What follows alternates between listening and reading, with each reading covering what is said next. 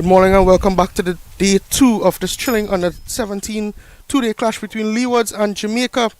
Yesterday it was all about the bowlers as both teams struggled to post big scores. Your commentators for today is Tanfree Dampol, myself and Billy Furlong. Good morning, Billy. Morning, Tanveer. And it's an exciting prospect here for day 2. As we're just about to get underway, umpires Lyndon Rajkumar and umpire Kelman Kaulesa at the square leg end. And the score, overnight score, 128 for 2. The Leeward Islands batting in the second inning with a lead now of 149.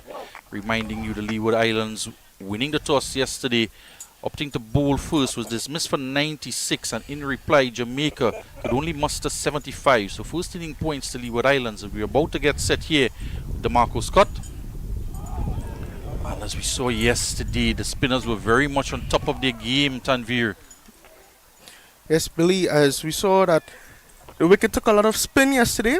Both teams struggled to post big scores, but Leewards is doing good in this second session here with a lead of 149 for 2. They are leading by 149 runs.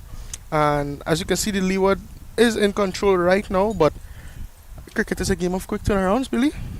And we certainly saw that stark difference between the first inning and the second innings.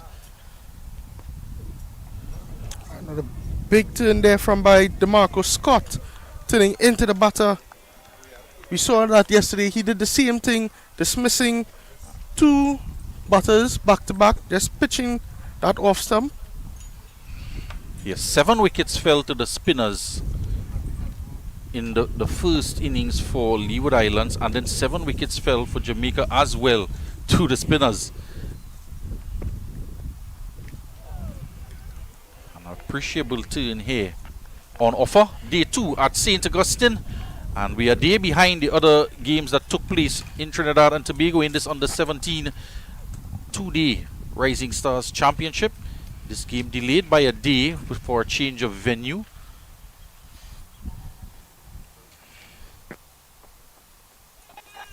Again, we're seeing that he's bowling on that middle stump line and turning down leg.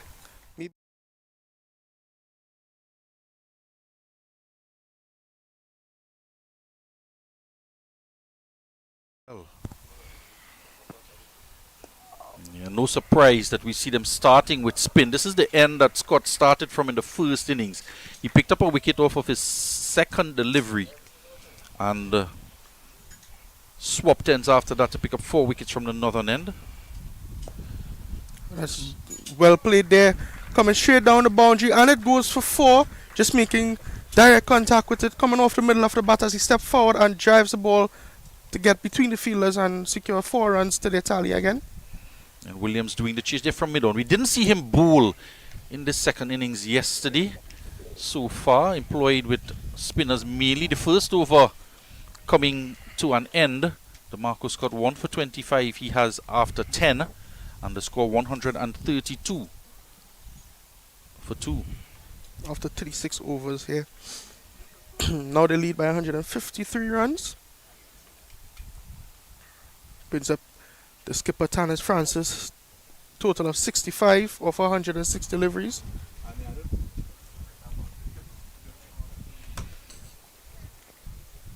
So first innings lead for the Leeward Islands. The won the toss, opted to bat first, and there was some glimpses of form shown in the first innings from the Leeward Islands, with the captain and Roberts putting on 38 runs before the first wicket fell. He got to 20. Tanis Francis, he's on 65 now off of 106 deliveries. And Kunal Tilokani in the first innings got to 18, struck 3 fours, looked quite competent, and lost his wicket at 49 runs. Coming in now is Adrian Silvera. Getting a lot of swing here early. So opting for pace from the northern end. Adrian Silvera picked up the wicket yesterday, that of Jose Roberts, for no score. Was out LBW. Tilokani looked good in both innings. 18 in the first innings and 49 for he was bowled. And not to forget his magnificent bowling overs. He picked up 4 wickets in that 75 runs from Jamaica. He was the main wicket taker. Batter ball there, but goes straight to the fielder. So he was very much in form, Tilokani, and contributed significantly to this total of 133.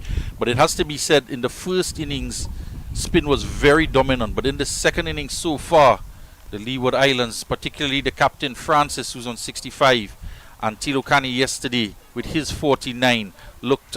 There were still deliveries that could have gotten them out, but they weathered the storm and persevered to get their team to this type of total.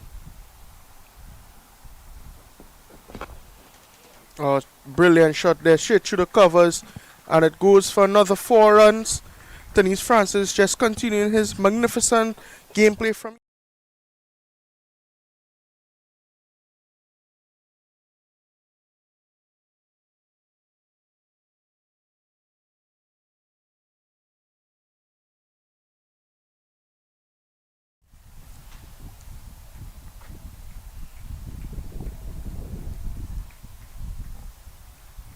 So Athens, the other batter. Shaquan Athens is not out on 2 at the non-striker's end. Faced only 1 delivery so far. We're into the second over of the morning. Silvera there. We saw him bowl quite a number of Yorker deliveries in the first innings. Was unfortunate not to pick up a wicket with those Yorker deliveries. And he was just a fraction wide outside the off stump he was pitching. And he started in this second innings to immediately go round the wicket, the left-hander. And he started around the wicket yesterday and briefly went back over.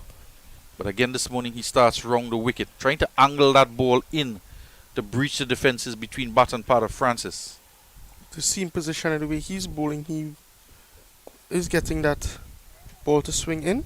An opportunity for a run out here. Scott doing the fielding there, the captain, and a good judge of a single there. It was looking for the Yorker again there, Silvera.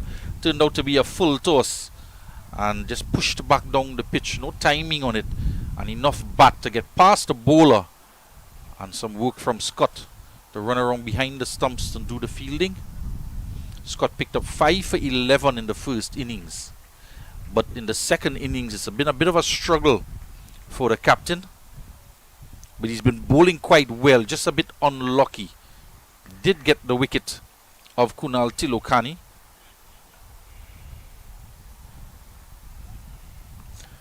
Jamaica need a little spark here, maybe a brilliant catch or a run out to turn things around. End of 37 overs, 138 for 2. And definitely looking for some inspiration. We as well thought that with the scores and the amount of turn on offer in the first innings, as well as there was good carry and bounce from the pace bowlers, despite that last delivery. We are on the second day. The last delivery, they're just landing in front of the wicketkeeper, dying a bit on the way through to him. But the bounce was good from the pace bowlers. They got a bit of swing movement, particularly Kazim Challenger for the Leeward Islands when he bowled, picked up 3 wickets, I believe. And he was swinging that ball.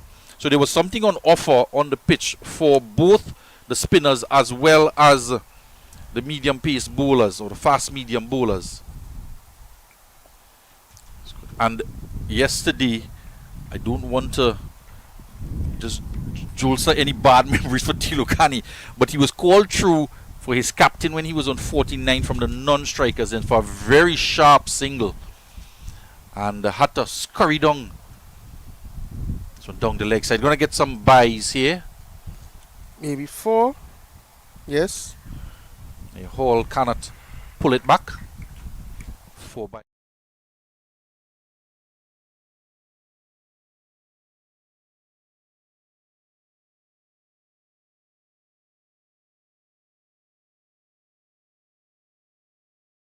At some point, if perhaps the Leeward Islands can get to 200, 220 or so, and then declare and insert Jamaica and try to bowl them out. So they want to be careful of leaking runs here. And that one down the leg side going for 4 byes is exactly what you don't want. Scott coming around the wicket.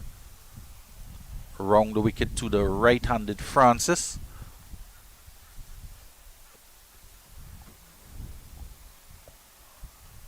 And we saw him do this yesterday. But let me first get back to the point about Tilukani. Scampered through for the single. Adrenaline would have been pumping as there was a shy. The ball went to square leg. And the square leg quickly pounced on it and had a shy at the stumps. And he had to hurry through. And could have well been a run out if there was a direct hit. The keeper couldn't gather.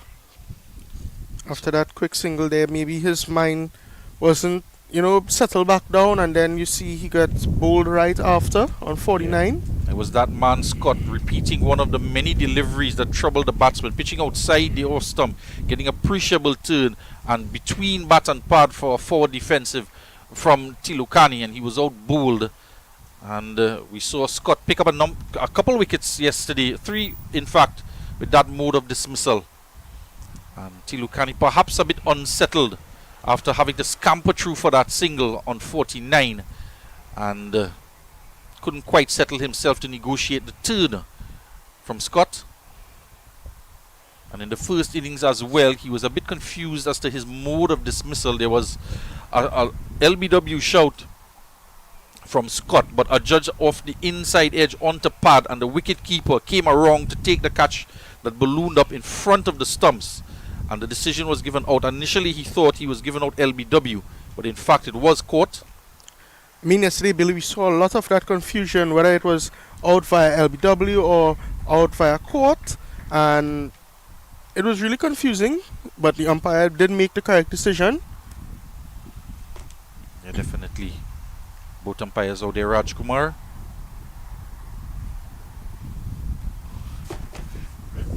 Lyndon Rajkumar and Kelman Cowlesser will be presiding for this over now from Silvera. The end of that Scott over 143 for 2. 38 overs gone, and the lead now 164. And the captain here, DeMarco Scott, is continuing with an Adrian Silvera, which is a really good decision here, and a slip in place.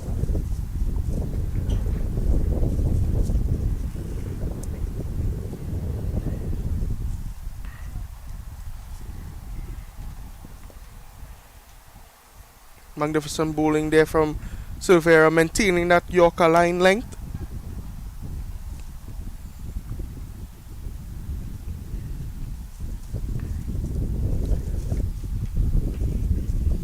The motivation from the fielders out here to Silvera, cheering him on. As the wind picks up here at the UE Spec ground serve Frank Worrell Field.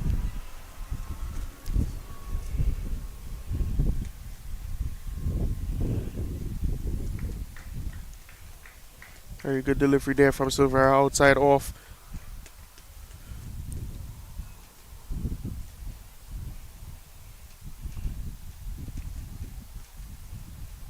Leeward is definitely looking to try and get through the first session without any damage to their batting lineup here. But early wickets for Jamaica could really open the door and give them the opportunity they are looking for.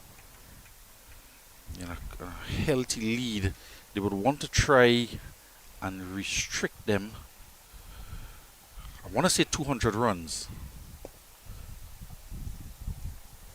But we're just 2 wickets down. And Francis again looking quite settled. And no doubt the remaining batters would they'll have something to prove after their dismissal cheaply in the first innings. And they do get that lead. Tanvir up to over 175, closer to 200. We might start to see some more aggressive stroke play after the first hour. And with that can well take that lead to over 200, 220. We might see a declaration after lunch. But they're going to have to firstly negotiate this first hour of play. And as you mentioned, and we're looking across to our right, and it seems as though They have some dark clouds coming our way, a nice cooling breeze pushing them, ushering them toward the ground. And with that, we might just have an interruption for rain, which would further increase the recalculation. They'll have to do some real calculation in terms of when a declaration might be possible if the rains do come.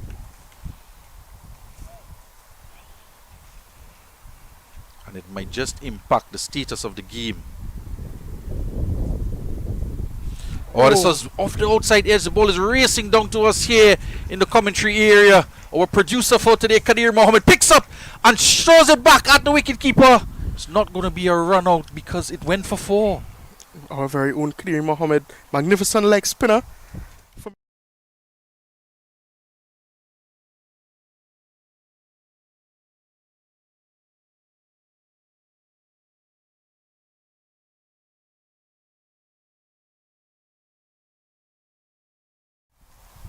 And it went for 4, and he's quite wide, the Mario Hall, at first slip. So a gaping gap there. Even if the keeper had attempt, he could have come off the gloves and pushed it into the slip.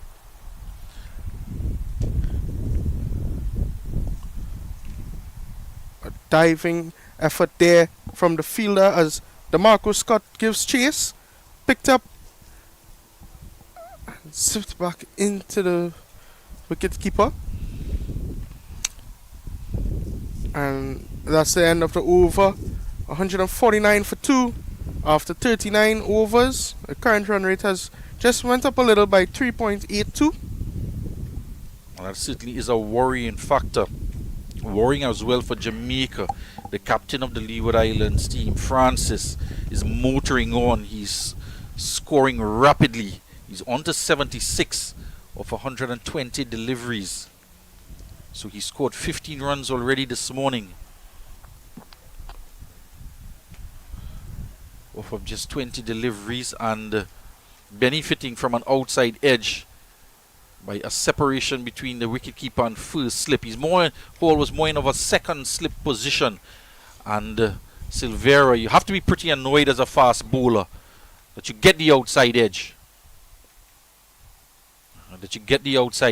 And no attempt made to take the catch when you do have a first slip in place. And he was just expressing that to the wicketkeeper, Binns, indicating that he should have made an attempt, knowing that the first slip was wide. Scott will continue. And it had to have been a ploy. It's early on in the morning, just a few overs into the morning's play. It's about 4, we're in the 4th over of the morning. And you have to say it would have been a plan to have the first slip a bit wide, and Binns should have been aware of that, knowing that any edge that should go to a traditional first slip, he had to go for it. Very good analysis there, Billy. Maybe the attempt by the keeper would have changed in the situation of the game. It's just giving a little more momentum in the field. You're quite right, and that is, we were making the point about a declaration and so on, and a weather that weather might intervene. Scott continues on, punched past, extra cover. It's going to go close to the boundary, and that ball just races away as it seemed to gather momentum, and it went all the way into the...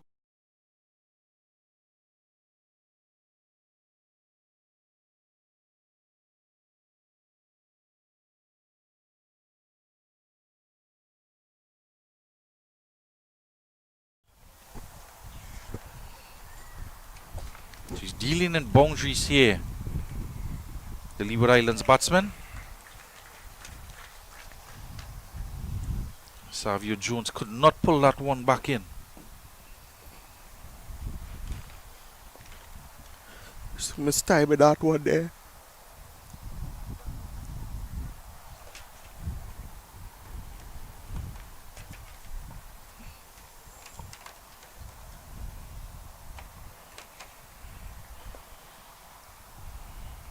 Picked up by the fielder. So Athanair is getting into his own now. Boundary in the over. Pleasant shot off the back for that. Shot brought up the 150 for the Leeward Islands. At boundary 153 for 2 after 40 overs.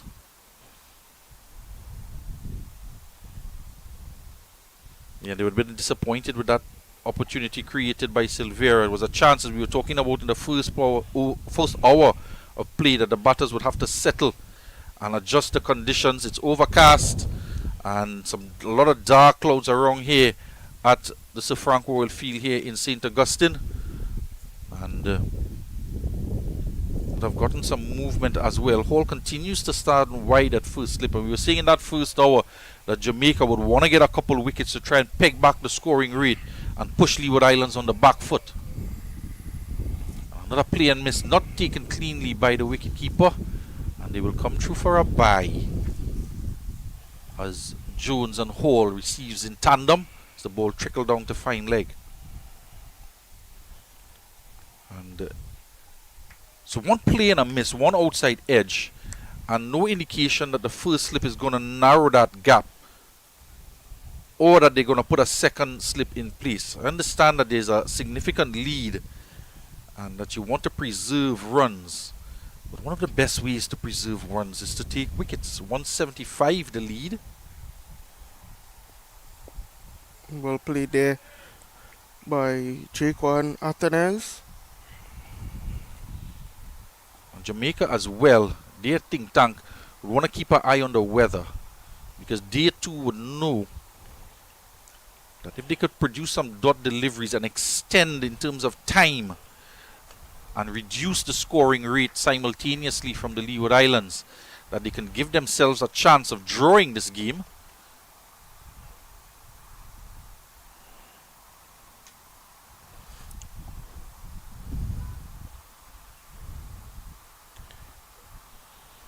Again landing in front of the wicket keeper. Interesting field here set by DeMarcus Scott and I assume the bowler Adrian Silvera, as there's a deep backward square leg and a fine leg, but he is bowling and maintaining that line outside of off. So maybe they should just bring them in just a little and switch over to maybe having a gully or maybe a short third man. Well, I would put him in second slip. Take that deep backward square out. Because this is the third time that we've seen a ball go past. Well, one took the outside edge.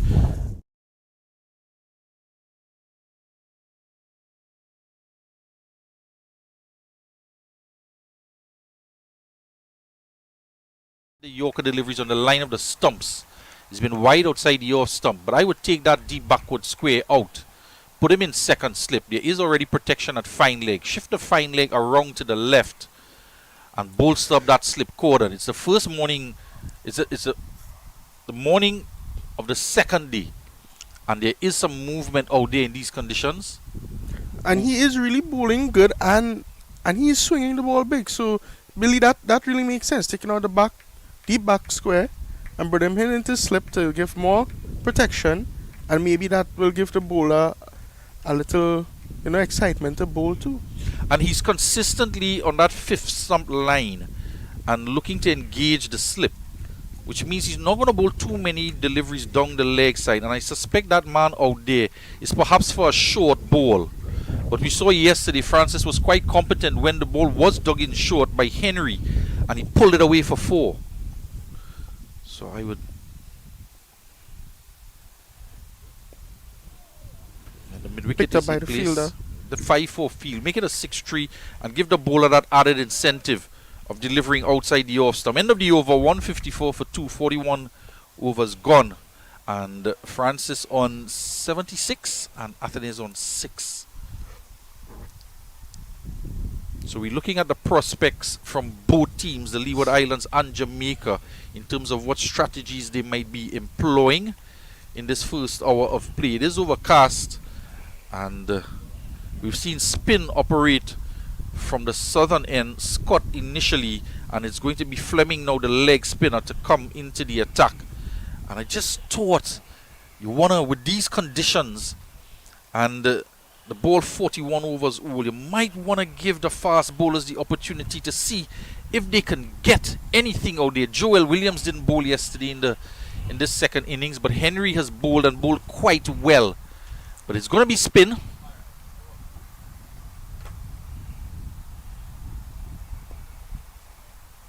Diving attempt there by the fielder, but goes straight to field on the boundary as he picks it up and sends it back in to Kevin Felming. And there's another factor that we may have to consider, and just the field spread for the leg spin as we saw yesterday. There's a deep mid wicket, a long off and a deep cover on the boundary. As it goes out to that man, a deep cover. He's sort of in between a deep cover and a deep extra cover, looking to sweep that boundary on the offside. And Williams, who is now limbering up at mid-on, I called his name quite a lot yesterday, trying to get him into the attack. But he's limbering up. He's situated at a deepish mid-on.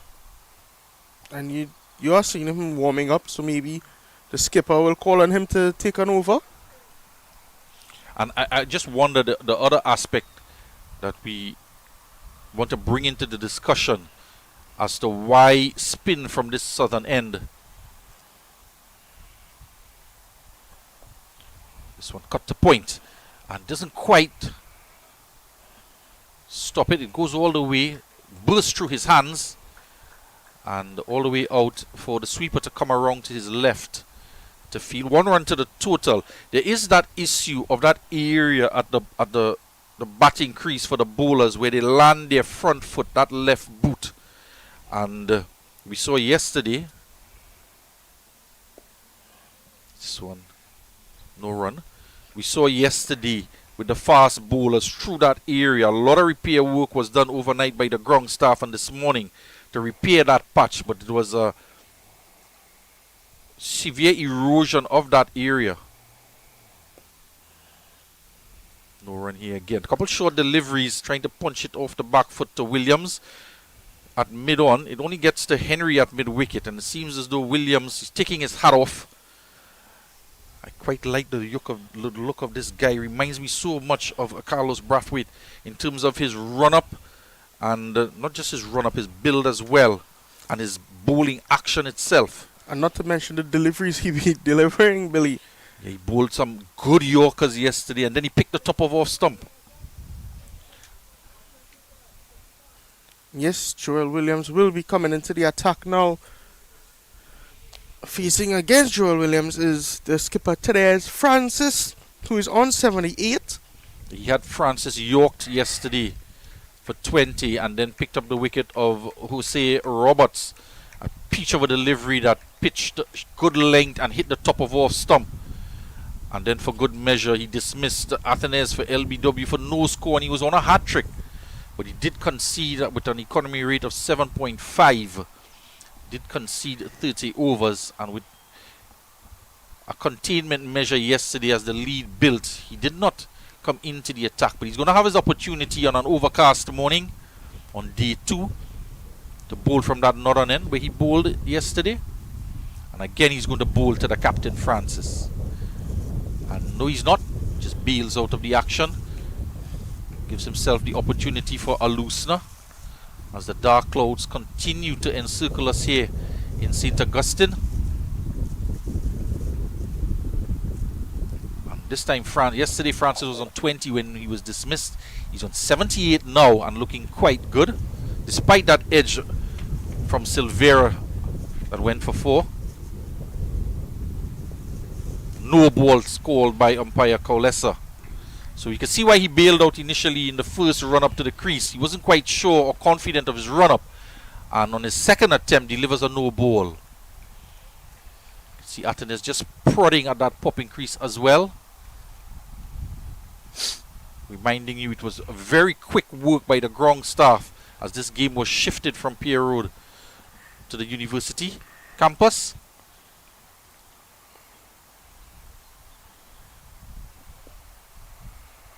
Nice bounce. Another no ball, Tanvir. Just paddle away there by the water. So he's bowled 2 no balls. He's going to remark his run-up.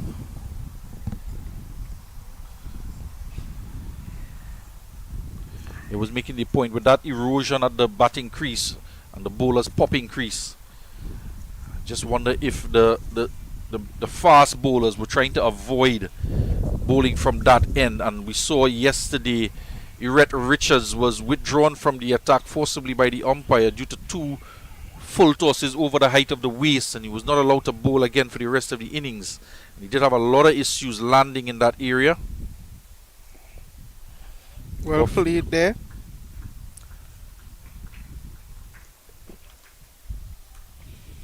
So much so even Tayari Tong had a lot of issues bowling, running through those bowlers' foot marks, and it's just a deep impression in the pitch, and the bowlers tend to fall away and fall over, and a lot of wide deliveries outside the off stump, some of them called wide, and Bowlers are just trying to get safe landing for their feet.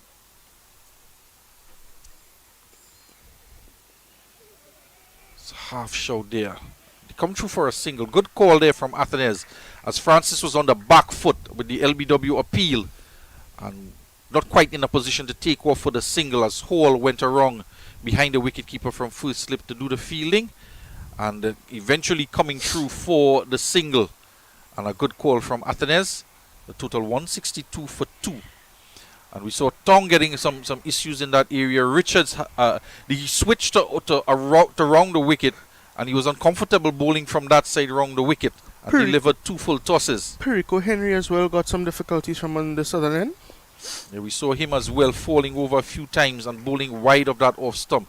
So the fast bowlers were having issues, and we are seeing that it was short notice preparation for this pitch, just a half day's notice for the game to be switched and allowing this game to be played, because all the other venues were occupied or not prepared. And of course, with the condition that the university here at Sir Frank Worrell Field, it's almost always in a ready state to play cricket. Just have to attend to the pitch itself. With a couple pitches available, to believe it's 3 or 4 of them in fact. And Dr. Rampasad heeded the call at the Sport and Physical Education Center to accommodate this game, and we just pushed back the start of the game by 1 day. And if the rain stay away, we could get 2 full days of cricket. We saw a slight drizzle yesterday, but it was quite windy and gusty, but not as overcast as we see so far this morning. And up to the stumps is been for the bowling of Joel Williams. And the staff was able to get the pitch prepared, reminding you of course that the women under 19, West Indies women under 19 played against the USA under 19 in 60-20 games here just a couple weeks ago, concluding that series. USA coming out victorious with 3 wins to the West Indies 1 win in that series. So the ground was in almost ready condition. Beautiful delivery there from Joel Williams to finish us over as we go 162 for 2 in 43 overs. Teresa Francis on 79 and Jaquan Athenes on 8. And the lead continuing to build, but it slowed a bit with the bowling of Fleming and now Williams. And good work from the 2 bowlers. Lead now 183. And I was just talking to the ground staff this morning, just indicating to them that despite what might be perceived to be a difficult batting pitch, it was a good contest. And it allowed the batters to showcase their wares and develop their ability to play spin on a turning wicket. We see the West Indies senior team, even the West Indies under 19, inclusive of the women under 19 teams. We saw their performances as they travel around the world and are faced with these type of spin bowling. Pushed out the cover for 163 for 2.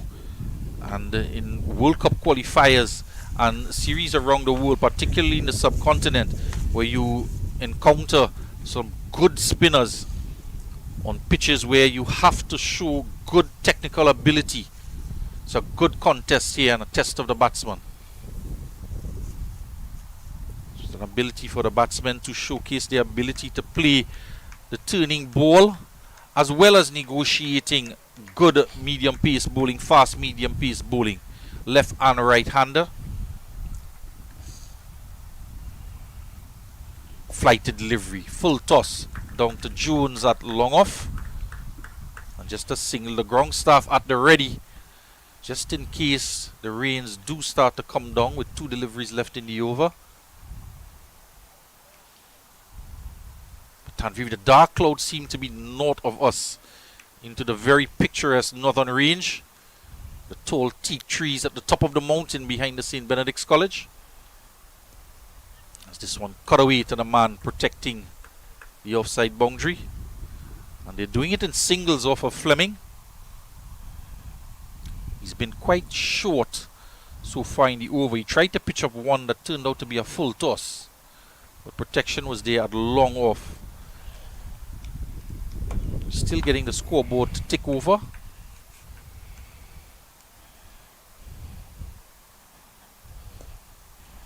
But what we saw yesterday, Tanvir, there's the Thunder in the distance into the northern range, just singling the intent, or perhaps we might be in for some rain shortly. Of course, lightning only stops golf. No warning sirens here at the Sport and Physical Education Facility. Lightning is off in the distance, I can assure our viewers. Hopefully we are safe as well. We do have a cameraman, Sachin Balki, soon perched on top 3 flights of scaffolding,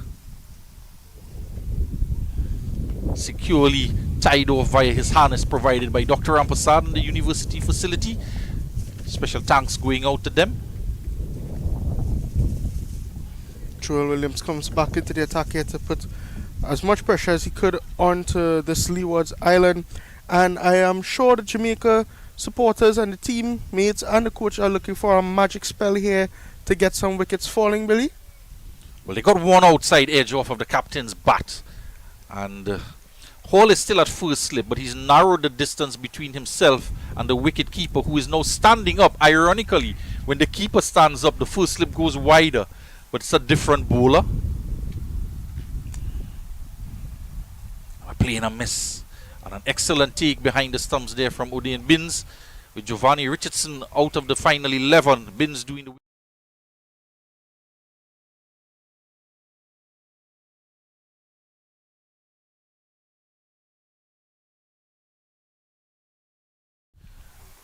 and Hall is just to the right of the wicket keeper, and it would take some catching.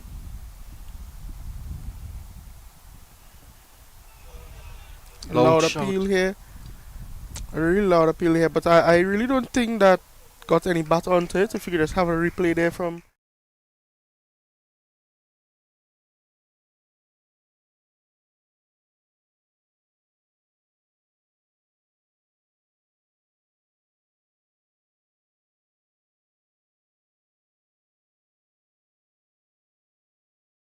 Loud appeal from the Jamaicans. Not out, says umpire Kaulesa.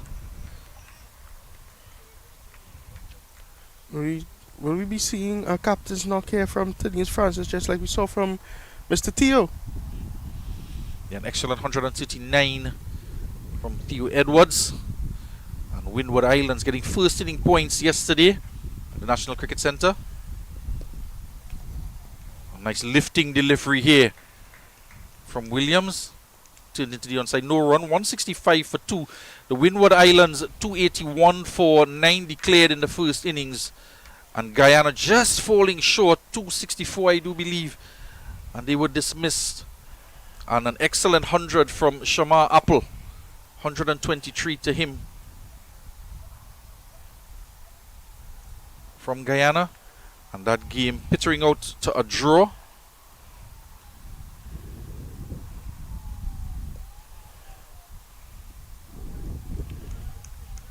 That game, a little bit of confusion at the end of that game yesterday at the National Cricket Centre. The captain, Edward, came off of the field, retired, and there were questions as to when he would retire. It was listed as retired hurt, but he retired himself out to give the opportunity for Charles to come out and have a knock. And Guyana, 2 wickets I believe they lost, giving the other batters opportunities to get a knock. There didn't appear to be any injury from Edward, and there he was at the boundary edge at the end of the game,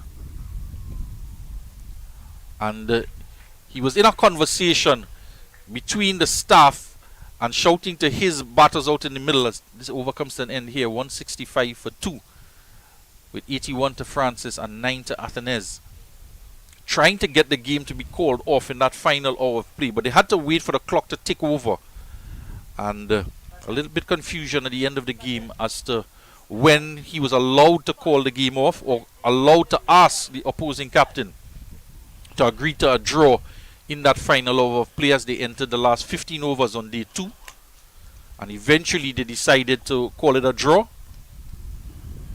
Umpire Sandy and umpire Daniel in that game calling a conclusion.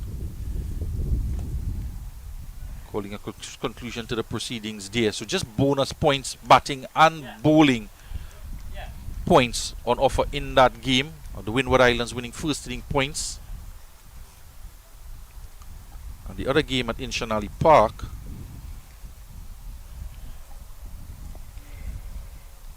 no run here. Score remains 165 for 2 with the leg spinner operating. Again, he's a bit short, forcing the batsman onto his back foot. No run on this occasion. We saw Athanase play a gorgeous cover drive off the back foot, beating the 2 fielders out into the deep for 4. He's trying to repeat, but forcing it this time. Down to Jones at long off, just a 1. Giving strike back to his captain who's on 81. 166 for 2. Trinidad and Tobago 252 for 8 declared yesterday in their first innings. Rather on the first day. A good shot there by skipper Francis as he comes down the wicket for 1. And Barbados batting, they were in a bit of difficulty at first, but the captain Gatson Bowens, an excellent 100 from the Barbados captain, saw his team secure first inning points, overhauling that total of 251 from Trinidad and Tobago. A good defense there by Jaquan Athanase as he holds that position a little. And they're getting to 257, I believe, for 9 declared Barbados. I must say, Billy, is really smart cricket is being played here by the Leewards as they're just nudging the singles and keeping the scoreboard ticking. A different batting display in this second session as we're seeing here compared to the 96 runs we saw, second inning, sorry, as we saw in the first innings. It's been in stark contrast to what transpired in the first innings, and I suspect it had a little bit to do with the fact that after lunch, after tea, as the pitch dried out more, and there was perhaps less turn on offer we saw after tea, and the Leeward Islands batters, they were able to stick it out, weather the storm of the onslaught of the spinning delivery as well as the seam deliveries, and were able to navigate through that period of play. Williams continues here. There's that Yorker delivery he produced to get rid of Francis in the first innings, and dug out by Athanase on this occasion, who's on 11, 168 for 2. The lead 189 here now. And as the pitch dried out, there was extremely hot weather yesterday, and the ball seemed to grip a bit less in the pitch. There was still a lot of turn on offer, but batting conditions became a bit easier. Short and cut away off the back foot, past the man at backward point. He'll go into the boundary for 4. I want to give him credit. He was on the back.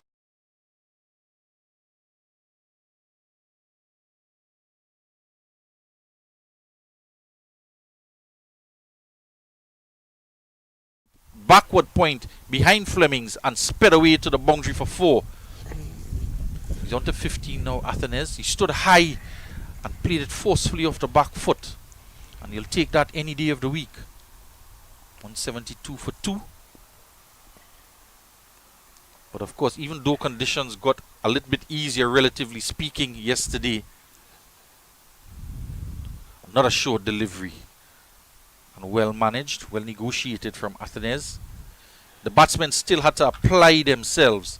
And with the experience of Francis and Tilokani from the under-19 that recently concluded in St. Kitts in July, they were able to transform that form that they had there into this game. In fact, Tilokani was the second leading run scorer for the Leeward Islands in that under-19 tournament with 179 runs behind his then captain Matthew Miller, who scored 182 runs in the under-19 Rising Stars Championship. Matthew Miller, of course, not playing in this game, and Tenez Francis given the captaincy. Miller is in Antigua with the Westies under-19 team in a camp there, as they are next to face the Sri Lanka under-19 team in Antigua.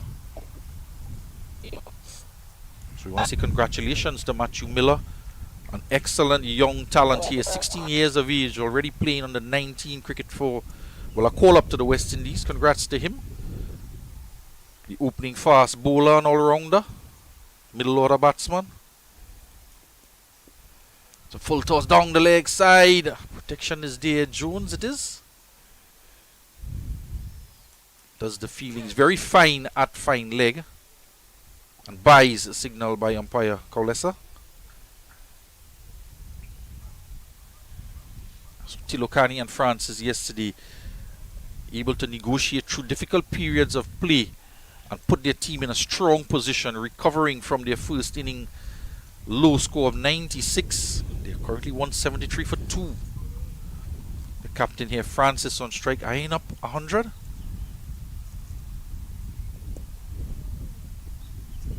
Couple hundreds. The other two games from the Barbados captain Bowens and the wicketkeeper for Guyana, Shamar Apple, and Tenez Francis looking to be included in those who scores 100 in round 1.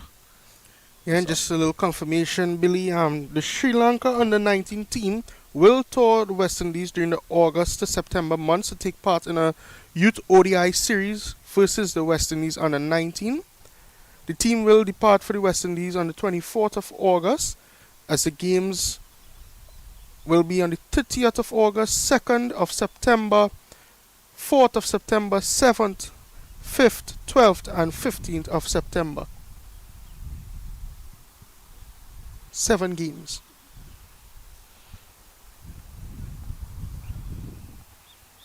I'm sure there will be some coverage on the West Indies Cricket YouTube channel for those games. That will be a significant tour leading up into next year's World Cup. Under-19 World Cup coming up. Giving these both teams exposure to get prepared for that World Cup. Cricket 360's doing some coverage of the qualifiers in the US. And reminding you, the World Cup 2026 under-19 World Cup takes place in Zimbabwe and Namibia. The preparations are underway.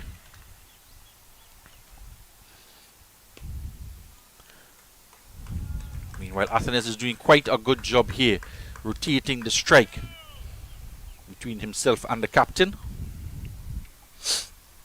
173 for 2 with that single. 195 the lead.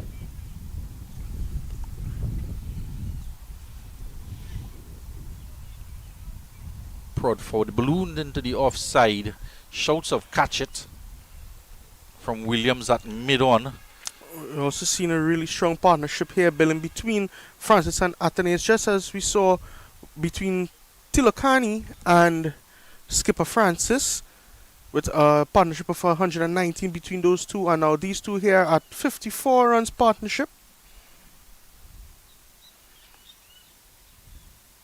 And swept away as it will be picked up by the fielder and zipped right back into the wicketkeeper as they go for 2 runs.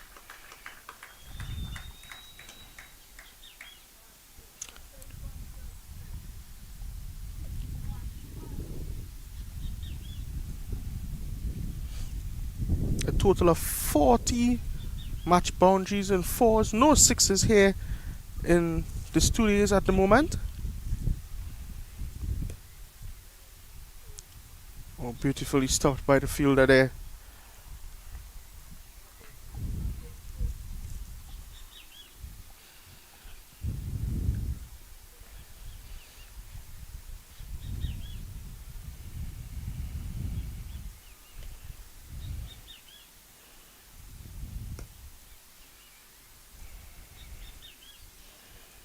Couple of deliveries Fleming has pitched up in the over. One was swept around the corner for 2 in the outfield to Mackenzie at deep mid wicket. The other one just pitched up on the line of the leg stump to complete the over. So he's looking to pitch the ball up more. Kevon Fleming. 2 wickets to him in the first innings.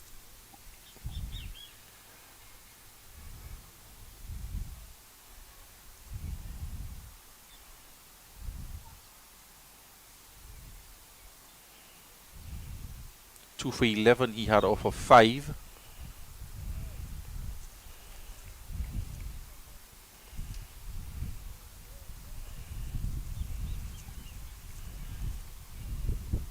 So far this morning, starting with the captain DeMarco Scott.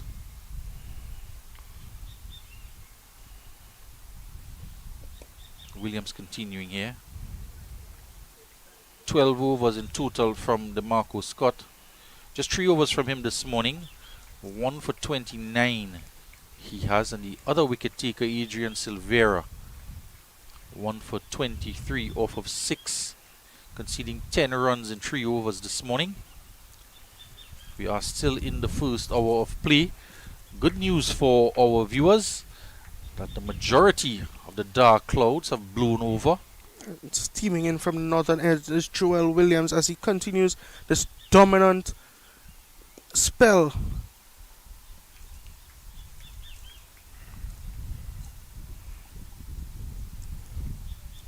It's a solid forward defense. We've seen a lot of defense from Athenaeus here during this 2 days cricket. We saw some deliveries where he went his bat straight down to the ground, blocking the ball against DeMarco Scott yesterday.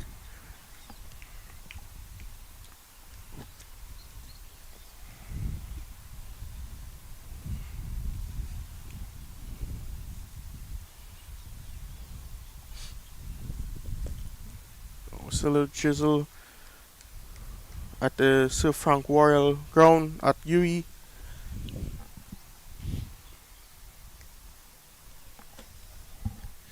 It's just as the majority of the dark clouds has blown over. Just as I make mention, if you're feeling a little bit of moisture in the air, and it is in fact starting to drizzle, the irony of it.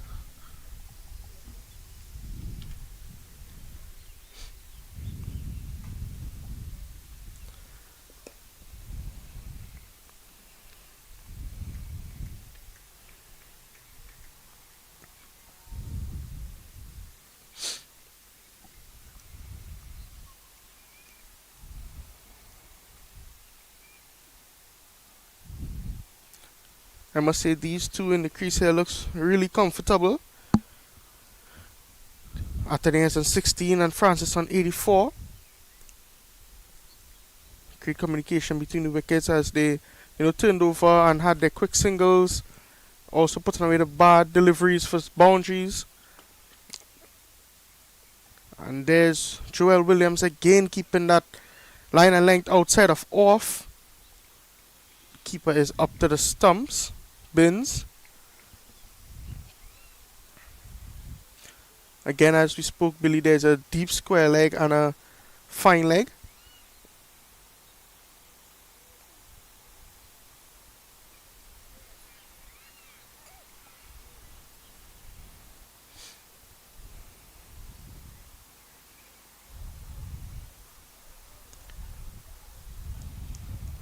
So 1 maiden he's delivered so far this morning.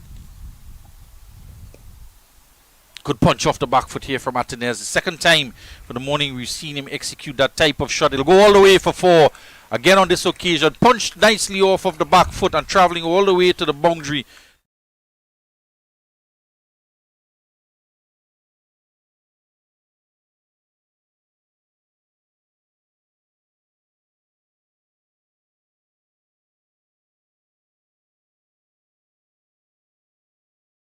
Miserly over from Williams, finishes off with a boundary. None for 12 he has. 1 maiden in that 4 overs. 180 for 2. The 200 runs lead. 201 coming up with that boundary. And what a way to bring it up. He's on to 20, Athens.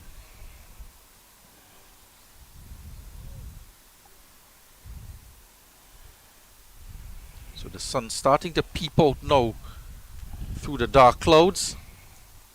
There are some lighter colored clouds in the distance, the easterly direction, which is good news. That bit of drizzle seems to have abated. And into the attack is Kevin Fleming again, leg spinner. We've not seen too many googly deliveries from him yesterday, and I can't recall him bowling one so far this morning.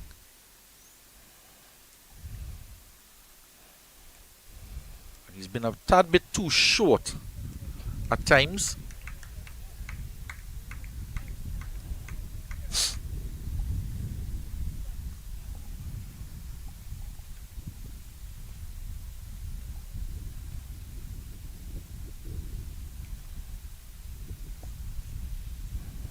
There's that solid defense again, this time from Francis that you were speaking about.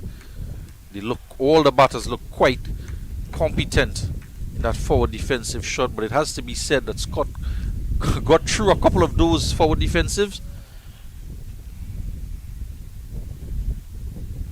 Again short. Henry, it is employed at extra cover.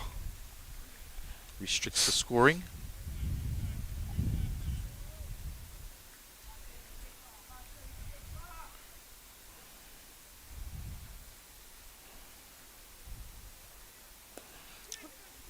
He's got this wicket here. That man Henry at extra cover. He puts it straight into his hands here. The captain was on 84 looking to score. They were restricted with a few dot deliveries in the last 3 overs or so. And this one pitched up. Finally a ball pitched up and driving it into the hands of Perico Francis.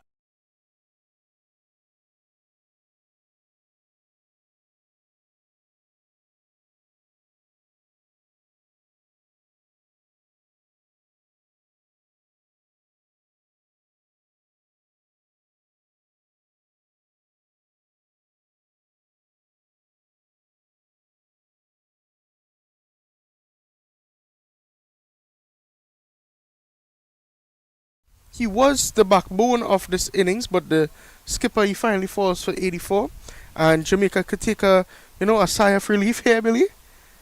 There was still a lot of work to do from them. It's just a 3rd wicket down, but as you said, with the lead at 201, Leeward Islands are still sitting favourites here for a result in this 2-day encounter, but they certainly would be happy to see the back of Francis, and unfortunately for him, being dismissed on 84, doesn't get to join Apple and Bowens as being the Centurions in round 1. As he slowly makes his way off the field, the young man, we expect to see a lot more from him in the future for West Indies cricket, both at the youth level and the senior level. A lot of talent available for this young man, showing good perseverance and temperament in this innings, batting on a difficult pitch.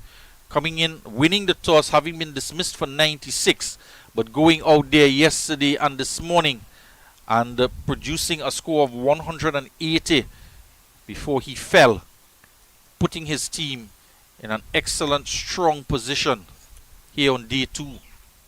The score is 180 for 3, as that brings up Leeward's lead by 201 run. You can see the as it is drinks breaks and the groundsmen are busy at work here. We will be taking a short break and come back to you live with more action.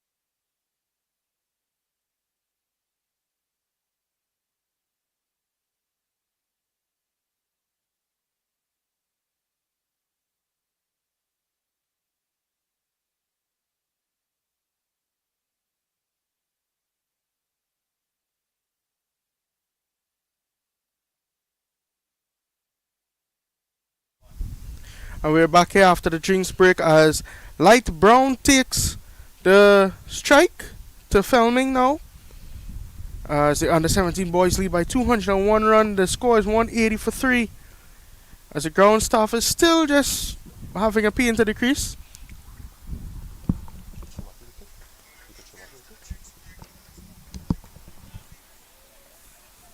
After the drinks break there, the new batter, Light Brown, came in with the fall of this wicket here from Fleming. His first wicket in the innings, and as well, it's a googly delivery there. We were calling for it, and a booming drive there from Francis. And coming over the inner portion of the bat and hitting it straight to that man, Henry, at extra cover. An excellent knock coming to an end there. 84 of 146 deliveries. 2 legal deliveries left in this over. Let's see how Light Brown faces the wicket taker, Light Kevin Fleming.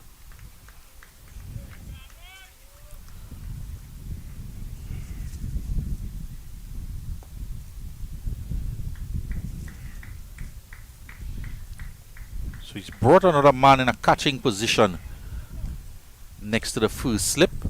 He's standing a bit wide again, so we'll want to see 2 slips in place. And no ball called by the umpire, Rajkumar, overstepping the front line. Not something you want to see from your leg spin bowlers, or any bowler in fact, particularly the spinners. And the sun is out now in all of its glory. Jamaica looking for a silver lining here as that Fleming over comes to an end. And apart from the no ball, it would have been a wicket maiden, 1 for 36.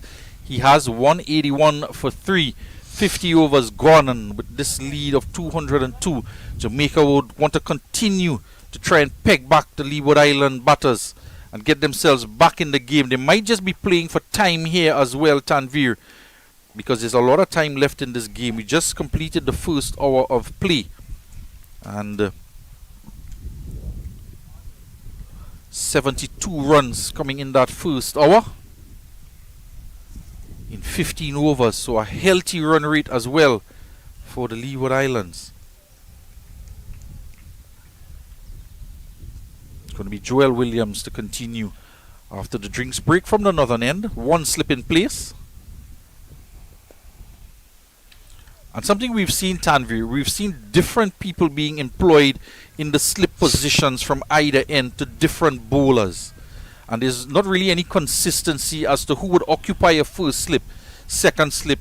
But we have seen Tyson Gordon Jr. be in the gully in that specialized position.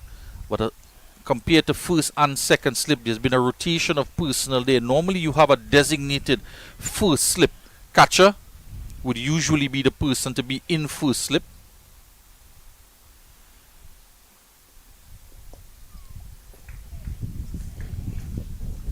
But it's been a rotation of players from Hall to Jones, Scott himself, Mackenzie included in that list. Mackenzie occupied the first slip when there was 2 and 3 slips being employed. We saw Scott this morning in first slip when there were 2 slips being employed.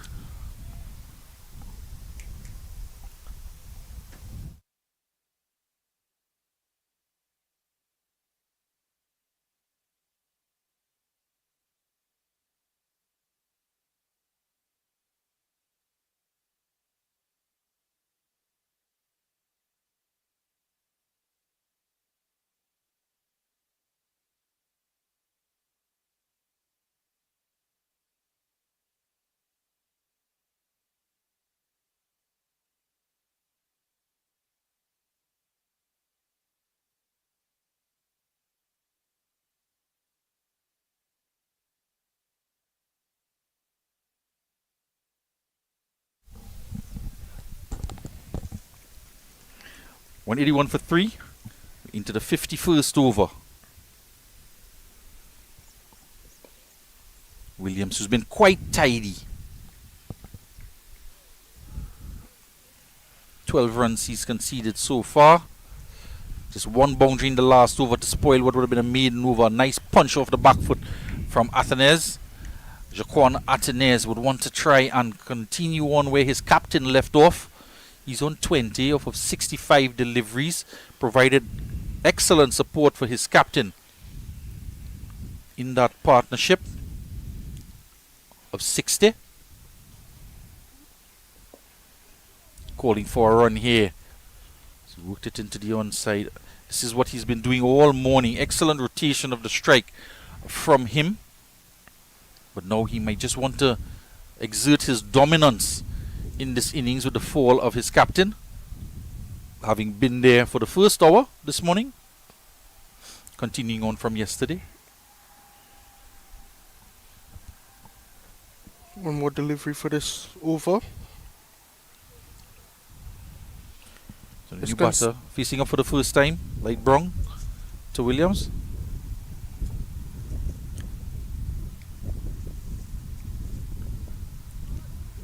And a magnificent ball there by Joel Williams, as he only conceded 13 runs in 5 overs.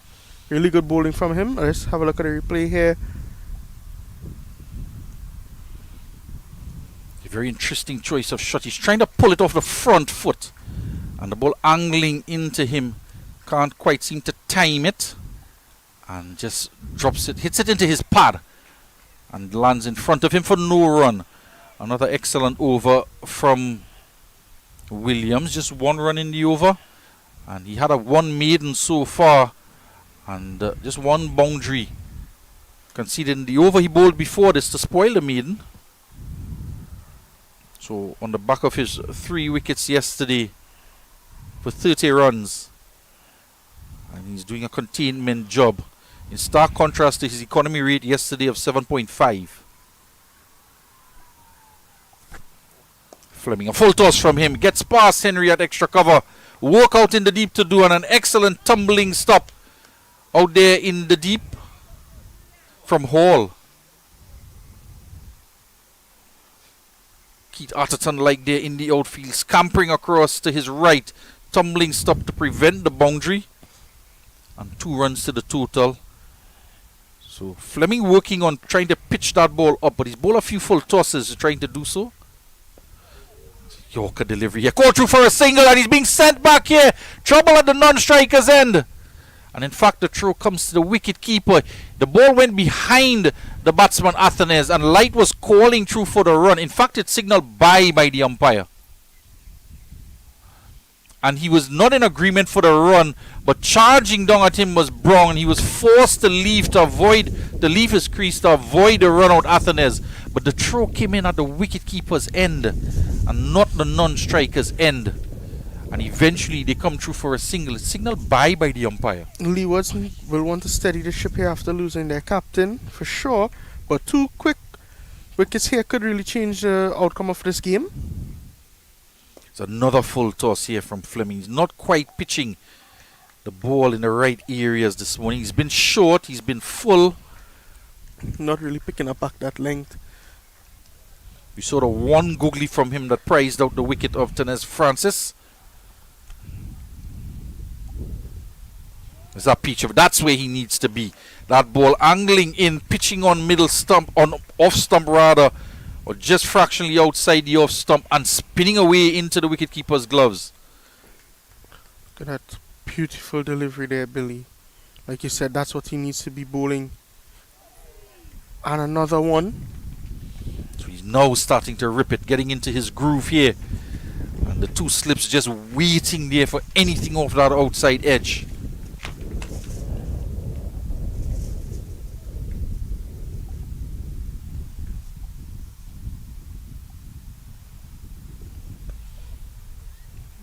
Getting back onto that one, but picked up by the fielder.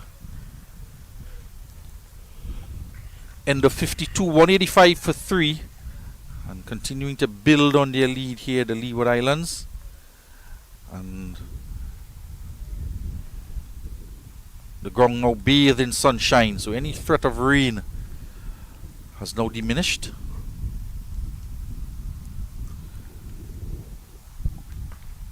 And it's glorious sunshine here on a Thursday morning. We are in the vacation, the school break for the kids. Not a lot of activity on the university campus, apart from this game being played here. The dorms also would be empty. And no doubt Joel Williams comes from the northern end again, as he steams in here. And a loud appeal here, and given by the umpire. Joel Williams picks up his wicket in this innings, and you see the celebration there from Jamaica as they got another breakthrough, getting rid of Jaquan Athanasis, who was having a strong foundation, 23 off 68. Take a look at this replay here and this beautiful delivery from Joel Williams.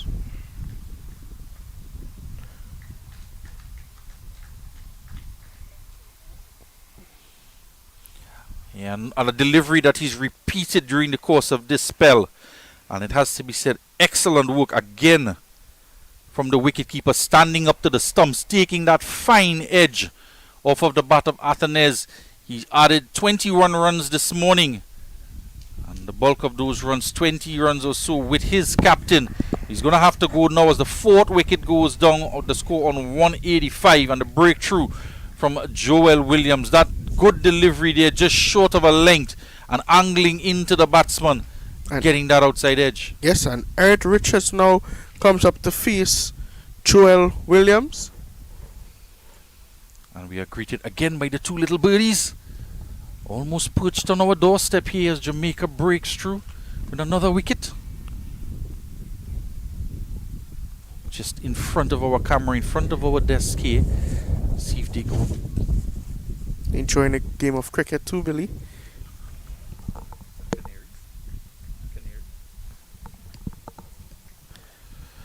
Constantly reminding us of the great Bob Marley with 2 little birds perched on our doorstep. And no worries out there for the Jamaican team, picking up a wicket here in the first delivery from Joel Williams.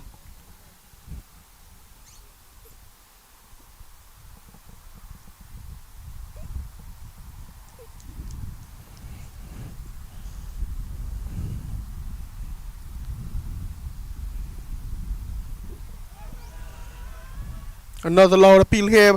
The umpire is not interested in that. The American goldfinch, we are told by Google AI.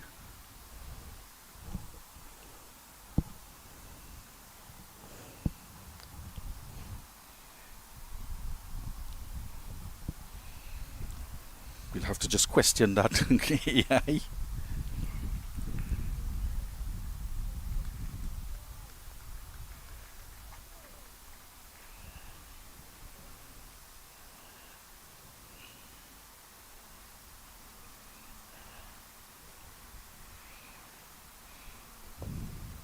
Worked into the onside. Joel Williams on a high here. A bit of a fumble at mid-wicket. But can't get the run. A good recovery there from Gordon Jr. So wicket off the first ball. A leg by a dot ball. Building up to be another good over here from Williams.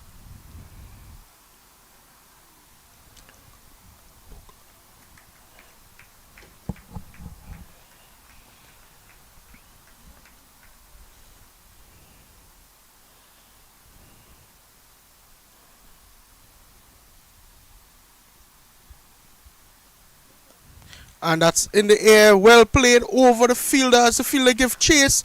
Will he get it? Oh, and a beautiful stop there as he saves the boundary and he sends it back into the wicket's keeper. Oh, and that was a brilliant shot there. If we could just get a replay there. Yeah, good cricket all wrong there. And tumbling stop by Fleming at the boundary edge. And something that we've not seen too often that we should be seeing, a fielder giving chase to the boundary to hold it back. There has to be a backup fieldsman accompanying him in the chase. Hall was at first slip there, and Fleming from backward point was giving chase to the boundary. Hall should have been after him as well, knowing that he would be pulling it back. So good shot here from Richards. Tumbling stop to the left by Fleming there at backward point.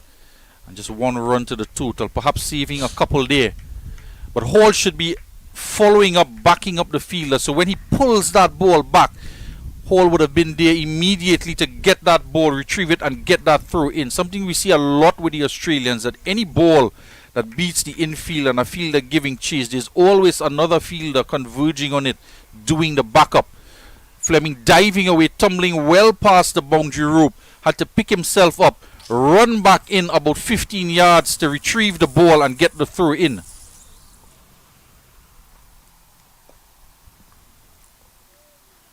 A no ball as well, so it resulted in 4 runs anyway. But had Hall been there, he might have been able to prevent them coming back for a 3rd run. Something the coaches might just want to encourage their players to do or continue to do if it's already part of their strategy sessions in the field.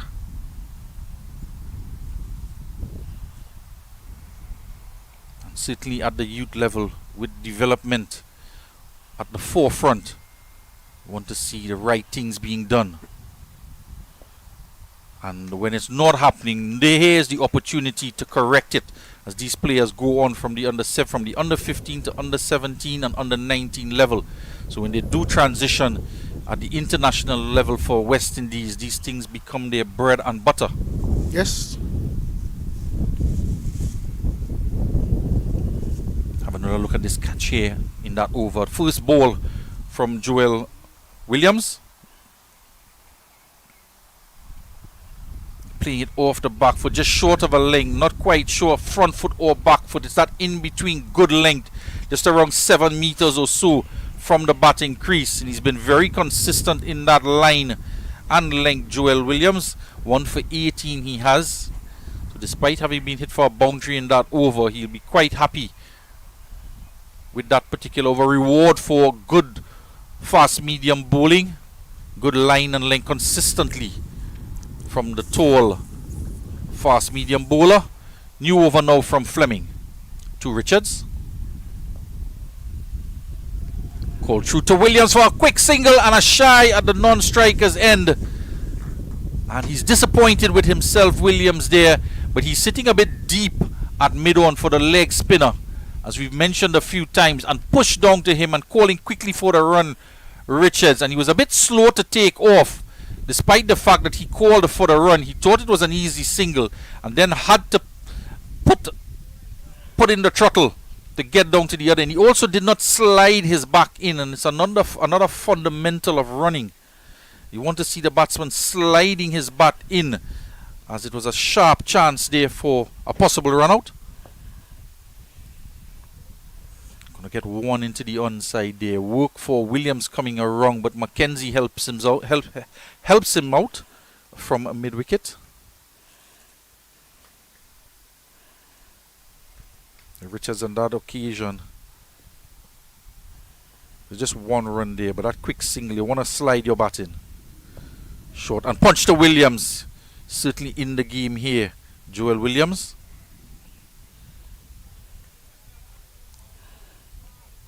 As the coaching staff, they're having a word with him on the field. And just adjusting his fielding position from beyond the boundary.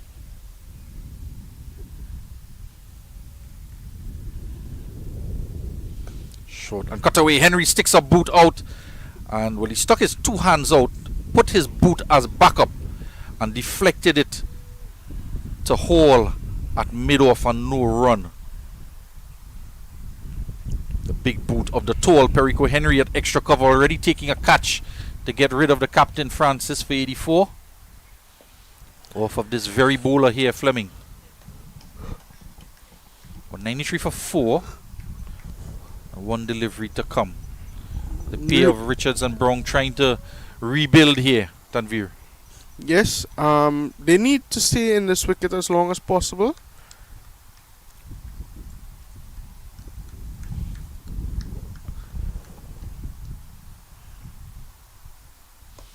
Good looking shot there, driven straight to cover. And good fielding. That's the end of the brilliant over again from Kevon Flemings. As we see here, the total comes up to 193 for 4 after 54 overs. The run rate is 3.57. And the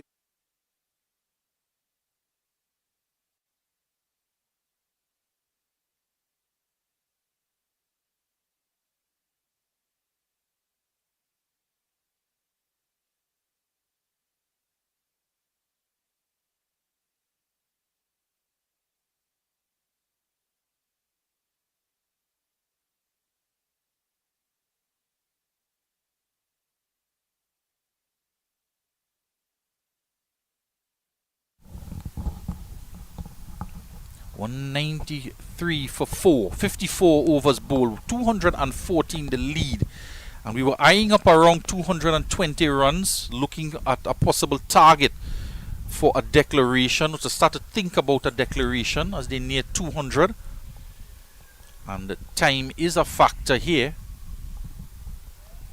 Scott is into the attack. Very miserly Scott. 12 overs, 1 for 29 from him. It's been a good performance from the Jamaican captain with the ball. This time swaps in. Now he's bowling from the northern end. Started off at the southern end.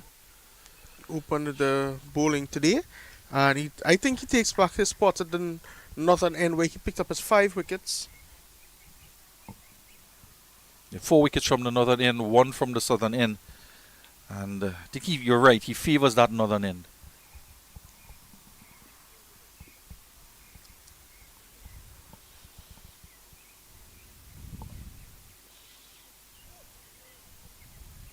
There you see his fielding is a leg slip and the first slip. Now we didn't see a leg slip when he was bowling at the southern end at the start of the morning's play. But he has employed his leg slip from the northern end now. A lot of turn on offer. Again, tugging it into the onside is Richards, and good work there from Henry. Henry, who also hasn't bowled for the morning, the opening fast bowler. But we did see yesterday for the majority of his overs that there was a leg slip in place.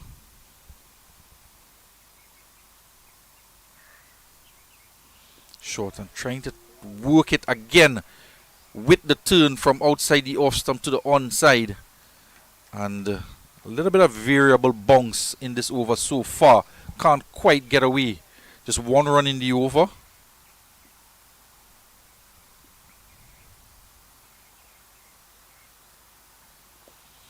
And he's driving, trying to drive it through the offside. But with the turn, Henry does the fielding from mid-wicket, chasing it to backward square. And the end of the DeMarco Scott over.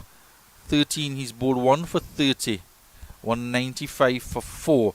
And with the time now, Tanvir, just about 24 minutes after 11. And this lead building here, 216. If you're looking at a declaration, of course there is some weather around as well. Most of the dark clouds have blown over, but there are some more dark clouds in the distance. So that just hit the weigh in on the mind of Tenez Francis, the captain of the Leeward Islands, if he's even contemplating a declaration. I am thinking that he's going to bat to try to get the lead of up to at least 240 to 250 runs before they declare. Maybe, Billy? Seeing that they have enough runs to work with as they go to bowl to Jamaica. Well, the batting bonus points come into play in the first innings. Correct. I'm not quite sure if it applies to the second innings as well. I have to delve into the regulations for this under-19 tournament to confirm that. Ramnaresh Singh now.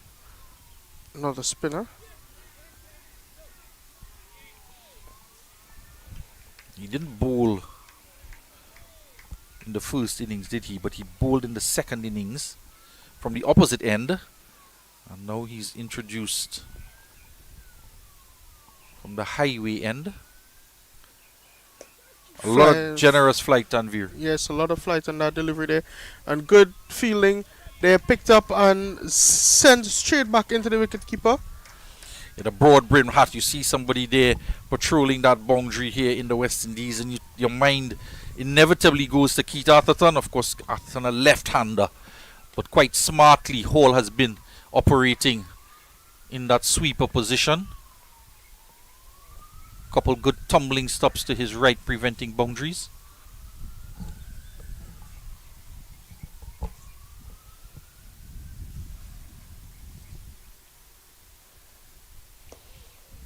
Hammered down to Williams at a deepish mid-on and no run. Both batters on 5 now with the score 197. And I wonder if that shot there from Richards might just be an indication that they're looking to start to accelerate the scoring. There's the edge. And as opposed to Fleming, who had 2 slips, only 1 slip in place for Singh. And an over-enthusiastic throw beats the wicket-keeper and through to mid-wicket. They get a couple of runs. 199 for 4. Generous flight here from Ramnaresh Singh, getting the outside edge of Richards' bat. No second slip in place.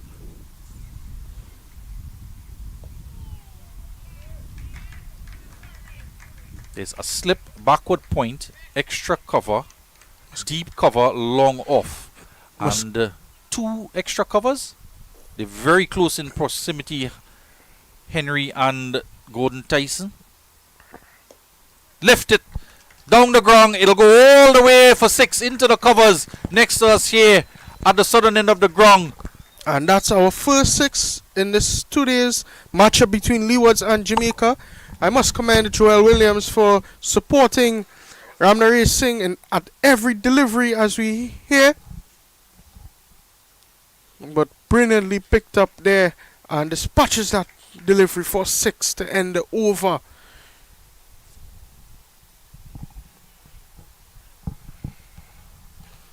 So commentator Billy Furlong just went to help retrieve the ball there for Jamaica. Keep your eyes on the ball. You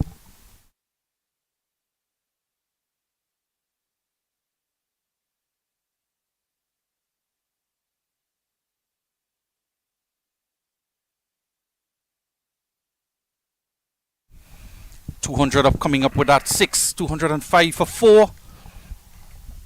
And now the lead 226. Loud appeal, loud appeal. A second appeal, not out, says the umpire. Look at that replay here. DeMarco Scott comes in.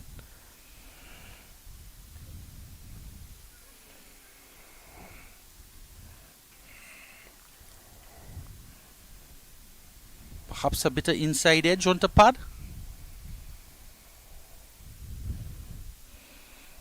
Wide one and bounce and turn, and he cuts it past Fleming at backward point. They only get 1 as Fleming does a good job to chase it down. He's been quite involved in the game this morning at backward point, chasing down the ball. He's been bowling as well, so heavily involved in proceedings. Kevon Fleming. And for the off spinner, you don't usually see the backward point having to do so much work, but with the bounce on offer here, some more bounce and turn. You Goes see that down leg the slip leg is side. also coming into play. So some thunder and lightning in the distance, Tanvir, and cool breeze coming across the ground. You can just feel the moisture in the air. Oh, swing and a miss there by Richards. A big turn by DeMarco Scott. Yeah, he certainly enjoys bowling from that northern end. Pitched it wide outside the off stump, and a lot of turn on offer there.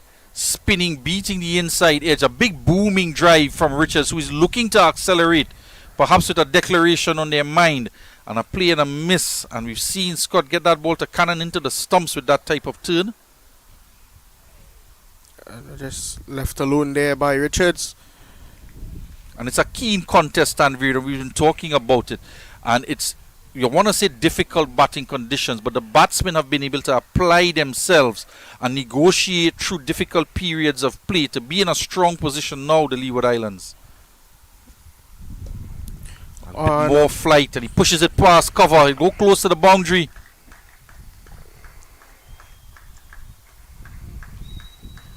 It's gone for 4. And our cameraman Sachin there picking that one up all the way to the boundary. And 4 more to the total. So Richards is definitely, both batters definitely looking to accelerate here. Richards is batting a little aggressive compared to the others we saw. You know, having a little defense as well, but Richards is going after it. Like you said, probably have a target in their mind before they declare. Definitely, and as mentioned by our producer Kadir Mohammed before the start of play, you can be aggressive and assertive and look to be dominant without taking too much risk, and that would involve playing each ball on its merit with the mindset of scoring, and he's certainly doing that out there. Eric Richards so far this morning, as he's come to the crease, 21 deliveries he's faced, and he's on to 17. And just building on the strong performance from Francis and Tilokani. Almost getting a half century, Tilokani, and 84 to Francis. Exceptional luck from Tilokani as well as the captain is Francis. Oh, and a discipline down by Light Brown here, as he should maybe try to turn over the strike to Richards. And it's good to see here because Singh has been given a gully. So it's a first slip on a gully. So they're still looking to attack the prize out wickets here, Jamaica, to try and stem the flow of runs. Hall is cover, and the good work between Henry and Hall himself doing the fielding, creating doubt in the minds of the batters and deciding to go against trying to come through for a single. So good work again from Hall. Predator like there in the covers. And there's the edge, and it goes past the wicketkeeper and first slip. Scott is going to give chase, but it might just be in vain. It goes all the way to the boundary. So Ramnaresh Singh getting the outside edge, the leg spinner, and beating both the wicketkeeper and first slip. First slip, who is quite wide, but it went quickly to ground. I can't really call it a chance to the wicketkeeper. And even if the first slip were fine, Tanvir, I don't think it would have gone to hand. No, definitely not, Billy. But that shows the maintenance the groundsmen do here at the UV Spec ground. The slight edge and the ball races away for 4.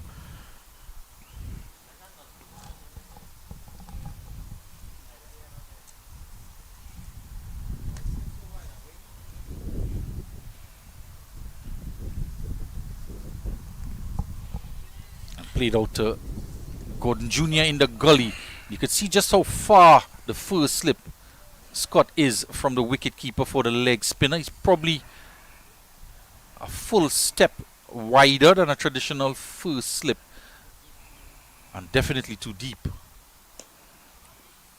And there's the boot of Henry again at extra cover. stamping out any chance of a run. You could hear the ball from our stump might thud into the boot, the size 13 boot of Henry. We won't quite call what his nickname is on air. But any mention of his nickname certainly brings a smile to the faces of the players. Not just the players, but there is some thunder again in the distance. Of course, where there is thunder, thunder only follows lightning. 214 for 4. The lead 235. 10 to Brong, 17 to Richards. And an opportunity, half chance perhaps from singing that last over. He's gone for 25 runs in his 4 overs. DeMarco Scott comes back into the bowling attack here as Richard takes on DeMarco Scott.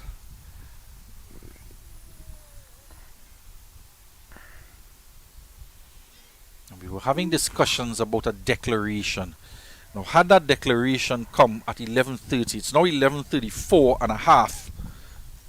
And had that declaration come with the score on 230 in the last over,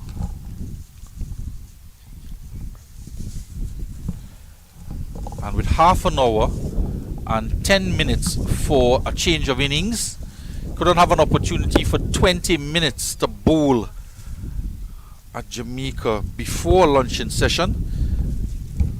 That did not happen. So Leeward Islands looking to add to this lead before a thought of a declaration.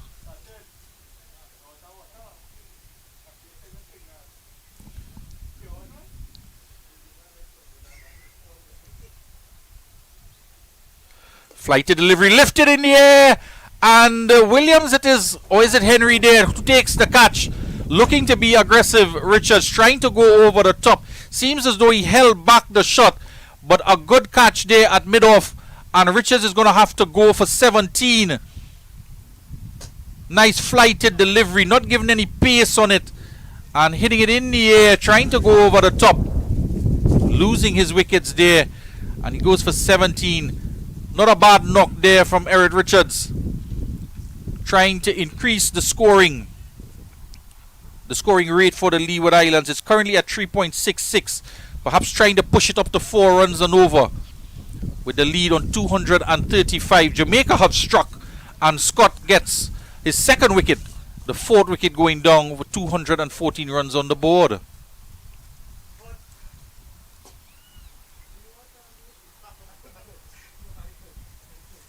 So making some inroads here as LaShawn Bergen makes his way out to the middle.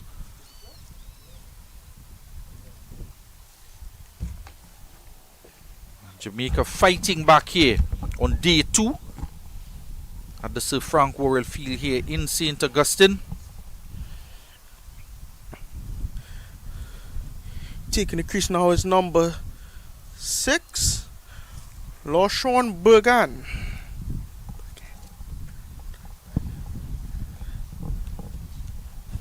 We'll just confirm who took the catch as well. Looks like Henry from a distance, as we are some 80 yards away. And a good catch, good comfortable catch and secure hands. And it's DeMarco Scott again that picks up that wicket, Billy. Yeah, his second wicket. So he has 7 wickets in the match. The captain for Jamaica. Well played there by Bergan as he makes a single to Bryn Brown on strike. Gets off the mark again to that man at backward point, Fleming. And another partnership has started here, Billy. 2:15 for 5 as they lead by 2:36.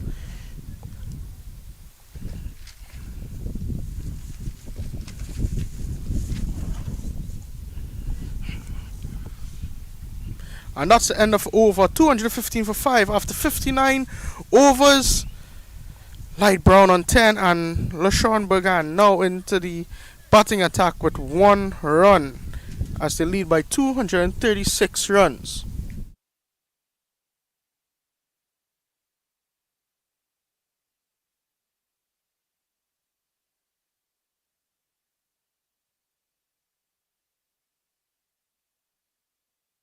Because there is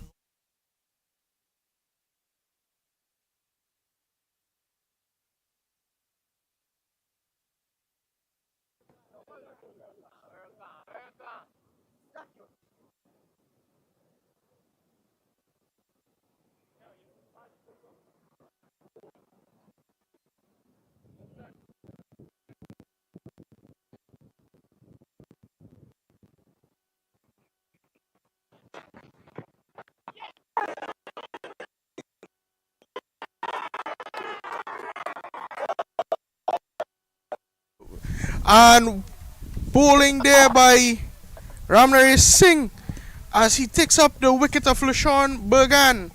A bowl and caught by him there. Magnificent bowling as he breaks another wicket for the Leewards. Just take a look at that replay there. and just reward for the leg spinner.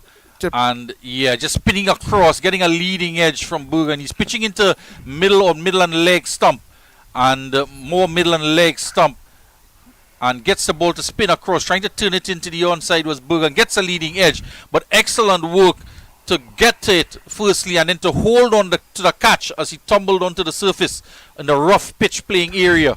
So excellent work and good reward here for Ramnari Sawan to pick up a wicket. He did get the outside edge in the last over that went for 4. So coming back and getting a wicket. And walking out to the middle now is none other than number 24, Jaitan Edwards, for the Leeward to face Ramnari Singh here. That brings up the total of 215 for 6 wickets in 59.1 overs, as the current run rate now goes back to 3.63.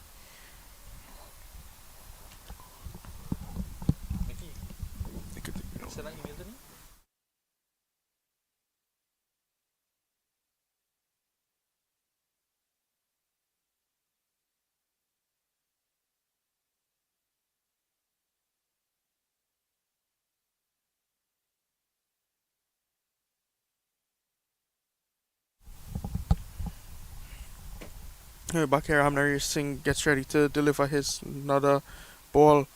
Oh, and that one just beats the outside edge of the batter. And there it is again, Joel Williams hyping up Ramnari Singh. Really good team support from Jamaica here. Another beautiful delivery by Mr. Singh.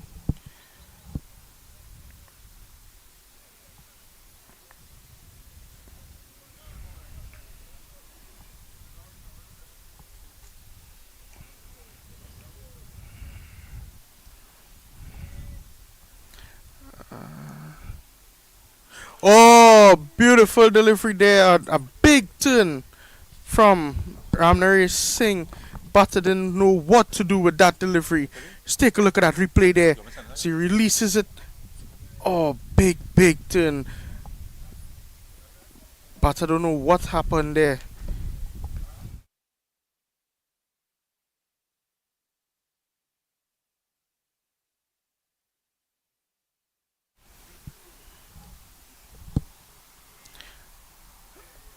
Another beautiful delivery here from Singh. One more legal delivery in this over, and another ball like that could bring up his maiden over. Wicket maiden for Ramnari Singh. Let's see if he could get this ball to rip away from the batter again.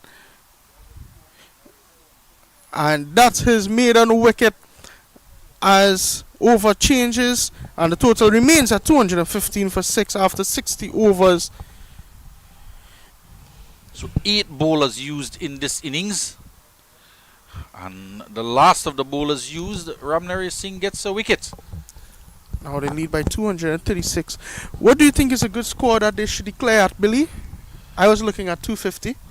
Well, as we said in the first hour's play, Jamaica would want to look to pry out some of these wickets and stem the flow of runs while doing so.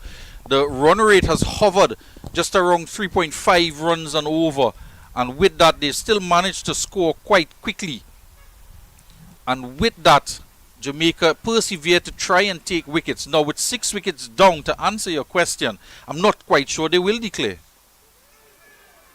A loud appeal, and the umpire just takes his time and just says no, shakes his head, nope, definitely not out. Yeah, a lot of turn here from DeMarco Scott in both innings.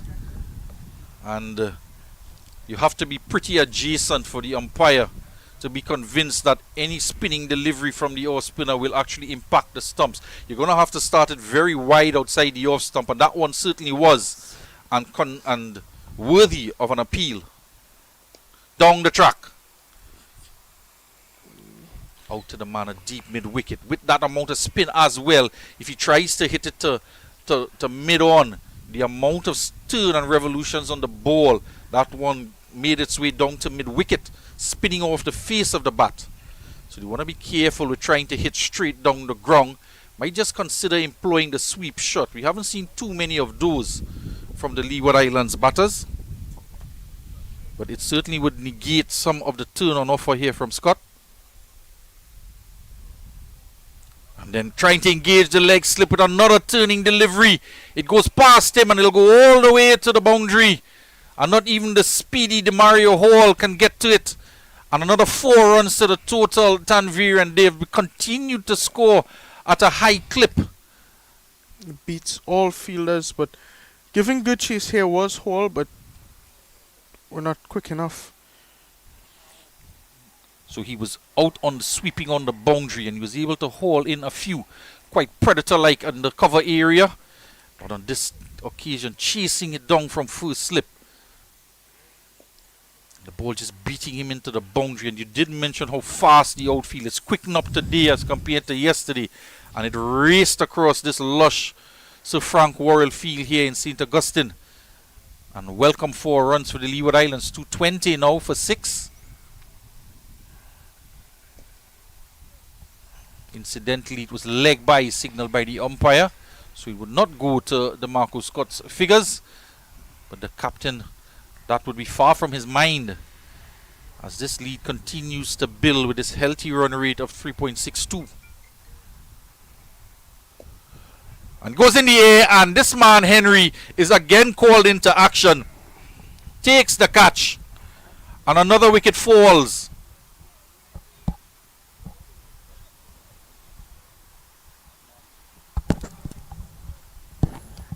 Have a look at the delivery here again from DeMarco Scott.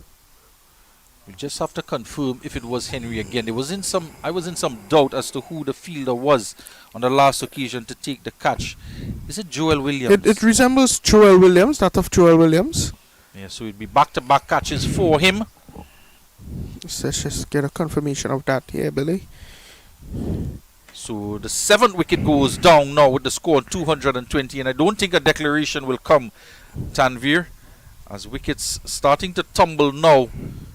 The last over from Singh, and now from Scott, who picks up his 3rd wicket. 3 for 38 as his over comes to an end. 61 overs gone. The new batsman making his way, Jaden Bramble, and wickets continue to tumble here in St. Augustine. Bramble was out for no score. He was bowled by DeMarco Scott. Another ball pitching and spinning in, crashing into the stumps on day 1. And he was the 4th wicket in the first innings to fall to the captain Scott.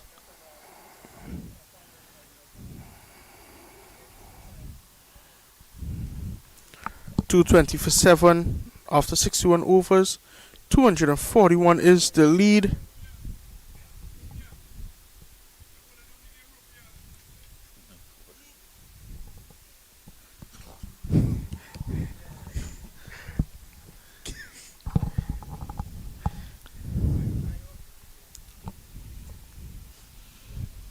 So Singh about to start his 6th over to Brown. Down the track he is. Good use of the feet here from the young man to get to the pitch of the delivery. We've not seen too many batters use their feet, particularly to the leg spinners. And good use of the feet. They're quite light on his feet there, Brown. Getting to that pitch of the delivery, getting a single.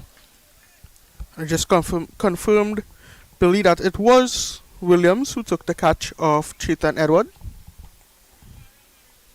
Ramnari Singh here again back into the attack. There's the edge again from Singh, and as our producer Kadir suggested, that first slip is sitting too deep and it lands in front of him. Scott diving forward. Have a look at it here again. Nice turn and bounce, and well in front of him. Should he take a couple steps forward, our producer is in agreement. Doesn't happen, however. He's also quite wide at first slip. Short. Right back down to the bowler.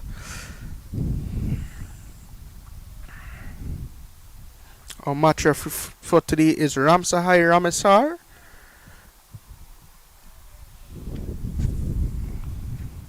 He was conducting a master class in umpiring early on, out in the middle before the start of the day's play. Another beautiful delivery there from Ramnari Singh. And yes, Billy, we were having a conversation with the match referee outside there, alongside the other referees, Raj Kumar and Kolasar. Just talking about, the pitch and commending the ground staff for getting that little area prepared overnight for our second day here. Yeah, we had good discussions with the third umpire as well, Simon Arun, just looking at that area on the southern end at the popping crease. So wider delivery, trying to encourage Bramble to fetch it with a slip on a gully in place. He does not take the bait. 221 for 7, 62 overs gone, and Jamaica just fighting back here, having lost first innings, and 84 runs from Tenes Francis and Kunal Tilokani 49, Athanes for 23, and a brisk 17 from Eric Richards has put Leeward Islands in an excellent position. We would not have foreseen, based on the first innings totals, that we would get over 200 runs in the second innings.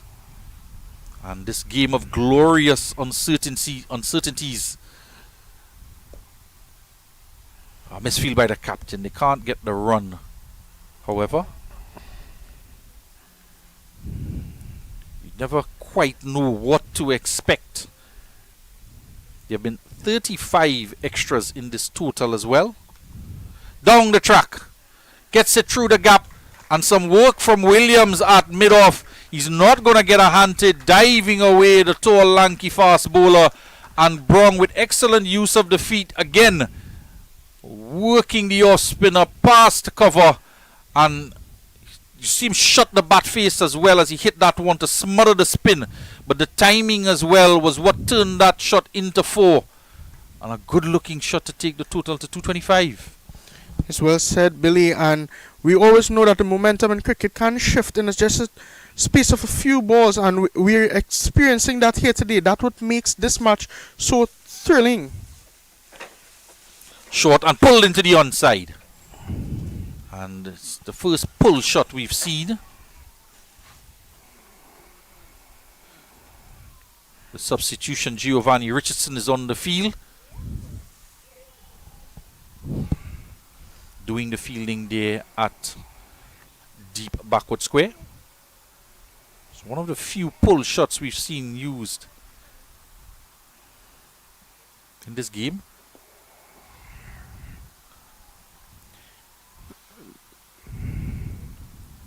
Very strongly built Jade and Bramble. Looks like the kind of batsman, if you want to get quick runs, he's quite capable. An adjustment to Fleming at cover to his right. Lower, that one kept very low indeed. And still the turn on offer and judged to be beating the leg stump by umpire Kaulesa. And it's the first time, Tanvir, that we've seen a ball keep low, that low in fact.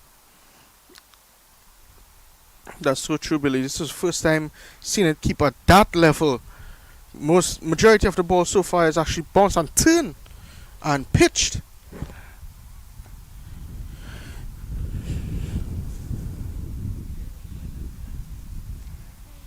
So Ramnaraj Singh is back on the field. He just stepped off briefly to be attended to in the pavilion, and we saw a glimpse of the substitute fielder Giovanni Richardson, wicketkeeper as well.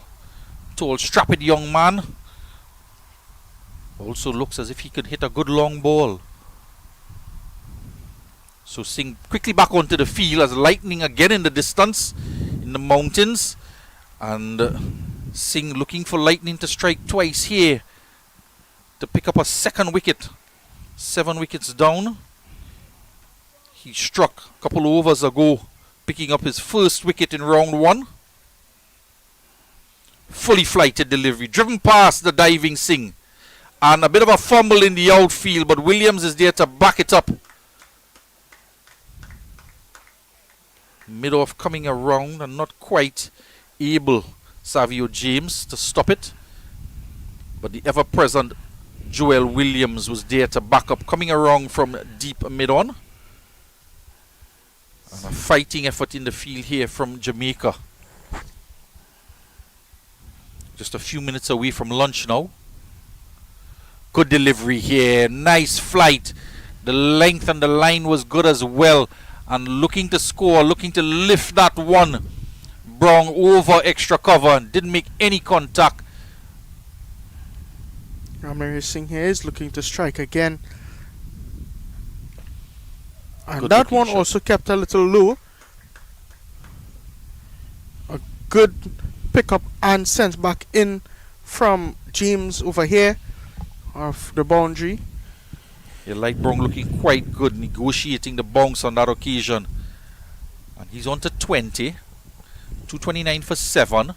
We're in the 64th over. 250 run lead comes up now with that single. And more runs here as it's short and a shy at the keeper. He hits the stumps. Batsman well grounded. So Bramble rotating the strike as well. Good partnership starting to build here now between the two. 10 runs in it so far.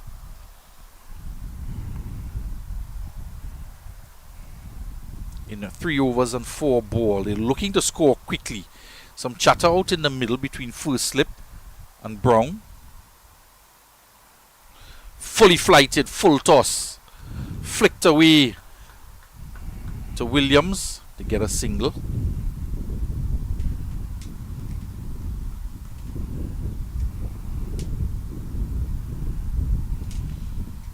Now there is a man at deep mid wicket in Mackenzie. He's not all the way to the boundary. Again keeping low there, Tanvir. I must say Ramnaraj Singh is bowling exceptionally well in this innings here. And that brings up 231 for 7 and 64 overs. And that's the beauty of cricket, Billy. It's a game of glorious uncertainties, as you're saying. 1 minute you're cruising and the scoreboard is ticking nicely, and then next a wicket falls and the whole mood changes. No matter how far ahead you think you are, the game always have a way of pulling you right back into the contest. Yeah, so in trolling battle out there, 570 viewers on the Windies YouTube channel so far this morning. Just to remind our viewers, as Scott continues here to Brown, just to remind our viewers and get the word out there that we are in day 2, we are day late, so there is cricket taking place here in the regional under 17 men's regional tournament.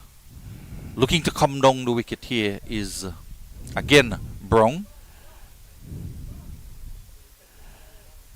So not a lot of people might just be aware that the 2-day fixture is on. Short and cut away. Missing it. Goes through to the wicket keeper.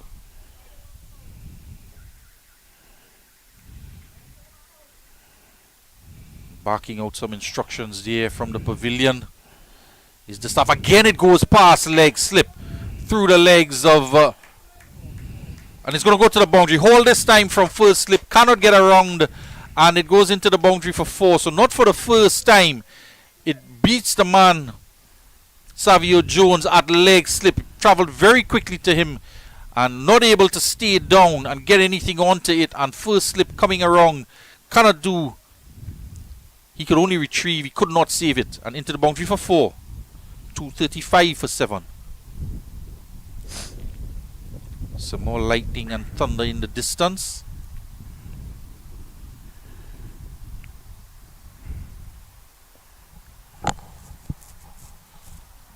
As the lead continues to build. 256.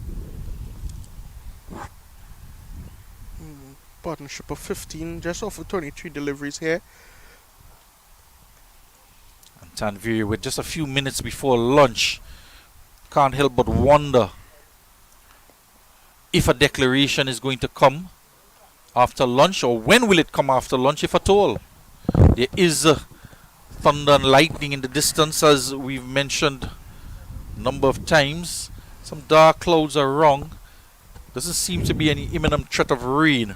Of course not, Billy. And well, as you said, the lead is 256, 235 for 7 after 65. And when will they declare, if possible, or if they would? We're still unsure. I'll tell you one person who will welcome the luncheon interval with lightning and thunder around is our cameraman, perched 3 stories up on the scaffolding, bringing us excellent ball tracking there, Sachin Balkisoon. And Perico Henry is into the attack now to maybe just, clean up these last set of wickets. Well, again, he starts wide outside the off stump. He's bowling from that southern end where we've mentioned there is an issue at the popping crease, that front foot landing area. Look at this beautiful delivery here, Billy. Yeah, just keeping fractionally low now and just past the off stump. And with just a few minutes for lunch, you bring on your opening fast bowler. Normally it's the opposite. We see that they bring on a spinner for the last over before an interval, because you don't really want your fast bowlers just to have that, go through that warm-up routine just to bowl 1 over and then have to cool down during the luncheon period. So typically we see the spinners being used. Just prompted for the reasoning from Mickey Williams, facilities coordinator for CWI here for this game. Reverse psychology. Reverse psychology. Nice looking drive. And I'll tell you why as well. It's a long run up from Henry, and they tend to want to bowl the spinner as well. So if he gets through an over quickly, you get the opportunity of getting another over in before the break. That will not happen, as Henry just about a 35-yard length run up. The tall, very quick fast bowler from Jamaica.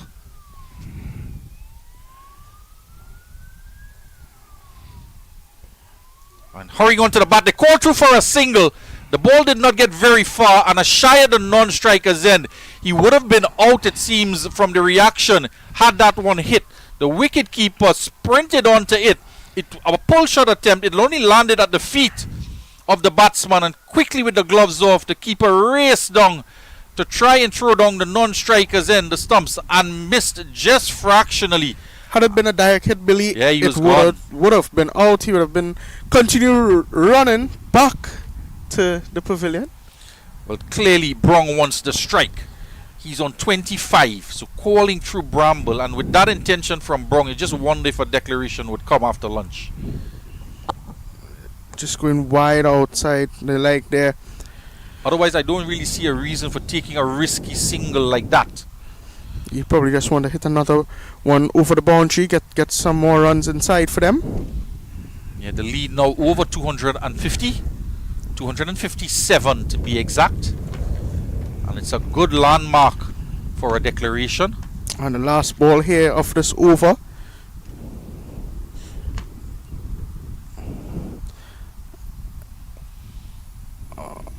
And another risky single.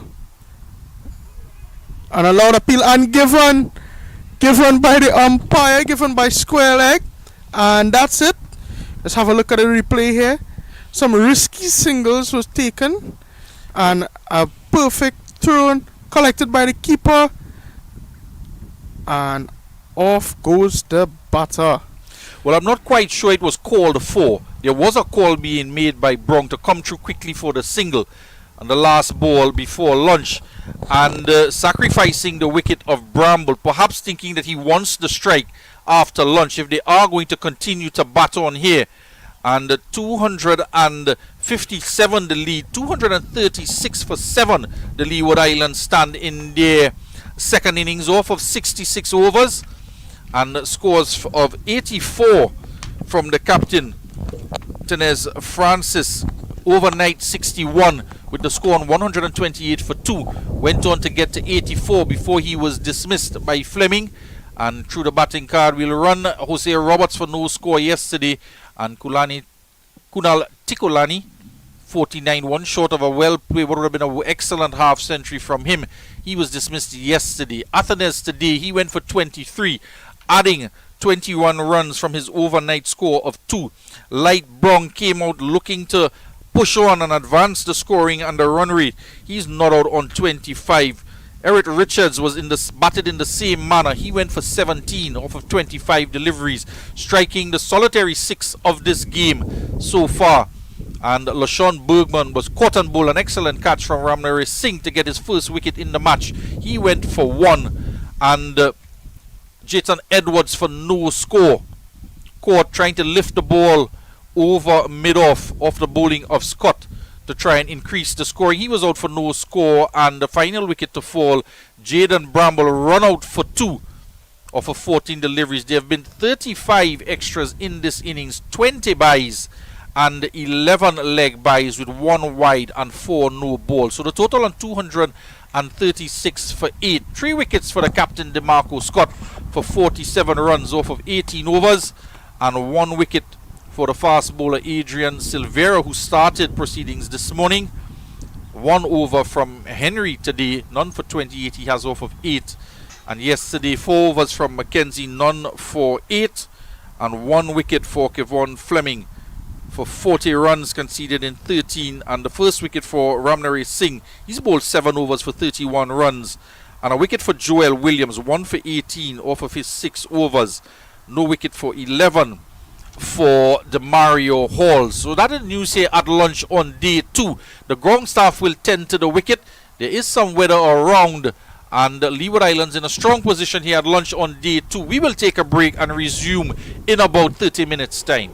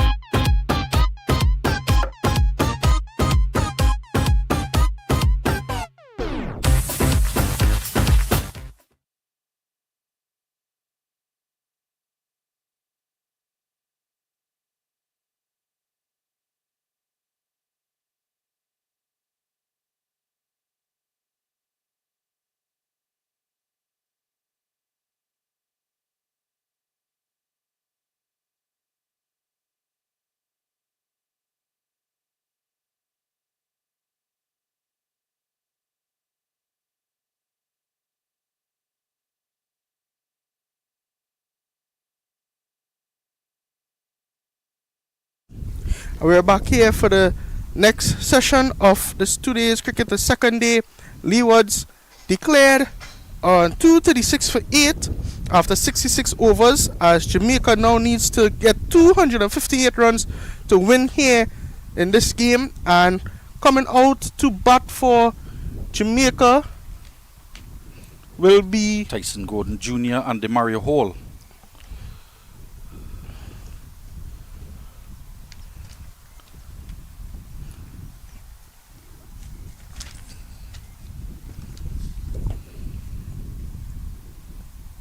It looks like Hall will be taking first strike as we are set to resume after lunch. Leeward Islands having declared. So the target of 258, as Tanvir mentioned.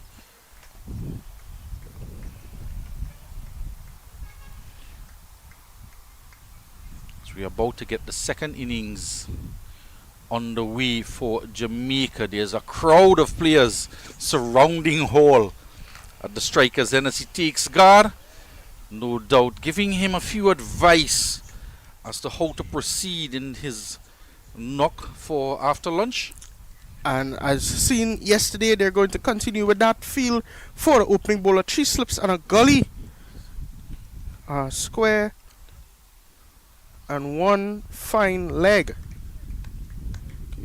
As we get ready for play here in the second session.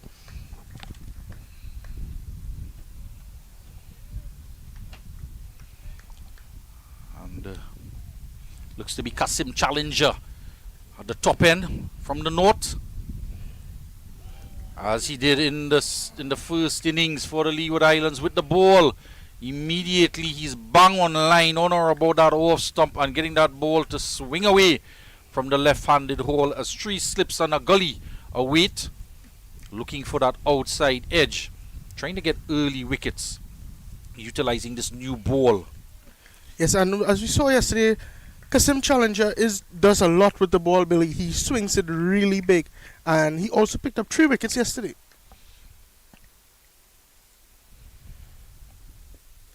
Another beautiful delivery there, well taken by the keeper, Tennis Francis, the captain. First slip we have Jaquan Atenes. Third slip we have Ed Richards. And second slip we have Hosea Roberts. Brown. Light brown. One of your favorite players. Oh yeah, my bad, light brown.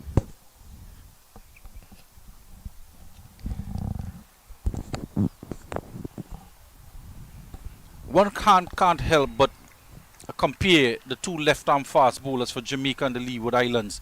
The difference between Adrian Silveira as compared to Kasim Challenger. Kasim Challenger seems to get the ball to swing from very early on, an appreciable swing away from the left-handed batter. Silveira not as much swing on offer with the new ball. Just in this game, just to be clear, perhaps in other games on different surfaces, the conditions might be different. He might get a lot more swing. Of course, the ball itself plays a significant role in that.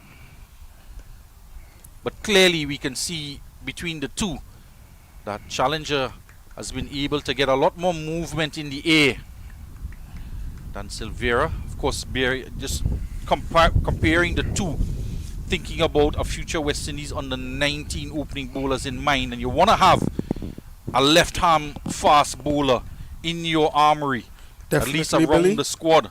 Definitely. Moving forward. Yes. So at the under 19 level for Trinidad, there's Alexander Chase that does get that ball to move in the air. So a few of them around the region. Challenger is maintaining this line of length here, and he is troubling the batter, as we can see, Demario Hall, as no runs come off of this first over so far, as 1 legal delivery is left. A really good field setup by the captain here for Kasim Challenger over. 3 for 17 he had in that first innings. He bowled 2 maidens as well, so he was quite accurate.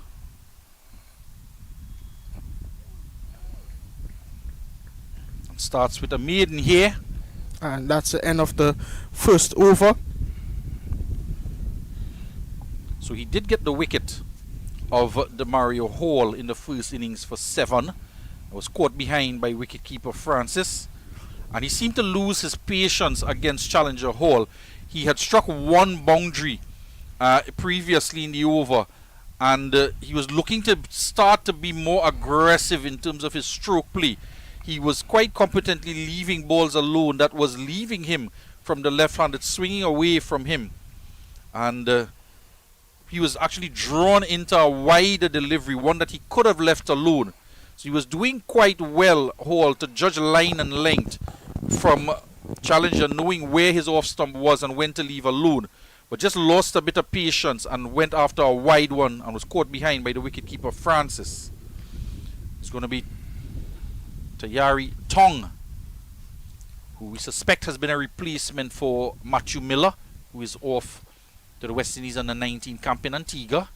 So he had a bit of a shaky start, Tong, and we put it down to the loose footing at the popping crease. He starts with an excellent Yorker. So some work again being done on that spot during the luncheon interval. Excellent work from the ground staff, firstly to get the pitch ready on short notice, but there's been continuous work on the pitch, particularly that area on the southern end where the fast bowler is landing his front foot near the popping crease. And it eroded a bit yesterday, but they've done sufficient work that it's a lot improved. Another brilliant delivery there from Tayari. Yeah, a lot of improvement after work done in that area. And Tong struggled a bit as it was eroded yesterday. And so far, so good. He's able to run through the crease. And he already bang on target on that off-stump line. So a good start here from Tong.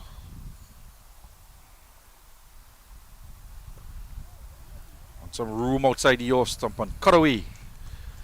Brilliant fielding from the fielders there. Yeah, Jason Edwards there tumbling over and encouraging fielding to just that's what the fast bowlers want to see from their fielders. They want to see full commitment in the field, knowing that they have their backs, as it were.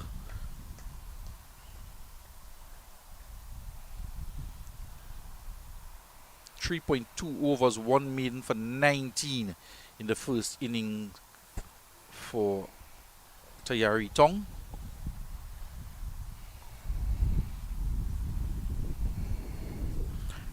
Well placement there by the batter as he makes a quick single to bring Tyson Gordon back onto strike. And leg by signal by the umpire. I was about to say that he got off the mark. Even the scorers think so, that they've made the correction quite quickly and efficiently. I thought for a moment it was off the bat onto pad as well, but umpire Rajkumar indicating it was all pad. So just having to make the adjustment here, Tong, for left hand right hand combination.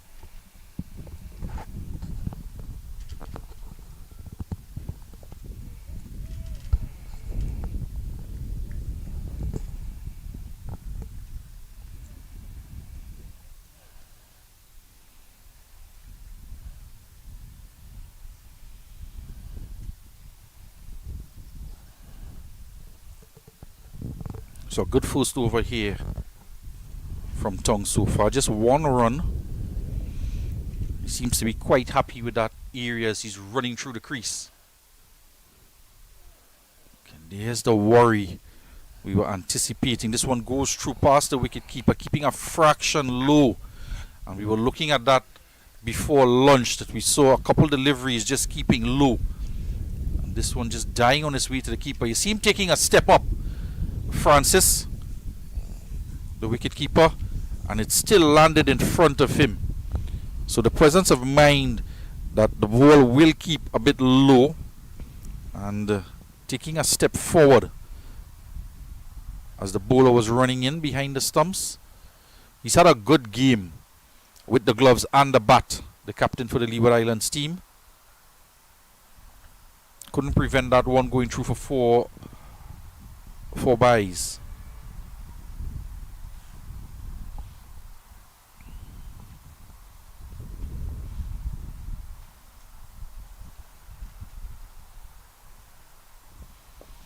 in the air. Just 2 on the onside, and it's played out to Tilokani, who does well to knock it down. Had it gone past him, could have been some runs on offer for Hall. He got a full toss, so that one was angled into his pads. The two fielders on the onside, Tilokani at mid-on, a wide mid-on, and Tong at fine leg. So it's a 7-2 field. And for the first time we've seen a short delivery from Fleming. His main weapon is to swing that ball, but just for good measure to keep the batsman honest, not wanting to come onto the front foot too casually, just pushes him back with a short delivery. And no run.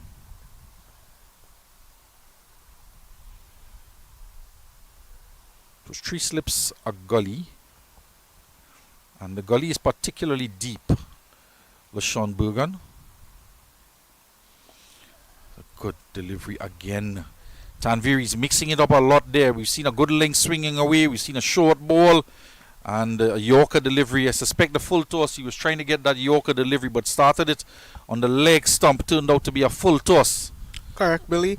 Kasim Challenger does have the skills required to have the batter thinking what delivery he's going to come with next. Exceptionally well bowling here by Kasim Challenger. As you can see, there's early swing in his deliveries as well. And what I was particularly looking forward to yesterday was when the right-hander got on to strike Gordon, just to see him use that weapon of his to bring the ball back in. If he would be able to penetrate the defenses of Tyson Gordon, and he managed to do that, and bowling Gordon Jr. between bat and pad yesterday for 16. So, and then he repeated the dose against Savio John, getting him out LBW. Oh, another beautiful outswinging delivery there by Kasim Challenger. And a lot of the times, as the great Ian Bishop would tell you, you don't need too much movement if you're getting that ball to swing. And on that occasion, that amount of swing he is getting there, it means that the batsman will start playing down the initial line. And if you get too much movement, then it just beats the bat repeatedly. And the less movement you get, the more likely it'll come off an edge. And does have the field placement for that edge. 3 slips and a gully. And that's his second over. 2 maidens. Brilliant bowling. And it also has the option of the batsman, once he knows where his off stump is, as we saw with Hall yesterday, until he got a little too adventurous, he was able to leave balls alone, even though they were starting on the line of the off stump, because he knew it was going to swing away, so he didn't have to play. And when he did play, it was swinging too much and beating the outside edge, and couldn't bring the slips into play. But the one that he did get Hall to edge was a wider delivery, and it was a faint edge through. Because he pushed it wider, it swung less, and he went after it Hall, and just a fine edge, and the slips didn't come into play then because the catch went to the wicket keeper. This one keeping fractionally low again. And under the bat. Yeah. So just to drive the point home, and no pun intended, that sometimes less is more. Less movement would create a better opportunity than if you swing the ball too much. Of course, having said that, the point I wanted to make was to the right-hander. That is where it becomes a real weapon. Tongue continuing wide outside the off stump. With the right-hander on strike, and you can start it at the off stump, and you want that exaggerated movement back into the right-hander, because then he'll be looking to drive through the offside, and it'll create a bit of a gap between bat and pad. Have we seen the likes of Michael Stark, and even back in the days Tramindra Vas would do that repeatedly, almost at will, to get that ball to go in between bat and pad, or strike the batsman on his pad with that ball coming into the right-hander. Tongue continues here. And with Fleming to the right hand, as he did with Gordon as well as Jones, what it also means is that the batsman cannot leave the ball because it's going to come back. Yeah, challenger here with the left arm fast bowler. If he gets that ball to come back in, the batsman is forced to play every single time. And that is what you want, as opposed to Hall, the left-hander, who could just leave it alone. Tongue it is operating. It's a full toss on the pads. 3 on the onside. And Richards is giving chase at mid-wicket. And it'll go into the boundary now for 4. So just to break the monotony of dot balls, Tongue is on the leg stump and put away for 4. Look at this replay. Just flicked away there. Giving chase, but was in vain as they secure 4 runs to their chase. Just a loose delivery there from Tongue. So he's been wide outside the off stump, as we saw with Perico Henry for the Jamaicans, looking at a 4th, 5th stump line. But every now and again he wants to put one on the wicket to wicket, to try and get the LBW decision. And that Yorker as well. And the Yorker, quite right. I think he just missed that Yorker in his previous delivery. They're searching for that Yorker again. And Kunal Tilokani is in the way at mid-off. He's had a good game as well, Kunal Tilokani. Might be a bit disappointed not getting to 50 in the second innings. But he looked good with the bat in the first and second innings. And just icing on the cake for him picking up 4 wickets in the first inning. Of course, Tanvir will be looking to add to those wickets in the second innings here if they have to pull out a victory against Jamaica. Definitely can't wait to see Tilokani back into the bowling attack.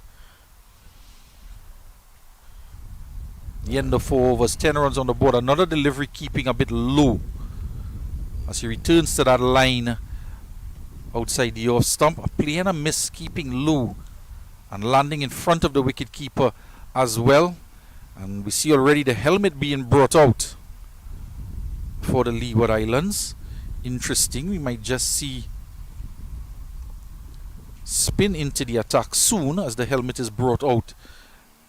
Just after 4 overs, and we anticipated this yesterday, Tanvir, when we were thinking about what the strategy might be in a second innings, batting last, and we were wondering if they might even open with their off spinners.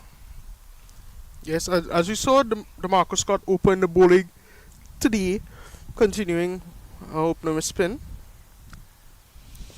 There's Fleming. This time starting it on a middle and leg line and forcing Hall to play, as that one is in the line of the stumps and a full Yorker length delivery dugout. Seeing that he gets the ball to swing so big, I'm just thinking maybe he could come from around the wicket and get a drop in on leg coming back into middle and off.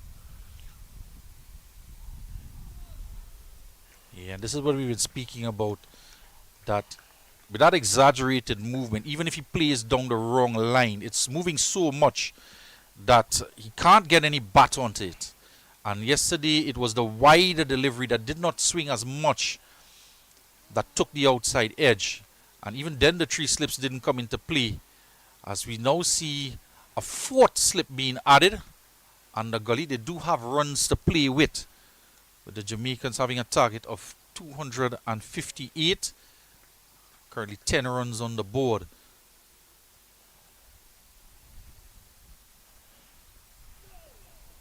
Another delivery keeping low there. Another swinging delivery by Custom Challenger, who is doing his best, applying all of his practice he have been doing for this while out here. Yeah, he's certainly searching for that outside edge, but the delivery you're speaking about, Tanvir, is the natural stock ball of typical left-handers, where he would get one just to angle into the left-handed batsman. The delivery that would go across the right-hander, but into the left-hander. There's another Yorker delivery. Excellent delivery. 4 slips in place on a gully.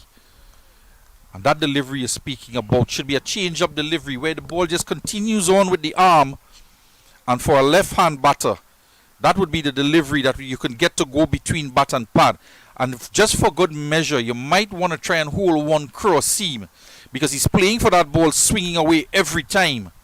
And he's playing and missing. But if you get that one just to follow on through with the arm and not swing away, he might just outfox the Mario Hall.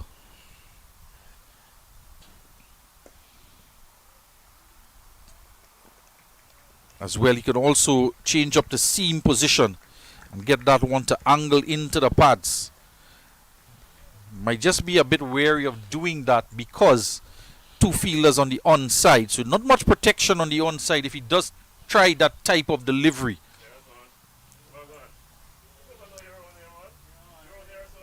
So anytime Tanvir we see that a mid-wicket being employed, then you know he's going to get that one to come into the left-hander. Definitely, Billy. Let's have a look at this delivery here. Yeah, the gap there on the offside because of the fourth slip. Only a single. Didn't time it too well. Wasn't looking to hit it too hard. And just eased it into the gap. To get a single, 5 overs gone. Chasing 258 for victory. The Jamaicans, they're 11 without loss after 5 overs. Tyson Gordon Jr. on 5 and Hall on 1.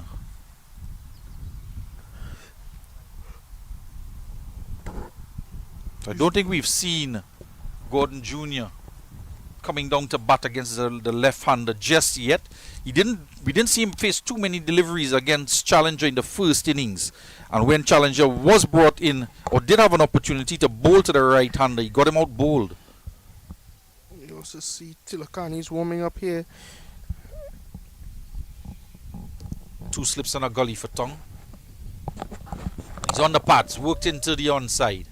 Go for 1. It goes for 4. He's going to go all the way. Giving up the chase there is Edward into the boundary for 4. So the second innings turning out to be a quick scoring innings despite the conditions of the pitch that we keep making mention of. But the batsmen applying themselves, the Leeward Islands in the first innings, and the Jamaicans now with their turn to bat. Not just looking to survive, but looking to score as well. And take control. They now require 243 runs. And their current run rate is 2.9. So surviving is a main thing, but also adding up the runs. Loud appeal there, but doesn't interest the umpire.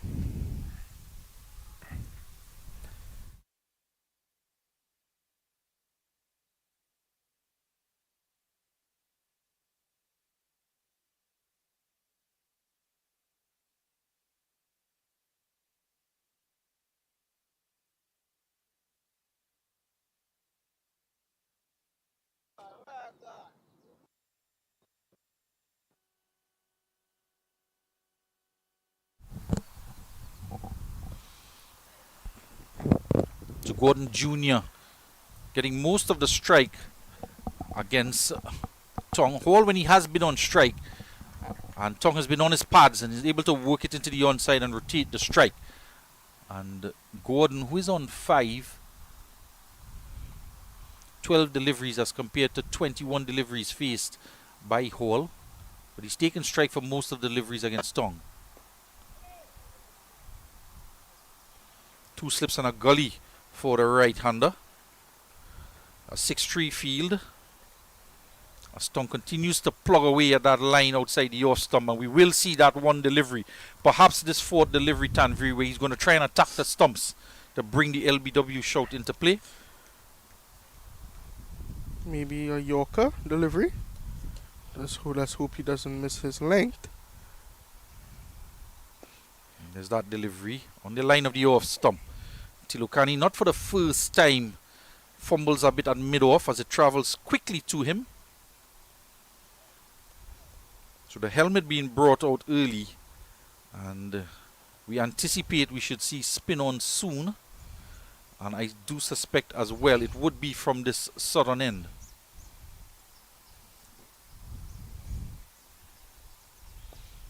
So good A delivery. quick single taken here. Opportunity for run out, but Butter is well inside of his crease here. Like you said, Billy, yes, might be spin coming into the attack soon. As you saw, Tilakani is warming up, and maybe he will be coming from the southern end. or maybe the northern end. As you see, he has ball in hand. Yeah, and he's been greeted by cheers from his teammate. And I suspect he would bowl from the southern end, Tilokani, as Challenger will be operating and continue to operate perhaps 5 overs from him on the trot to just maximize the new ball. So if he is to come into the attack, then From the southern end. There's also the option of Eric Richards, who unfortunately yesterday struggled a bit with that foot landing position and from over went around the wicket, but he did deliver 2 balls over the height of the waist and was withdrawn from the attack, not being allowed to bowl 2 over the waist full tosses in any one innings. So Challenger is going to have an opportunity to bowl to the right-hander. And this is the delivery you're talking about. Ironically, he gets it to go across the right-hander. So at times when you try to start it and push it wide, so he's pushing that one wide to start outside the off stump. The ball is not going to come back in just because of your wrist position that you're aiming for that off stump, and you can't quite get the wrist to turn and break to come back to the right-hander, and sometimes it just travels through and holds its line. So many on occasions when you do start it inside or on the stumps, it tends to be going down the leg side. That's the particular delivery there, Tanvir. Like you mentioned earlier, Billy, maybe Challenger is bowling really well. Maybe he could try a cross seam. And he does have the fielders in position for that shot. Yeah, and I'd like to see him try the cross seam when Hall is on strike, because Hall is expecting the ball to go across him. If he gets one to hold its line, he could be in business. 3 slips and a gully for the right-handed Gordon Jr. And that's what I'm talking about. If you try to start it on the stumps with that movement, it goes down the leg side. It's going to swing down the leg side. So it's a fine line to try and get it right, starting on that off stump and getting it to swing back. But you're going to have excellent control of that wrist position to break that wrist to get to angle the ball back into the right-hander, as opposed to just holding your wrist straight up and the ball will just travel straight through to the wicketkeeper.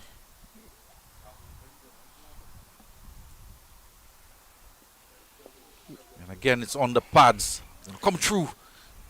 A couple singles to Jathan Edwards. He can't stop them, although he is in short. But it's excellent running between the wickets, between the pair of opening batters, Hall and Gordon Jr.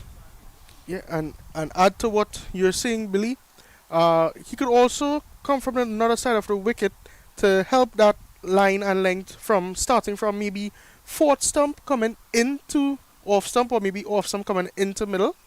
We will definitely see a more challenging position as you see the fielders getting ready for Challenger's delivery here.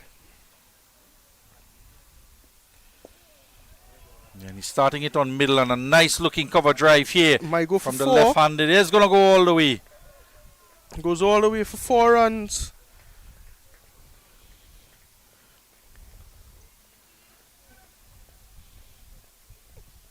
Open the face of the bat, just piercing the gap of those 2 fielders. He's trying to start that one on the middle stump and a bit over pitched and put away for 4. But I get your point, and I think you're quite right as well. For the right-handed Gordon, if he can go left arm around the wicket and get it to start on the off stump and come back into the right-hander, he could be in business.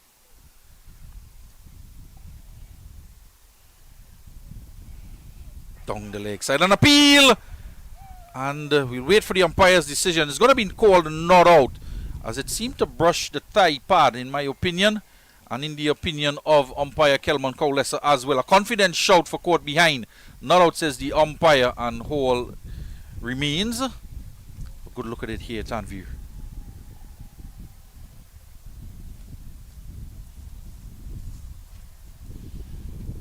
He definitely didn't get any butt on that, Billy. Definitely brushed off side of his thigh pad.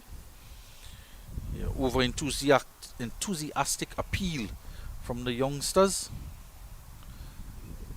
And just a last one on that point. Tanvir, and we've seen the great fast bowlers do that, and I'll categorize Mitchell Stark in that category, along with Wazim Akram. Later on in the, as when they come back for their second spell, I'll get back to it. This is the one on the stumps. Tilokani is in the way again, and they tend to go left arm round the wicket to the right-handers in their second spell at times, or when they return with the older ball, and it's to do exactly that, to get that ball to start on the off stump and swing back in. Trent Bolt as well has been doing it in recent times. Sam Current is another name that goes that left arm to come into the right hand batters from around the wicket.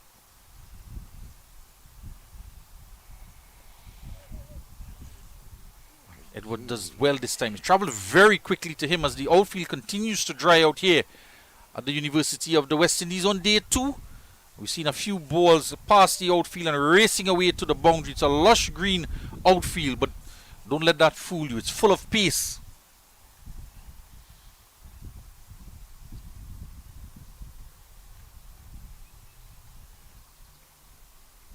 A good looking drive here. Again, well picked up by the fielder.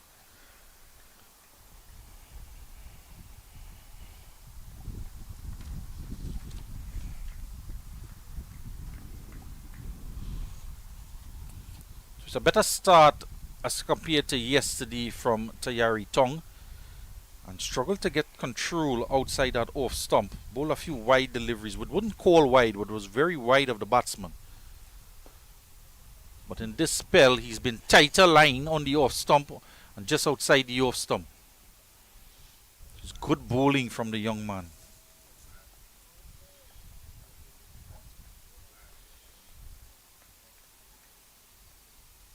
Reminding you the target for Jamaica here after the Leeward Islands declared at lunchtime was 258 for victory. Full toss on the pads. It's going to be 4. Whipped into the onside. Speeding across this outfield here at the Sir Frank Worrell ground and into the boundary for 4. And that's what happens when he misses your Yorker length, Billy. Have a look at it there. The batters take advantage of that. It seems as though every time he tries to bowl wicket to wicket, or perhaps trying that Yorker as you suggested, he doesn't quite get it right.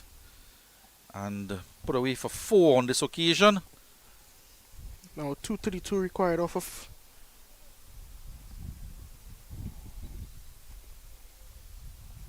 5 o'clock.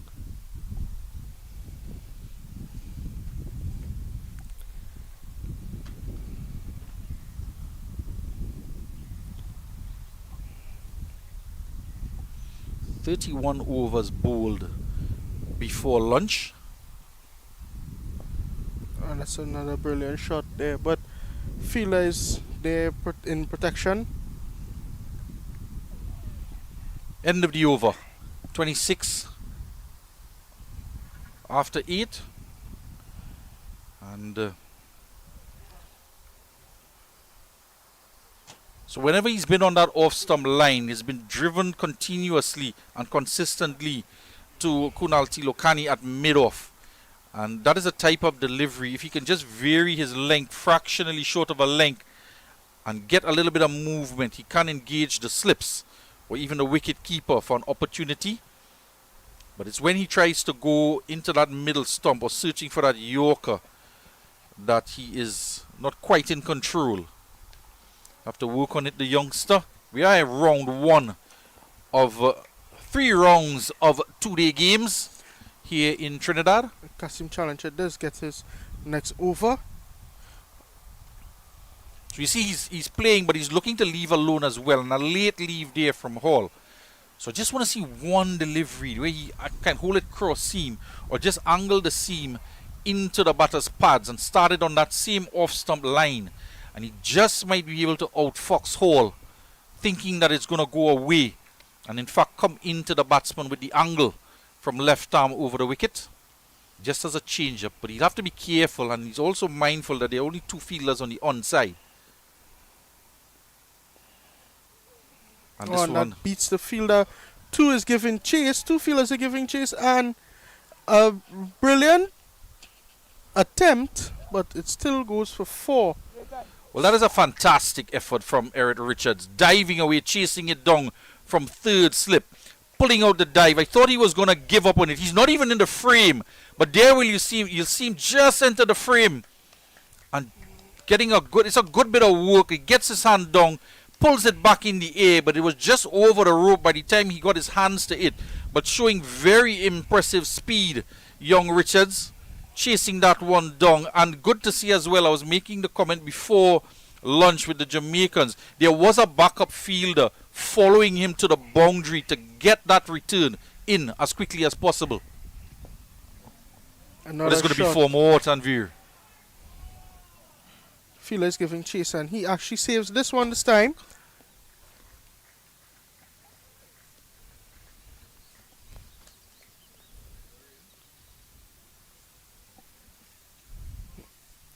Might be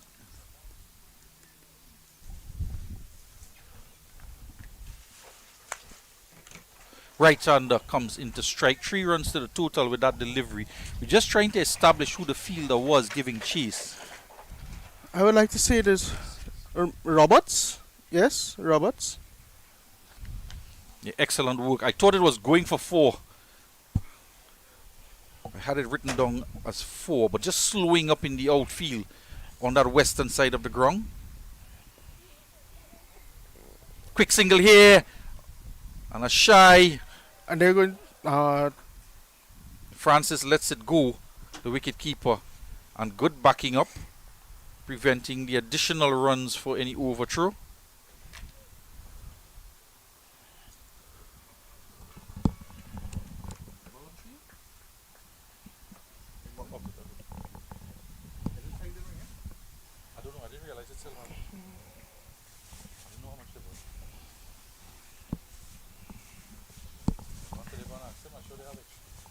Custom challenger comes in here to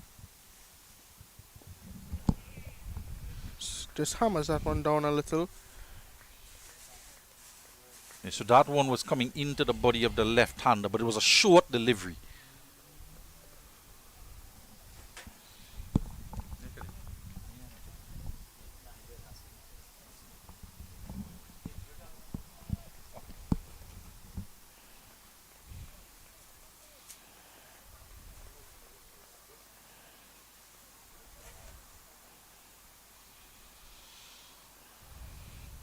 Challenger going for some runs in this over. 9 of them. This one a little wider. The off stump. So he will continue to plug away. He's bowled 5 overs now for 15. That expensive over comes to an end. 35 without loss. I wonder if after 5 overs you might just see a change. Particularly as he's gone for some runs in that over. If we will see Tilokani come on from that northern end when the opportunity arises. Most believe Tilokani is coming in now from the southern end. As you said earlier, Billy, he would like to come from the southern end, so yes. Well, I was just thinking if Challenger is going to finish off there, you're going to need somebody to come on and replace him from that end. And I was looking because of that landing area, but it's a preferred end for Tilokani. And in fact, he's going to start around the wicket to the left-handed haul.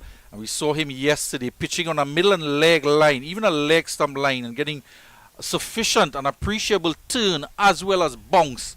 And as it spins across the stumps, the face of the stumps, and across the left-handed batsman. Again, it's just, he starts outside the off stump and beats the batsman outside the off stump. 2 slips in place. Both of them have their hands on their heads, on their floppy hats, as that one went past the outside edge. So he's looking to start it on the stumps and getting the batsman either to play across the line of the delivery against the spin or get enough spin to go past the outside edge. Of course, he'll want to cut the outside edge. It's a peach of a delivery there, and what an excellent take there from Francis behind the stumps. This young man has been exceptional with the gloves. Have a look at this piece of stumping.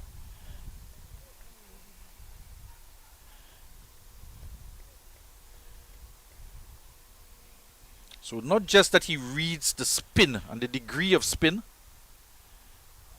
Again, he's there riding the bounce. So it's a lot of variation in terms of spin and bounce. And an attempted stumping. They pick the bails quite quickly. But definitely excellent hand-eye coordination from this young wicketkeeper. Oh, this one goes through the gap. Richards is going to give chase. He is going to hold it back this time. And sending back hole is Gordon Jr.'s. He tried to come for 2. He thought the shot merited 2 runs. And in disagreement as Richards chased it down. He's very fast, as we mentioned. Previously chasing one down in vain to the 3rd man boundary. Gordon Jr. recognizing the fact that it was Richards pouncing on it, sent back hole. So 1 run in this Tilokani over. 1 delivery to come. 36 without loss. Tilakani is having a really good matchup for these 2 days in both bat and ball.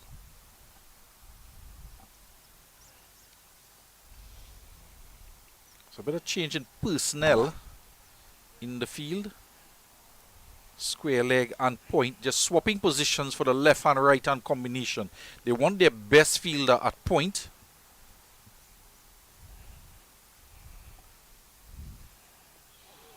It's a loud appeal, but no, it's too high. And the over will come to an end, and already Francis has sprinted down to the opposite end, the wicket keeper. Let's have a look at that delivery there, Billy.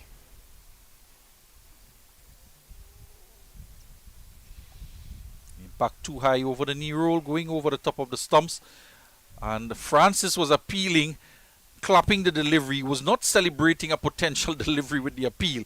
He was just eager and excited to support his bowler, cheering the end of that over to just 1 run conceded as he sprinted across to the other end, recognizing as well the captain that he might have to do some field changing with the change in bowling, as Challenger is indeed out of the attack after 5 overs, conceding 15 runs without taking a wicket. And it's going to be Jayton Edward into the attack, the off spinner.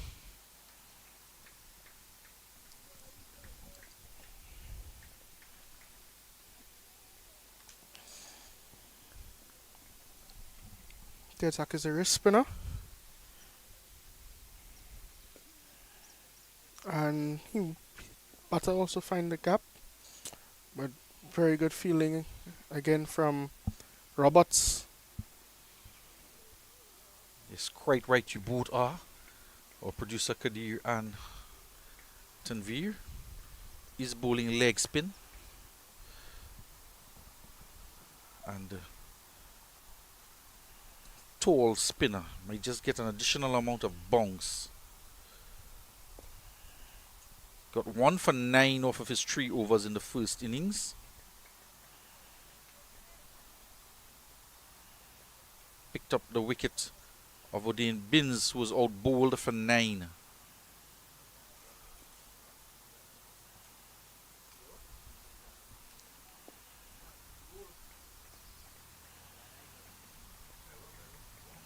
Seem to recall he bowled from the southern end as well. Yes. Jetta and Edwards did bowl from the southern end, but they needed a bowler to replace Kasim Challenger.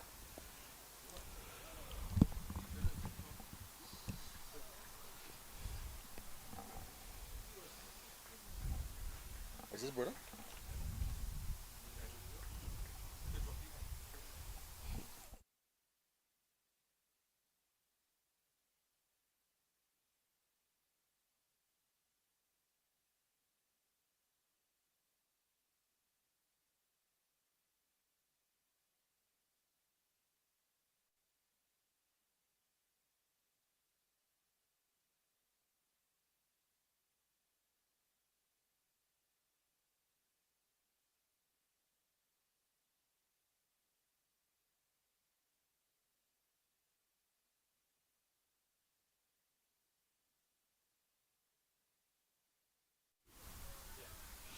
This one pulled away, badly lined by the leg spinner on the line of the leg stump and pulled around the corner.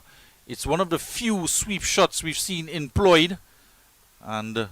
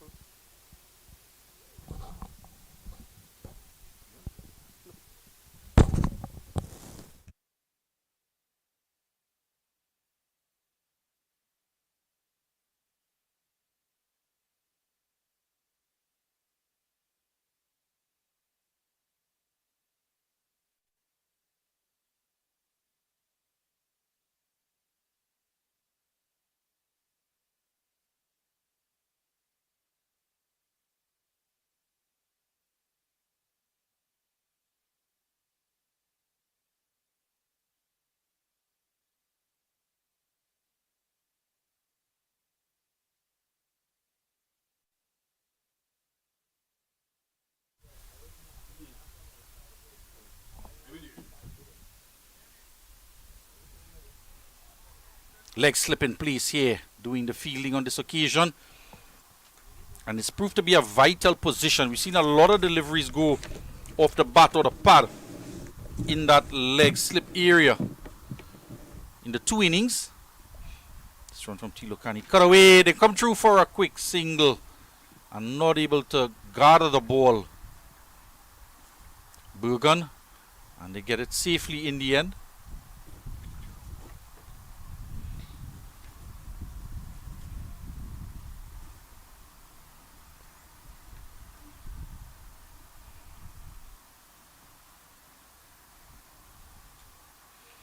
.43 without loss, 24 to Hall with that boundary in the last over, and 13 to Gordon.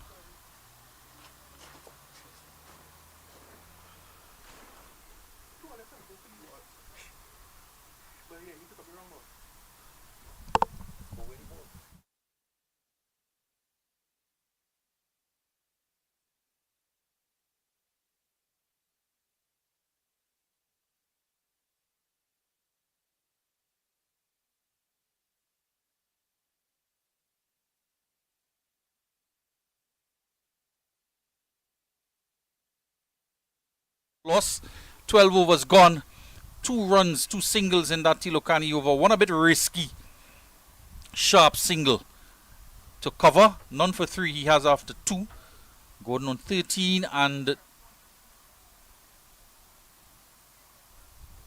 25 to Hall, as you have a look at the bowling card there.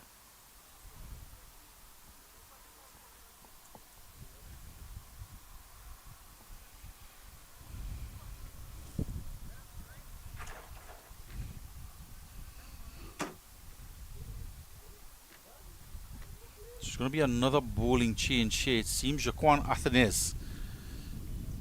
I mixed up the bowlers in the last over. Chetan Edwards. So the off spinner, Athenes, is into the attack now.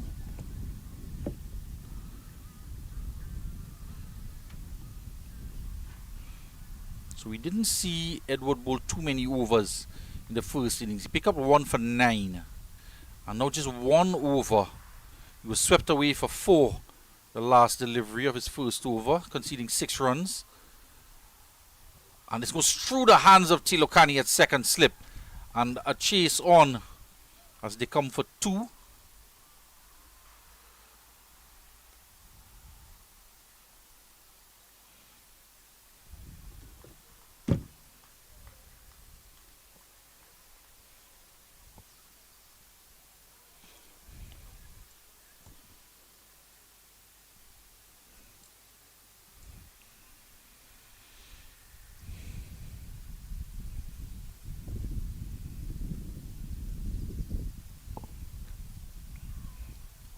A good delivery here. He's just pitching on middle and leg line and getting some drift into the left hand and pitching and spinning, coming off the bat face to second slip.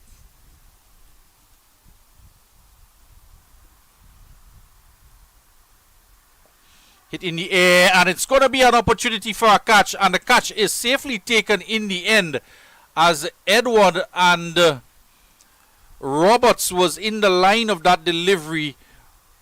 Roberts was the one taking the catch just in front of Edwards, who was settling as the ball was put in the air, almost in the gap between the two players, and just lifting it there, Hall losing his wicket there, almost colliding there, the two fielders, but safely in his grasp there. We'll see Roberts taking the catch and the loss of the first Jamaican wicket with the score on 46. Hall has to go for 27. Struck 4 boundaries in 43 deliveries, and a loose shot there, and almost giving his wicket away, as they were looking quite comfortable, Jamaica, with the score on 46 as they inched closer to a 50-run opening partnership, and it wasn't to be. And the bowling changed the work. The off-spinner Jaquan Atenes into the attack and prying out the wicket of the young Demario Hall. And with that, as we just short of an hour, drinks have come onto the field. It's not an official drinks break, as just short of an hour's play, and the umpire allowing the fielders a bit of refreshment with the fall of that wicket as the new batter makes his way out, the captain DeMarco Scott. And yesterday as well was a particularly hot day here in Trinidad, and the sun is now out in all of its brilliant glory, and this ground is now bathed in sunshine. It was very overcast before lunch, a lot of dark clouds. There was even some lightning and thunder, and that is all blown over, and now very visible the lush green mountainside in the northern range as we continue to do battle here in St. Augustine at the Sir Frank Worrell Field, and Jamaica losing their first wicket. So the captain of Jamaica is out in the middle. The off spinner Atenes has taken a wicket, and he's operating from the end that the captain of Jamaica was operating from, that northern end. So he'll be quite aware, the Marco Scott, of how much turn is on offer from that end. He made 10 runs in the first innings before he spooned a catch to, can't get off the mark here, lost his wicket to Tilokani for 10. The over comes to an end after 13, 46 for 1.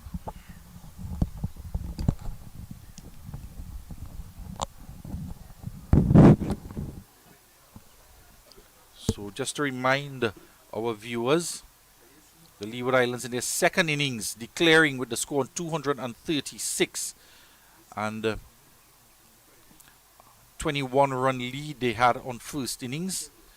The captain Francis got to 84 before he fell to Fleming. Roberts went for no score, and 49 from Tilokani, 25 from Light Brong. Richards 17, 35 extras in that total of 236. And the declaration came at lunch. And the dangerous bowler Kunal Tilakani is back into the attack here, and just delivering a sweet delivery to Tyson Gordon Jr. Just pull away that ball there, but well picked up by the fielder, number 24, Jayton Edward.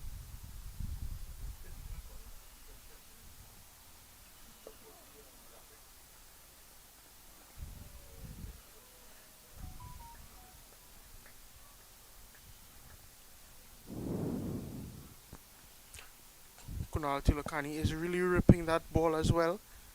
A little flighted delivery this time, and a loud appeal here, and not given by the umpire.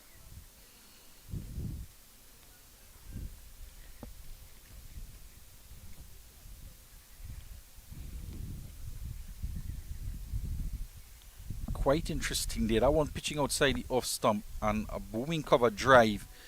And leg slip, the ball went to. It didn't come off the bat, not outside the umpire.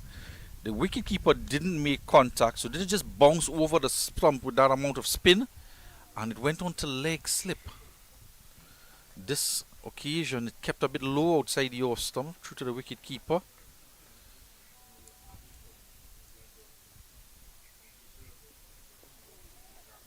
Goes to the slip fielder there. And that brings up the end of Tilakani's over. 46 for 1 after 14 overs.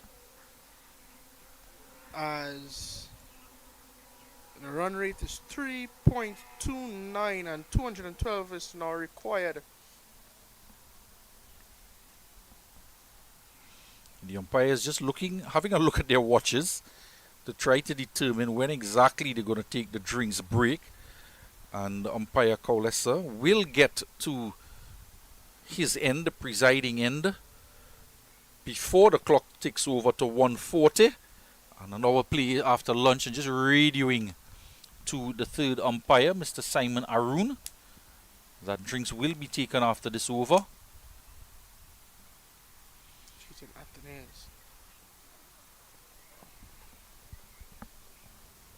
Like you said before, Billy, DeMarcus Scott knows exactly the kind of turn he will be getting to face from this end, as he himself picked up a good amount of wickets. And forward defense there from the captain of Jamaica, Scott. Yes, got 8 wickets in the match, 3 in the second innings. Chikon Atenez again.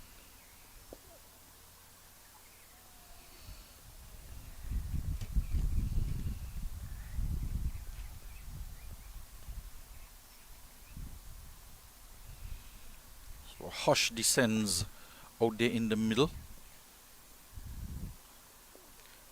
And that's just paddle down the leg side as he goes for a single and looks for the 2, but Lex Butter is not interested. Tyson Gordon is not really up for that run as he takes his mark now to face Jaquan Atenez. He'll be well aware that the drinks break is imminent. Just 2 deliveries to come. So not wanting to take a risk coming back for a second with the score on 47 for 1.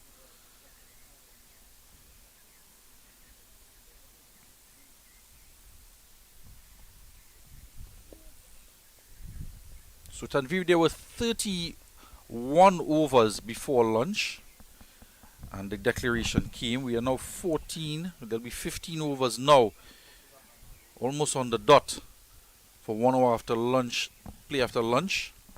And this will conclude it to be, after this over will be 46 overs in total for this day so far. So 29 overs before that 79, that 75 over mark, where we will enter that final hour of play. And the drinks break was not given after this over, Billy.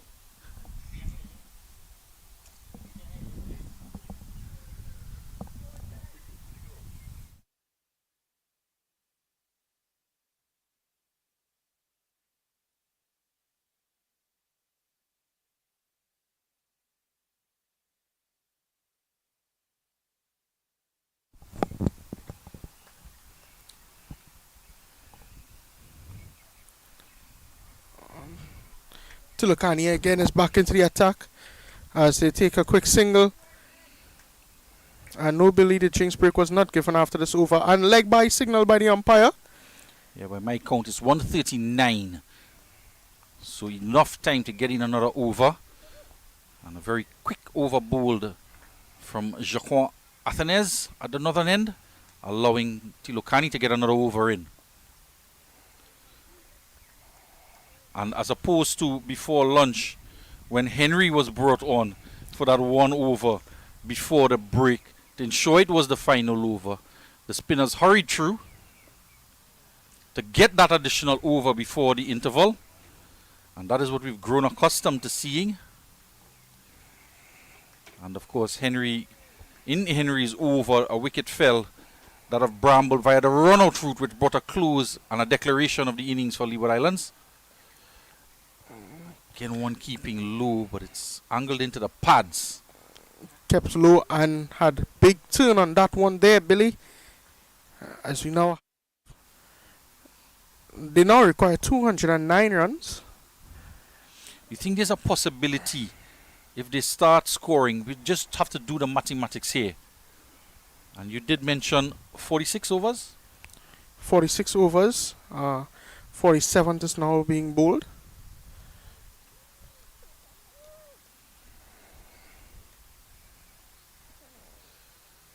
So with just about 45 overs, just about, my calculation doesn't desert me, after this over can be bowled and 200 runs required or thereabouts.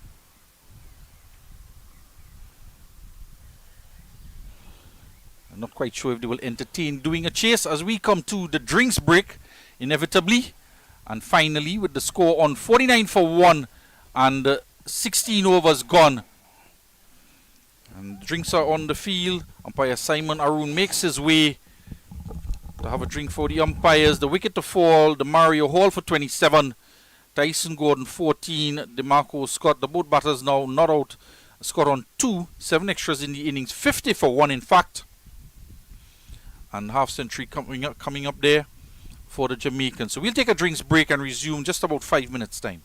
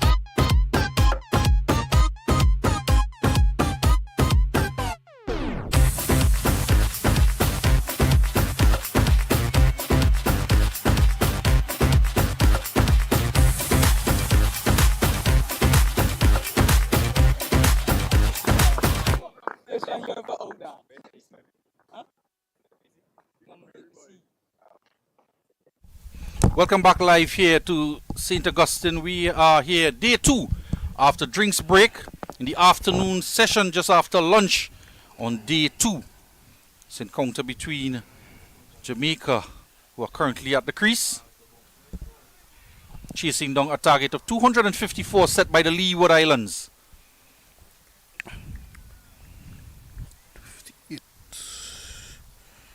And Chikon Athenaeus is into the bowling attack here to try to defend these runs, to limit the batters from scoring as much as they could. And straight back, played good by Tyson Jordan, and forced signal by the umpire, picking up really well with that ball, middling it off the bat as it goes for 4 runs. Have a look at that replay here, Billy. He chips down the wicket and makes contact. Yeah, I did mention before in the last inning, we haven't seen too many batsmen use their feet to the spinners. We did see Light Brown when he came out to bat. He was the first batsman we saw trying to use his feet as he changed mode to try to get them a sizable total before declaration. But on this occasion, for the first time in the Jamaican innings, we're seeing use of the feet to advance down to the pitch of the delivery. It also saw Richards using his feet as well, getting a blistering 17 runs off for just 15 deliveries. And it's one way, and it's good to see. It's a proper method of trying to combat and negate any spin on offer. You can get to the pitch of the delivery, and it's not just running down the wicket, Tanvir. It's about using your feet to advance down the track when the ball has released and trying to determine the flight. And a lot of factors go into play when you have to use your feet. You have to wait on the flight of the delivery to see the line of the delivery and the length as well. All have to be determined upon the release of the ball before you make the decision to advance down the track. And we've seen a number of times players just almost running down the pitch to try and hit it back. This one cut away to point, no run. And the bowler, seeing the batsman advancing, can then push the ball wide outside your stump or down the leg side. And we saw Gurukesh Moti get Hassan against Pakistan. A stumping exactly in that manner. Hassan Nawaz advancing down the track prematurely and pushed wide from Gurukesh Moti. And a good stumping from West Indies captain Shai Hope, as West Indies won that series, bowling out Pakistan for 92 in that final, third and final ODI. So it's very much an art knowing when to use the feet. Tilokani to start a new over. Nicely played, using the spin, working it into the onside and picking the gap as well between mid-wicket and mid-on for a single. Also seen Jamaica take up the pace here a little bit, going a little more aggressive after the drinks break here, Billy. Correct there, Tanvir. They're looking to score. And that's why I started to do the calculations about how much overs might be left in the day's play. And the single turn down there as they're covered from Robert. Yeah, Scott deciding it went to the right of Roberts as opposed to his left just now, his weaker side when they picked the single off. And to his right, and a very quick Roberts was able to get the throw in quickly. It's another example of determining how to judge a quick single. If it's to the fielder's strong arm and he's quick in the outfield, you don't want to take the chance. It's a more risky to get the single there as opposed if it's to his weaker side on his left hand.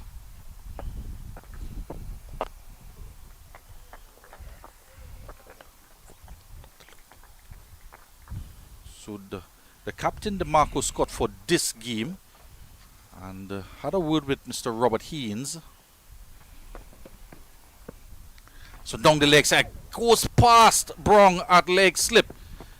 And it's a necessary position, Tanvir. They get a single. It's a necessary position, but unfortunately we haven't seen the leg slip fielders manage to stop almost anything that has been played in their direction from both teams. Maybe just adjusting themselves a little bit could give them that advantage of taking the catch or stopping the singles. So it's a tricky position, leg slip.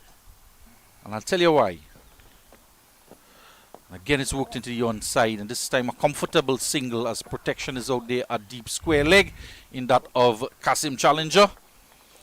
Because you have to stand a bit deeper. You're thinking first slip, but first slip, you're not going to use that to gauge where you need to stand as the overcome stand end. 56 for 1 after 18. It'll give us a little bit of time to discuss this Tanvir. You want to sit a bit deeper in that leg slip position because for two reasons. Sometimes the ball balloons off bat off the pad in your direction. You're going to have a little bit of time. Or it's going to be whipped away in your direction or swept in your direction. So it's going to come quickly. So you want to give yourself probably a half step extra backwards. But you're also going to have to look at the ball from the bowler's hand as well as what type of shot the batsman is going to play to know if it's going to come to you and how quickly it's going to come to you. And always be alert as well. New over here by Athens, the off spinner. And it's quite like a gully position where you're feeling for a right-handed batsman and bowler. That you just want to keep an eye on the ball as it is released from the bowler all the way through to the batsman. As opposed to the fielders in slip that look at the edge of the bat. The Marcus Scott here is shaping up really well against Chicon Athens. Of course, that's just my opinion. It's a good opinion, Billy. And good analysis as well as he pierces the gap. And will it run away for 4? No. A brilliant save again from the fielder here in Leeward Islands. And not just the fielding, but the backup as well. We spoke about it in the before lunch, the play before lunch, where Fleming sprinted off down to the third man boundary, pulled one back. But Hall, who was at first slip, did not accompany him in that chase, and he had to tumble over the rope, pick himself up to get the throw back in and allow the batsman to come for 3. And on this occasion, there was a backup fielder following Tilokani to do the retrieving. Again, another aggressive shot here from Tyson Gordon, the junior.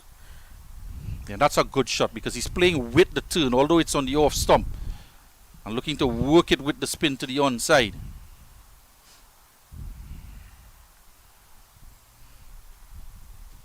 Another ripping delivery there. Just paddle it down the leg side as they go for 1. They now require 198. Builds up the partnership for 14. And then 60 for 1.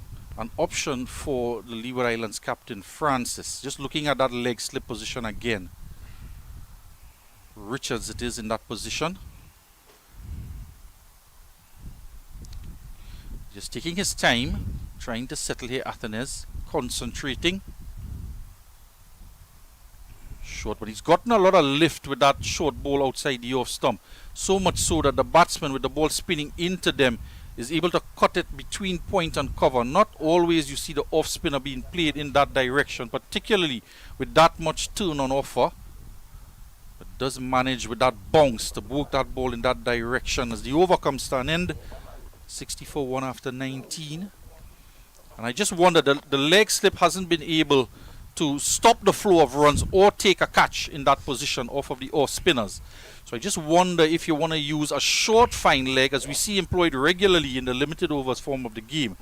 And just if you want to keep an attacking fielder, put him in the area of a leg gully or perhaps even a bat pad in the eye line of the batsman. With that amount of turn and the off stump line, you might just want to think about a bat pad as we go on in the day's play. Yeah, there again, the ball down the leg side, and the first slip has to come around and get it. Nothing off the batsman.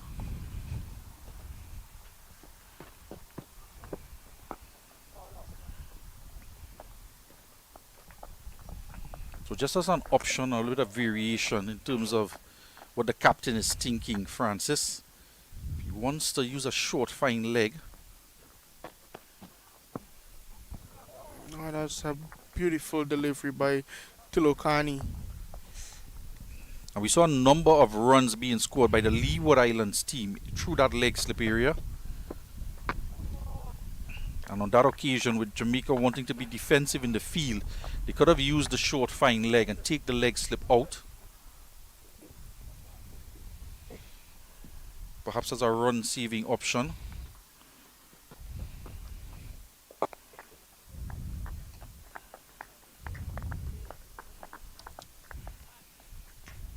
Chilukani getting the support from his teammates out here on the boundary as he comes in for his next delivery. See, the batsmen, they've been confidently onto that front foot. A lot of times, both teams, the leading batsmen, see, over comes in 20 overs gone, 60 for 1, with Hall on 27 and Gordon Jr. on 19. And the batsmen have been striding forward to try and smother the spin, and looking quite technically sound in their forward defensive. Perhaps if you put a fielder in front of the bat in a catching position, of course this is the under 17 format, and anybody within 15 yards of the striker has to have proper equipment. I'm not quite sure if they would allow a fielder to be so close to the bat in terms of a bat pad, but just a close-in catcher in the eye line of the batsman, so just to avoid him taking that stride forward confidently with that much spin on offer. Perhaps it could come off the inside edge onto pad and produce a wicket-taking delivery. The leg spinner back into the attack. Edward. Just throwing some ideas out there, Tanvir, because we are on day 2. We are after lunch, approaching 2 o'clock. And the Leeward Islands are looking to pry out wickets here to try and get a result, to try and get a win, having already secured first inning points.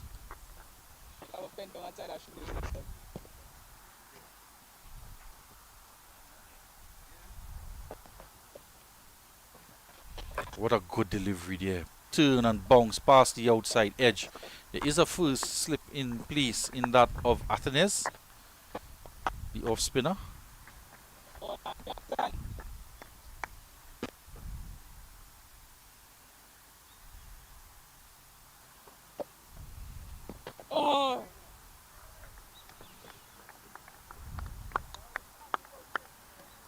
I know in the domestic level for the youth cricket, under 13, under 15, 6-yard circle, no fielder is allowed closer than that. Just safety wise, I assume, Billy. Jayton Edwards is bowling exceptionally well here as well. One more delivery for his over. Going the way he's going, he could get a maiden to complete his second over. And yes, he collects his maiden. And maidens are important, Tanvir, because dot balls build pressure, and pressure brings wickets. So the batsmen are not scoring, even though if they're trying to play for a draw, and I'm not saying that they are, but if they're trying to play for a draw, every batsman wants to score runs.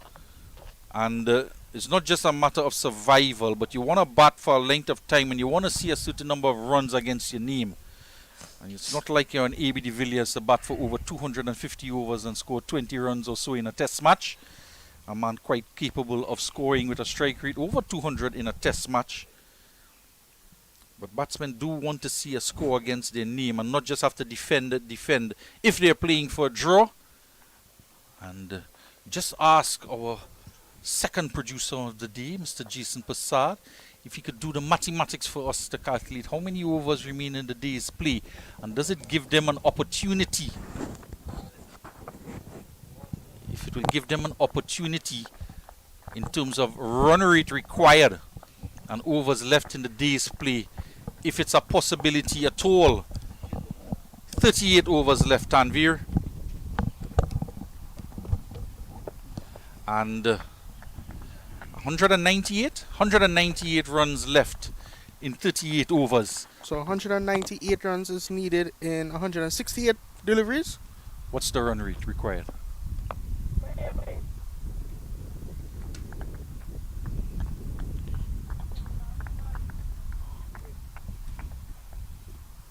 $198 required in 38 overs. 38 overs? 5.2. 5.21 required run rate to get to this total. So that's a tall order.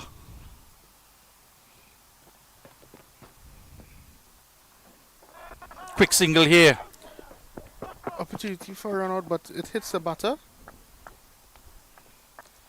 This time the leg slip did come into action, Billy. Did he chase her wrong to get it? Yes, he did. So if he was in the leg gully position, he'd still have to do some chasing.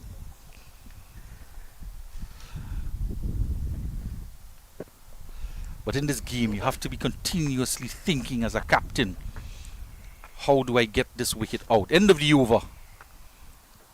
Leeward just need 1 wicket or maybe 2 to have a breakthrough here. So it seems ages ago that Gordon used his feet to chip one down the ground.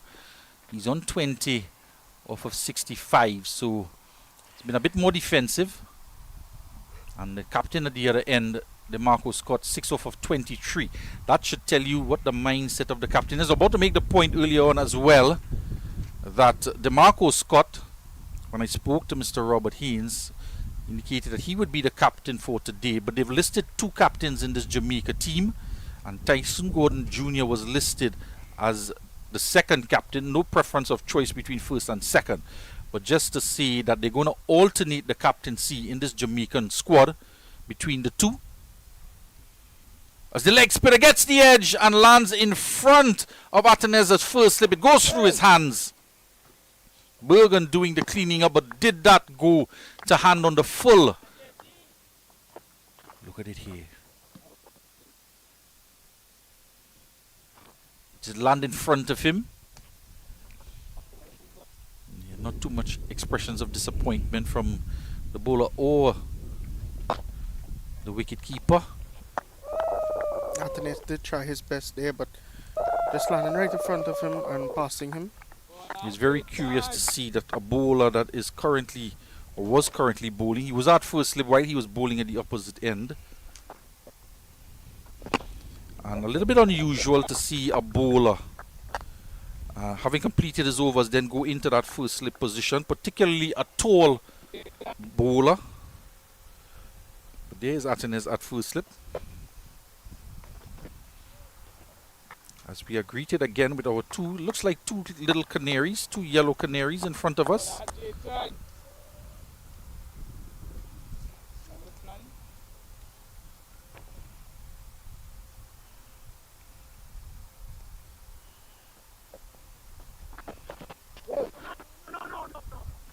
Single turn down there by Tyson Gordon. And on this occasion, there is a short fine leg in place for the leg spinner. So we saw a leg slip for the off spinner, and now a short fine leg for the leg spinner. Fielded the ball and over a delivery ago. So initially he was a deep backward square, but he's brought up in closer to the bat as the over comes to an end. 23 overs have gone, 62 for 1, with Hall 27 at the top of the order. The wicket lost earlier on, a few overs ago, and Tyson Gordon on 21 off of 66 deliveries, and he was joined by his captain, DeMarco Scott, when Hall lost his wicket, and the captain is on 6 off of 28 deliveries. So the 2 pair out there, between them, they're going to alternate the captaincy from game to game to give an opportunity for these youngsters to develop and learn the game and learn the art of captaincy as well, and using the development tournament to build some leadership.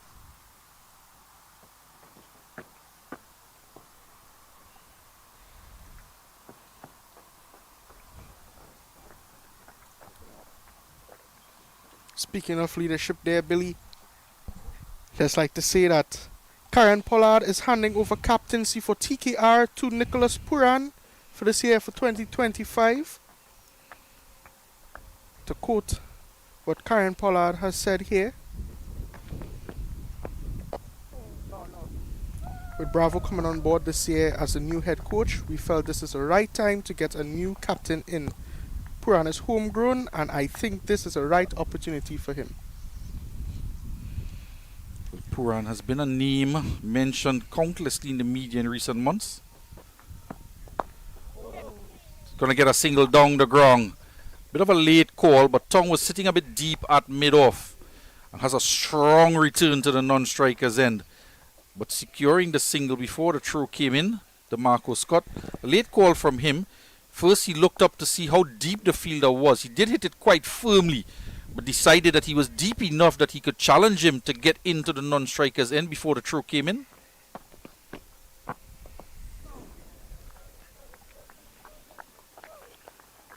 I just want to throw another thought in here, Tanvir.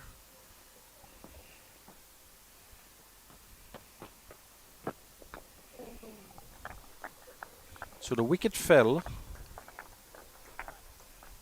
scored 46, and that was in the 13th over.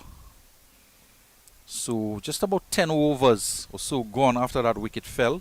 Spinners have been operating. It's a loud appeal. In fact, has it breached his defense? And yes, he is bowled. The off stump is rocked back and pegged back now. Are the Jamaicans losing their second wicket? And it is that man, Tilokani, who prizes out the wicket of Tyson Gordon Jr. coming around the wicket and in angling across the batsman and getting it to spin. But he's playing down the wrong line. Looking for that ball to come back in more. Playing down the wrong line. It pitched perhaps just fractionally outside the off stump. Spun back in, rocked back the off stump. And Jamaica lose their second wicket. As we were just looking at the last fall of wickets. Another wicket falls and 2 for 63 now, the Jamaicans. So I was about to mention, with 10 overs just being gone and Tilokani operating and switching up of the bowling from the northern end, 7 overs between Edward and Athens. Was it a time just to try and bring back challenger for a couple overs, a couple quick overs from the left arm seamer to see if he could prize out a wicket and break the partnership? But Tilokani had other things in mind and he picks up a wicket. 1 for 9 he has to add to his wicket total of 4 in the first innings. So striking hard here, the Leeward Islands. And the new batsman, Savio Jones, makes his way out to the middle. That wicket falling. The last delivery of the Tilokani over. Leg spinner, Edward. Going to continue. None for 7 and 3. He's going to be bowling to the captain.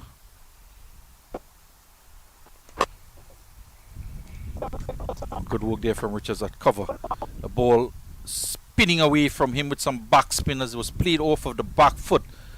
And doing quite well to cover the spin on the second bounce. It was Richards at cover. Flight on this particular occasion. So 5 overs from challenger, none for 15. 2 maidens he had. The last over was a bit expensive, went for around 10 runs or so. Tongue 4 overs for 14. Full toss, push down the ground. Oh, it beats the mid on.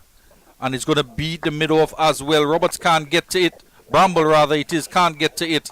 Goes into the boundary for 4. 68 for 2. It's a good shot. Placed it quite well. Kept his head over the ball. And it can be so easy to put that full toss in the air. He waited for it. Timed it to perfection, and his placement was matched the timing between the two fielders, bisecting mid on and mid off and into the boundary for 4.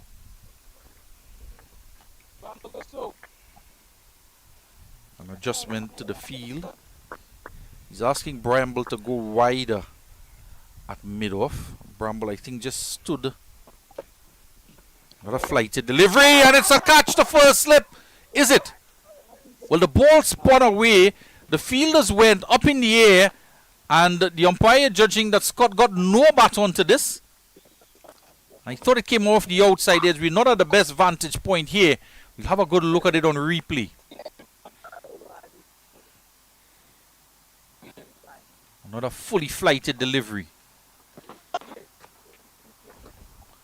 Perhaps off the edge into the turf and through to first slip. On this one, back at live play here. And put away now on this occasion for 4. So dealing in boundaries here now is Scott. Second boundary in the over. This one played behind square. Pulled around the corner, and I did mention the short fine leg was in place as opposed to where he was a deep backward square and the leg spinner on. We've not seen too many sweep shots, but a sweep shot with some aggression here from Scott and into the boundary for 4. There is no one at fine leg. There are 2 slips in place. So they took out the short fine leg, they put him in second slip, and the ball was heading down the leg side, swept away for 4 as the over comes to an end. 72 for 2. Couple boundaries in that over for Edward. 25 overs gone. I just wondered if they would have brought back Challenger for a couple overs from that northern end. And Edward given an additional over and put away for a couple boundaries. Interesting, they took out that short fine leg as well for the leg spinner. Put him in second slip. Had that appeal, Tanvir. Do you think he was out? It was given not out by the umpire. I estimate it came off the edge on the full and then into the turf, the first slip. Couldn't really tell here as first slip on the wicketkeeper blocking our direct view. That at the end of the day, the umpire decision is final. And I think it was another correct decision. 2 umpires out in the middle there doing an excellent job. Kelman Kaulesa and Lyndon Rajkumar, backed up by the 3rd umpire, Mr. Simon Arun.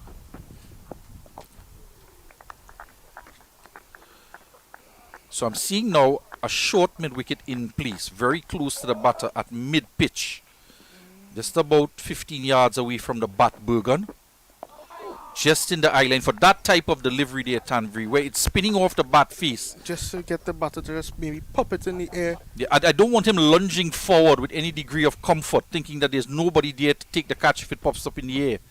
And for that type of shot there, if he gets a little extra bounce, it can pop off the face, perhaps onto the pad. But if the catcher is there in front of the bat, might be in for an opportunity. But we just have to check the playing regulations with regard to the under-17 tournament. And there's it! Loud appeal! It's pitched outside the off stump. Did he get some bat onto that? There was a loud appeal. They were racing away in celebration, particularly Tilokani. We'll have a replay here, and the umpires have been quite good in this game so far. Another vociferous appeal turned down. Back to live action here. And there it is! The leg split comes into place for the first time. He catches one, ballooned into the air, but it's off the pad. And not out, says umpire Rajkumar. It's just a half shout. But Bergen is in there short in front of the bat, in the batsman's eye line. And then he can create a bit of tentative, not allow the batsman to push forward. Just make him a bit tentative. And if he doesn't push all the way forward to get to the pitch, might spin and bounce bat onto pad, and perhaps a chance if a man is allowed to field close into the bat with proper protection at the under 19 level. End of the over. 72 for 2 after 26. Savio Jones yet to score, and the Marco Scott 15. So a couple shouts in that over from Tilokani, creating some opportunities. Yes, Chetan Edwards come back into the attack to begin his 5th over.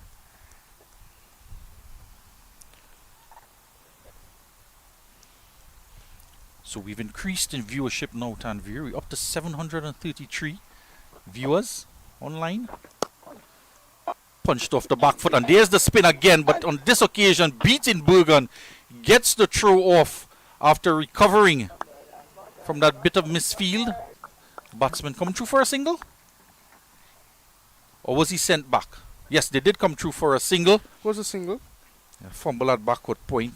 At times the ball would spin on the second bounce. A tricky position to be feeling at backward point. And Bergen got a hand to it. Couldn't prevent the single. So we're up from just over 500 views now to 733 views. So more and more folks are tuning into this day 2 encounter in the CWI Rising Stars Under 17 Men's Championship.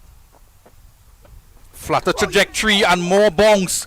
Goes past the outside, yes, and yet another excellent take there from the wicketkeeper Francis. He's been quite outstanding behind the stumps. Just riding the bounce, getting up with the bounce, riding the bounce, and a good take from the youngster.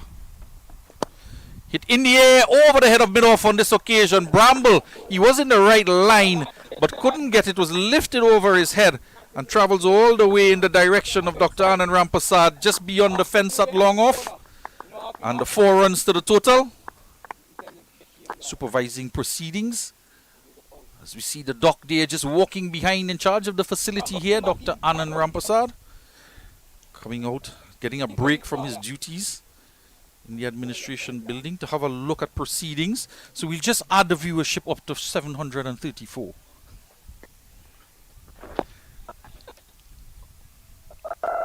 Speaking of viewership, to remind our listeners that the 13th edition of the Caribbean Premier League CPL will begin with seeing Kitts and Nevis Patriots taking on Antigua and Barbuda Falcons in the opening game of the tournament at Warner Park in St. Kitts.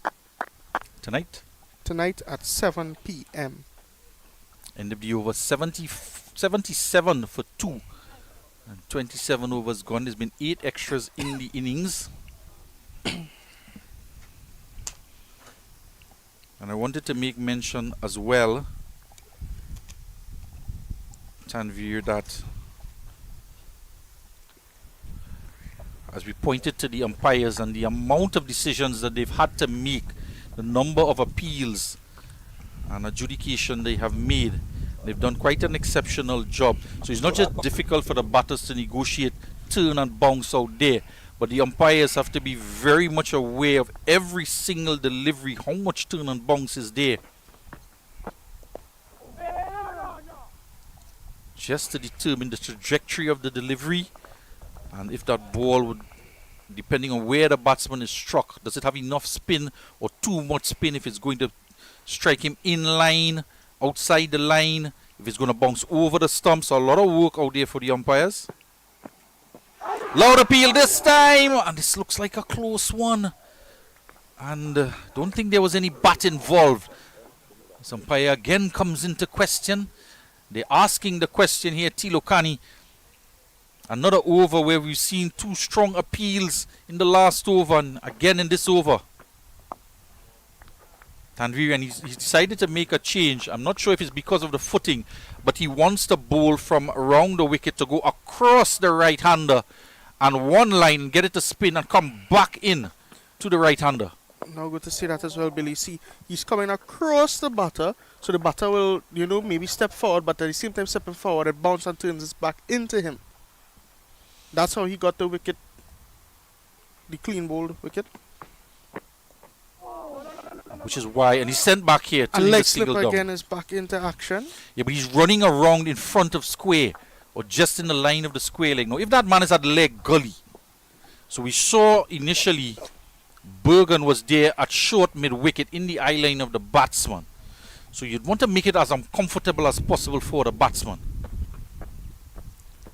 So not a loud appeal, but that one clearly off the inside edge, and that's the type of delivery I'm talking about. That if a catcher is there, he's not going to be pushing, lunging forward with any degree of comfort, and with the amount of turn and bounce on offer, and creating some doubt, and put a man in front of the bat. They did put him there at short mid-wicket, just about 6 yards from the bat in the last over, but he wasn't there for this over. And a couple shouts for LBW, and a tight line and length in that over from Tilukani. He's bowled 10 overs and conceded 9 runs, picked up a wicket.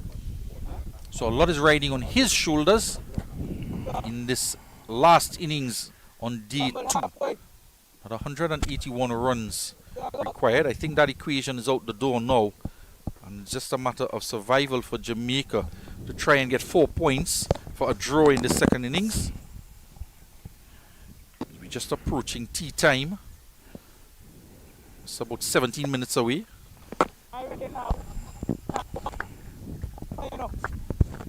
In fact, 20 minutes away from tea time.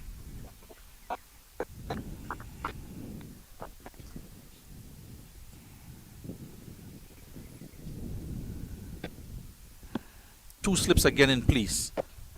for the leg spin. It's angled down the leg side and pulled around the corner.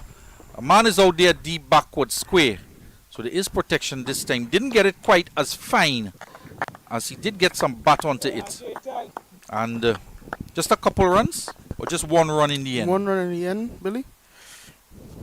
Very good field placement by the captain down there. Like spinner into the attack. Driven and stopped by Tilokani. Picked up nicely by Kunal. We haven't seen too many googly deliveries from Edward.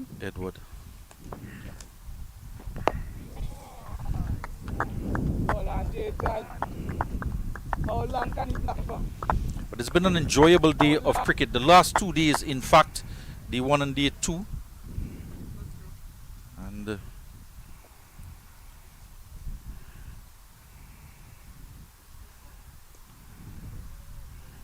22 wickets falling on day 1, 14 wickets to the spinners. And now we're seeing here on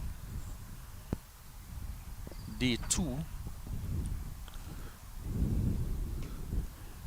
close to 200 runs being scored so far on day 2. So it's been a very eventful round 1 for these two teams as the over comes to an end. 29 overs gone, 78 for 2. 27 Hall made before he was dismissed. And building back. Also checking to that, Billy, in the first innings, only 71 runs were scored. And so far in the start of the second innings, we have approximately 360 runs.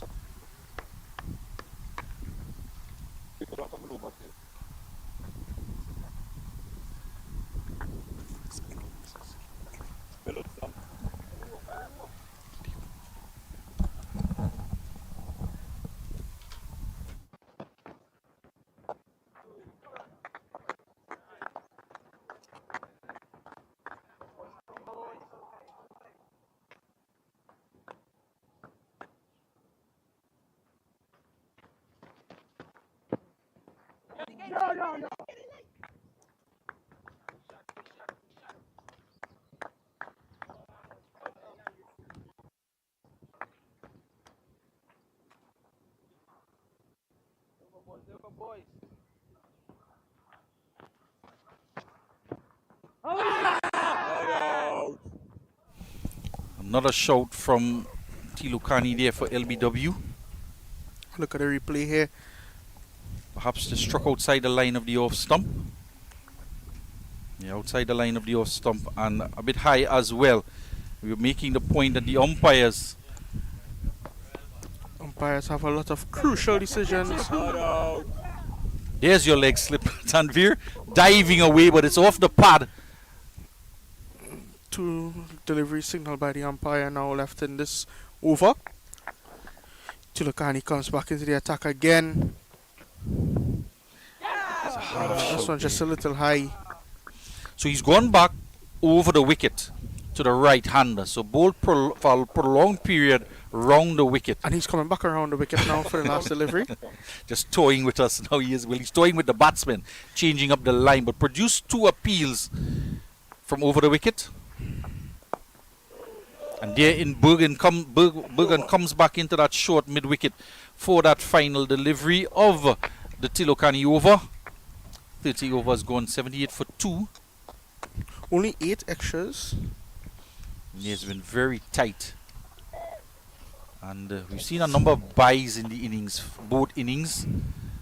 And it's been a bit difficult for the wicket keepers with a couple balls just ones that angle down the leg side and keeping a bit low, but we haven't seen too many keep that low.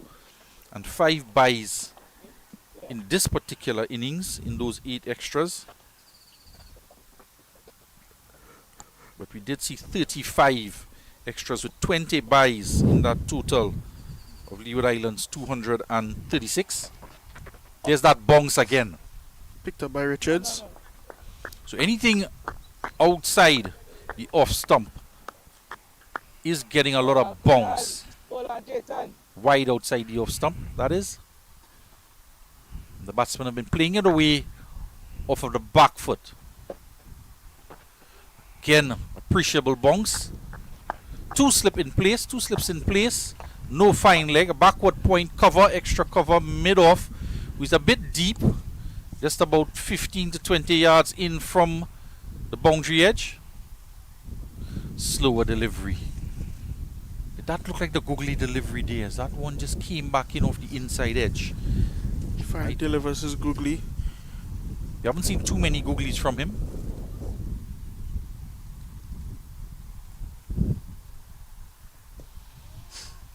Quick single here. The man is quite deep there. Challenger. And affords them a single every time it's played down to mid-off and mid-on. With more or less the mindset now of Jamaica, do you wonder, can they bring those fielders up and tempt them to go over the top off of the leg spinner? Because he is producing deliveries with some generous flight, just to tempt them. But the short deliveries is what you don't want. I'm also having a look at the way Jamaica is batting.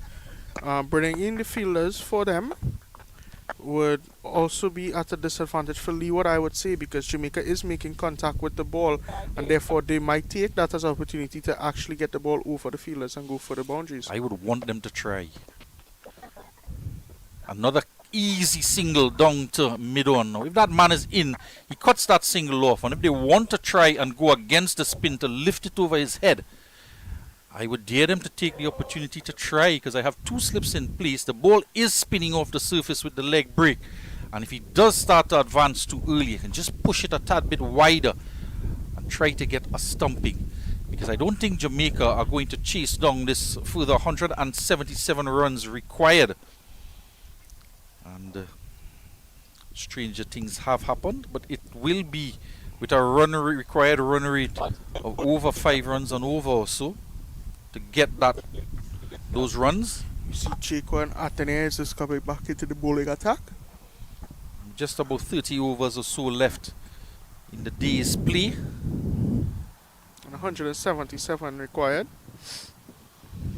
Reminding you, 75 overs need to be bowled before we enter that final hour of play, when the game can be called to a draw with mutual agreement from the two captains.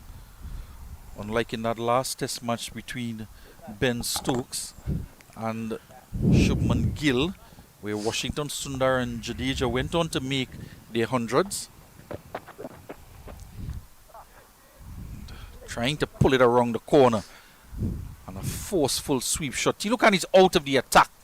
And Chico and Athenaeus is in. so one off spinner replaces another. And with that shot, the man drops out. Challenger to deep backward square from square leg for protection.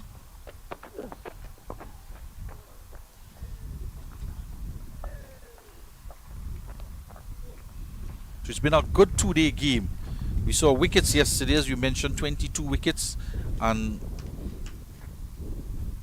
almost 300 runs being scored as well. Loud appeal. Closer shout this time. He's in disbelief there, Athenaeus, that one wasn't given. Not out, says the umpire. And there is a lot of turn out there. Have a look at the Stanveries. Again trying to sweep. Ball pitching outside the off stump, and was he just fractionally outside the off stump when he was struck, negating the LBW decision, or perhaps too much turn and going down the leg side. And that would be 2 strikes in terms of assessing whether that would have been LBW or not. So Tilukani in first slip, light brown in the leg slip position. Is a deep backward square, mid wicket, mid on, mid off, cover, extra cover. Looking for a single. Played in the direction of a leg gully.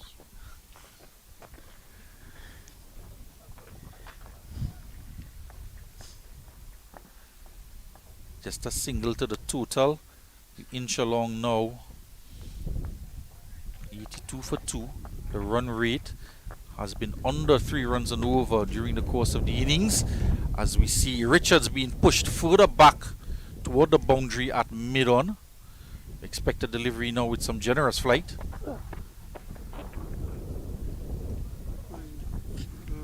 Right outside the off stump. Athens just ripping that ball into the Butter Savio Jones.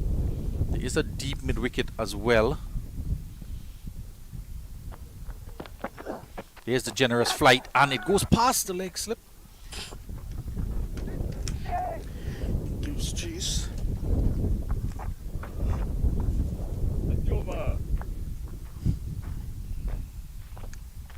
Just about 10 minutes or less as the over comes to an end before the tea interval.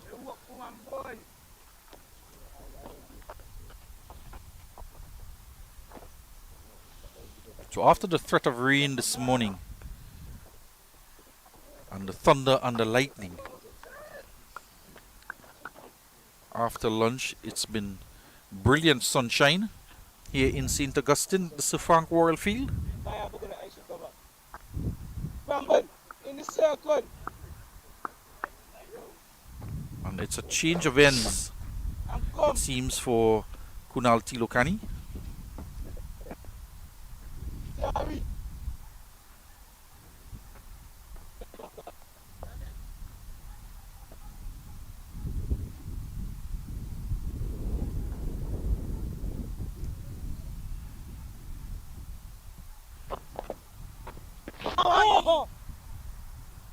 Just taking the bottom hand off of it there was the Marco Scott, trying to smother the spin and the bounce.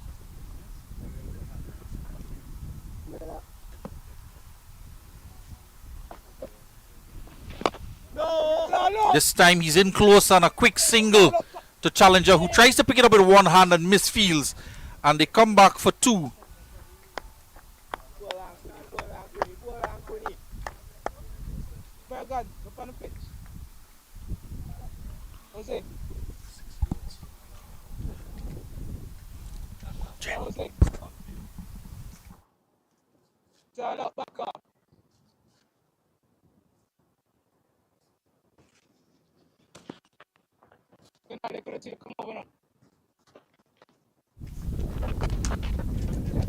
So there is a leg slip in place, and again it seems Bergen, is it, who is standing at a short mid wicket, catching the ball there now. Yeah, Bergman it is, at a short mid wicket. I think he's allowed just about 6 yards from the striker for the under 17 as he comes into frame now to field this delivery, and that might just be the closest catching position that he's allowed to be in. Not quite a bat pad.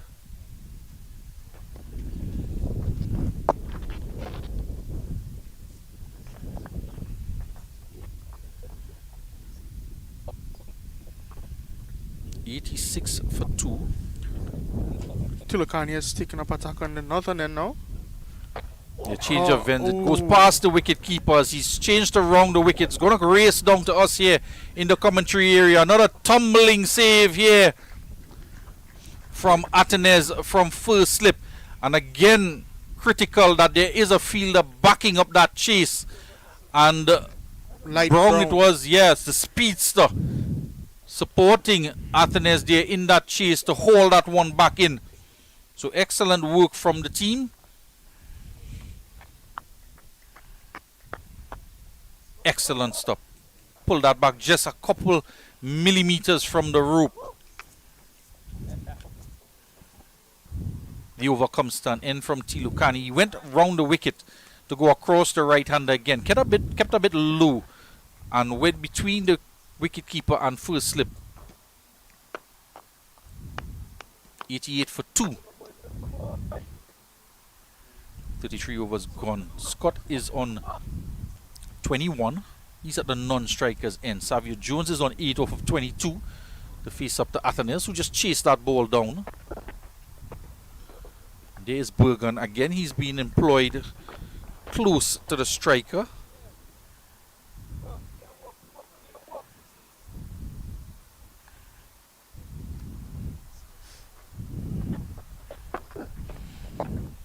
So in the youth cricket at the under 15, under 13 level, they would draw a 15-yard circle around the strikers from both ends. And you're not allowed closer than that. And the wicket keepers must wear a helmet to the spinners or whenever they stand up to the stumps. Athens continues. So Bergen is as close as he's allowed to be. And interesting as well for the medium pacer of Joel Williams. The wicket-keeper Binns stood up to the stumps with the helmet on. And you just have to look in the regulations as well, just to confirm that that is allowed. This one cut behind point. There was no man at point, and it goes into the boundary for 4. So Jones gets a boundary. 92 for 2. It's cut away. 1 slip in place, and a gaping gap between first slip and cover.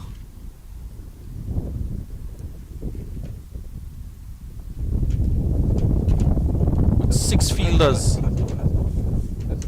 on the onside. Of course, only 2 allowed behind square.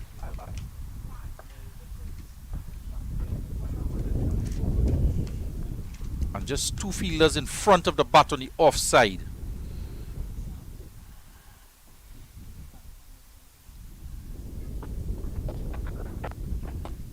It kept a little low and pulled away, and it goes. Fielder picks it up. So we were making the point when Athens was bowling from the northern end that there was a fielder at point. And for the off spinners, we've seen fielders employed at point, and with the bounce on offer from that end, he came into the frame quite often. But in this occasion, from Athens operating from the southern end, there is nobody at point, and just 2 fielders on the offside in front of the bat, with 1 slip in place. So he has to be very careful with his line here.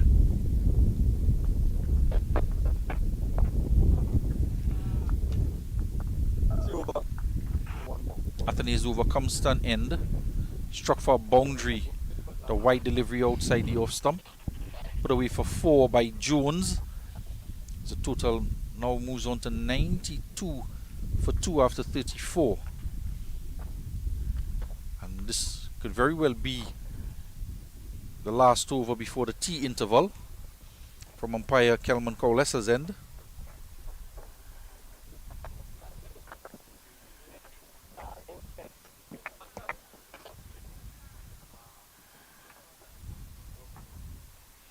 And he's going to continue to bowl round the wicket. A first slip in place and a leg slip. And again, there are only going to be 2 fielders in front of the bat on the offside. Richards and Bramble at cover and mid-off respectively.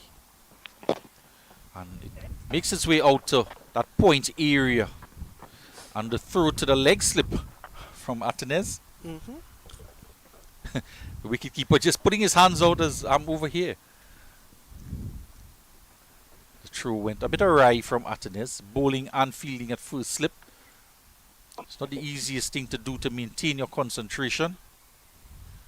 To bowl at one end and be stationed at first slip the other. So back over the wicket, Kunal. There is that turn and bounce, heads down the leg side. There's a leg slip, there is a backward square and a deep mid-wicket on the boundary. There's a mid-wicket close to the bat. And I want to see there's a straight mid-wicket and a short mid-wicket. And a man on close to the boundary at long on. So he's padding up on this occasion. But this is the type of innovation you want to see, Tanvir. Changing it up, thinking captaincy, trying to produce and manufacture a wicket when things aren't quite going. You're not seeing too much happening in terms of the LBW because the ball is spinning so much. So he's changing it up and putting thought, making the batsmen think. Changing up his fielders, adopting different strategies over, around the wicket, changing the line as well. And the 2 batters here showing good temperament, Jones and Scott, as they continue to work on this batting partnership.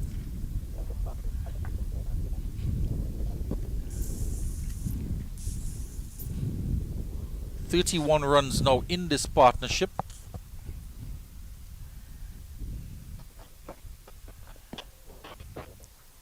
14 the contribution to that off of the bat of Jones.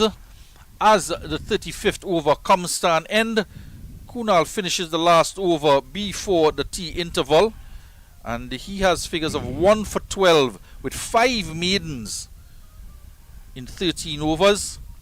And the other wicket taker, Jaquan Athenes, 6 overs, 1 for 20, and the score 95 for 2 after 35. The not out batsman, the captain DeMarco Scott, is not out on 22, and Savio Jones not out on 14.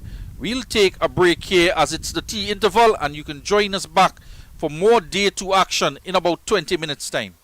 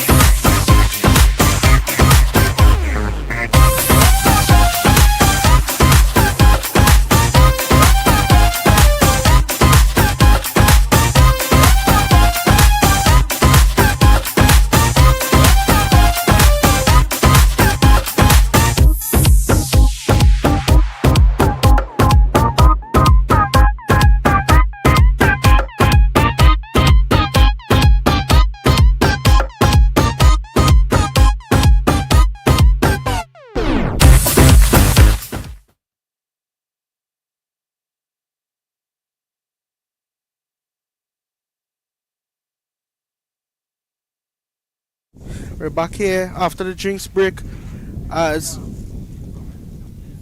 Edwards come into the bowling attack to Savio Jones. DeMarco Scott on 22, Jones on 14 as they require 163 runs.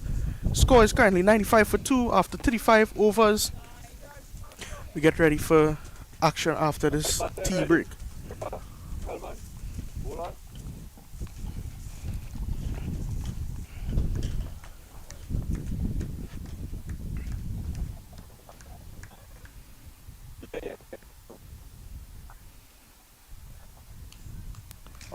Cheating Edwards. Paddle down for a quick single. Kunal is giving chase. A little misfeeling there gives the batters an opportunity for another single. Tallying up to 2 runs. So they've done away with the leg slip. Kunal has dropped a square leg position. So just one slip in place. Point, deep cover. Extra cover long off. Well, he's 3/4 way to the boundary, both mid off and mid on. And a deep mid wicket. And a mid wicket and Kunal at square leg. Close to be called, or close to being called a wide. 97 for 2. So we're at 5 minutes, or just 4 minutes or so after 3 o'clock. 24 overs remaining. And if we do, at 4 o'clock will be the final hour, the start of the final hour of play. And we need to get 15 overs in for that final hour. But once we enter that final hour of play, both captains can agree to a draw. But in the meantime, we will continue on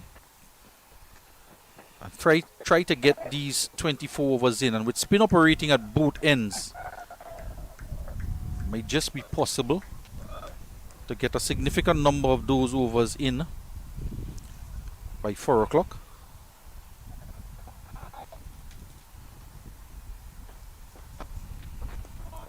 Full toss, and it's put away for 4.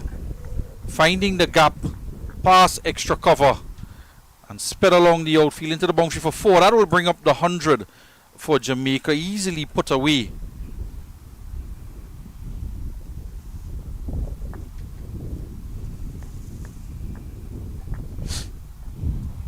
Captain DeMarco Scott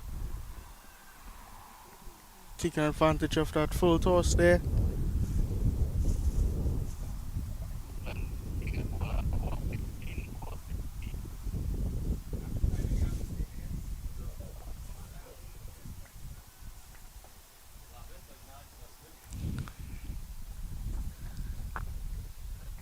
$101 for 2. One legal delivery left in this over from Chetan Edward.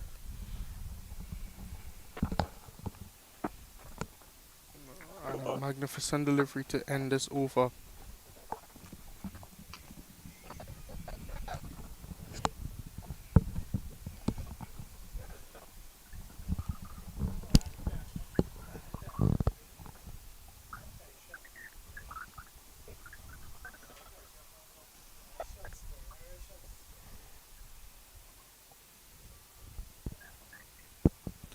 Another 157 runs on offer for the Jamaicans if they do decide to chase that down. 157. Score 101 for 2. The captain is out there. Scott on 28. It's going to be a bowling change here. LaShawn Bergen is going to come into the attack.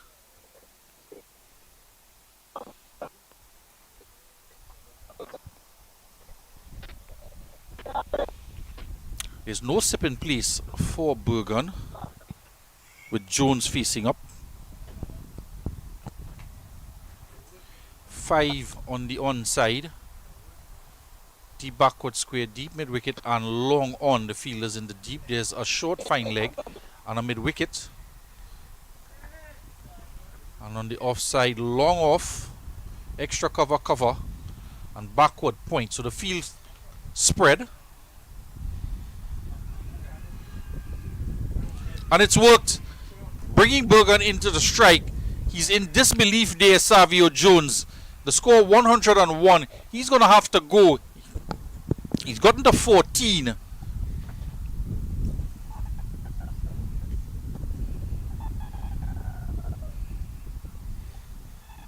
There were 4 fielders out in the deep. Have another look at this delivery here. Pitching outside the off stump and coming back him, striking him on the right leg. And more often than not, he's sitting in the crease as well. And more often than not, you will be adjudged LBW. So he's going to have to go with the score on 101 for 3. First delivery. The first delivery from LaShawn Bergen, picking up the wicket of Savio John.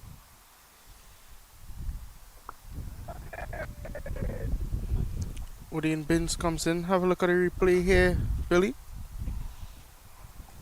He was on the back foot. He was inside the crease playing back. And just on or about the knee roll, or just under the knee roll, struck on the right leg. And no hesitation from the umpire to raise his hand.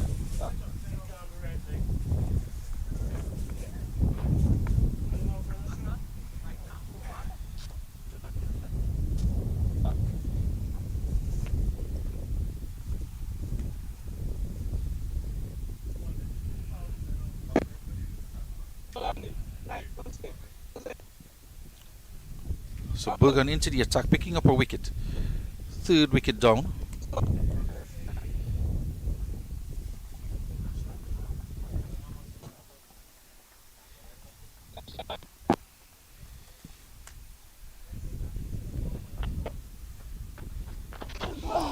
This time it goes past the wicketkeeper. It kept a bit low and it's very dangerous, as we mentioned repeatedly. Well, the ball goes close to the boundary, and again, good work from Brong, backing up the fielding of Bergen, chasing that one down to the boundary, hauling it back in, working in tandem to save the boundary.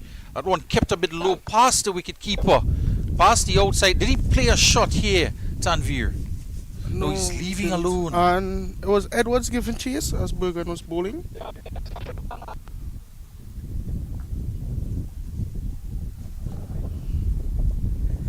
Brilliant feeling there from Edwards, and like you said earlier, good backup from Brown. Not a loud appeal here. Not out, says the umpire. Playing forward this time, and a lot of turn on offer.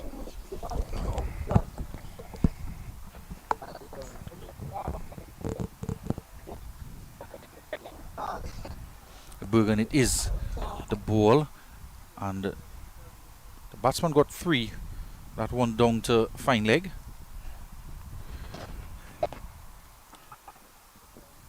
And there's that man Edward, who gave chase, back in his position at backward square. Was he at a wide, short, fine leg? 6 of one, half dozen of the other. There's a short, fine leg, a backward square on the boundary, a deep mid wicket, long on rather. The long off has come back up Bramble into a mid off position.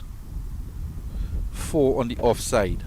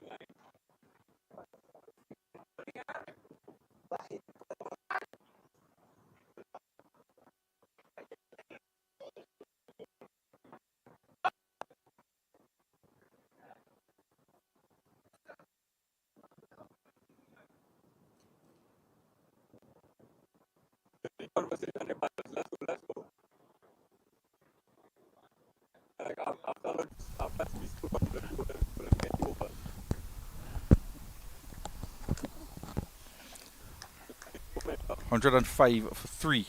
1 for 1 in that first over from Bergen. We have Edwards coming back into the bowling attack here. Quicker ball there, quicker delivery.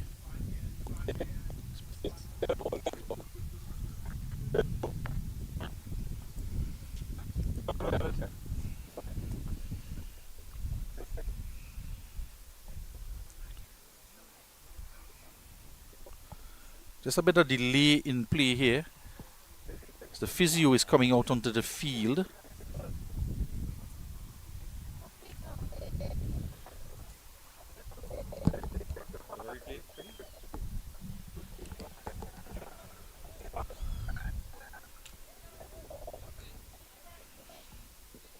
They're just checking on the wicket keeper. Indicating that it struck him on the left shoulder.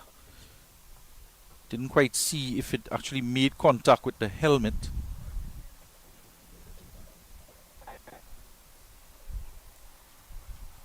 Seems to be okay. The umpire is just calling on the physio to have a check. Of course, all concussion protocols has to be observed, particularly in the youth level.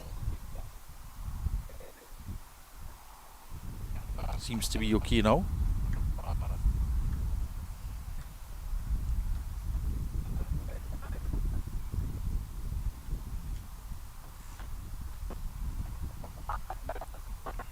Call through for a quick single.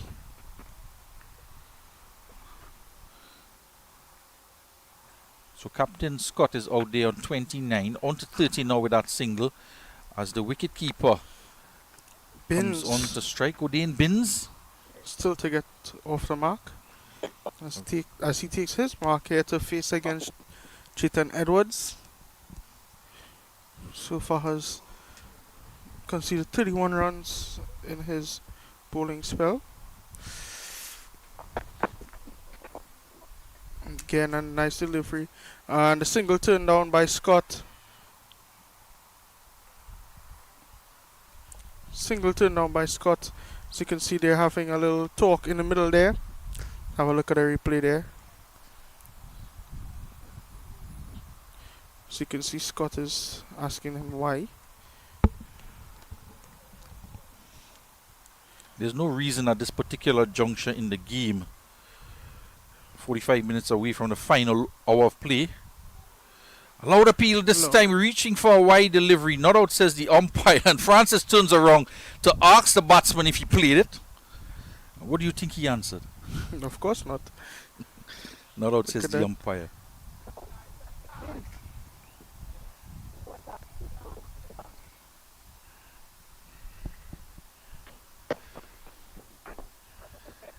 Now the quick single is taken.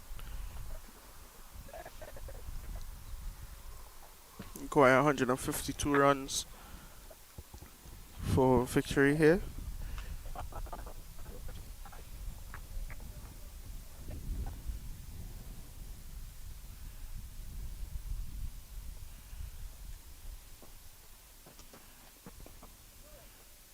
Very good coming to meet the ball, but there was a fielder there to stop that runs. As it's now 107 for 3 in 38 overs. Marcus Scott on 30, Odain Binns on 1.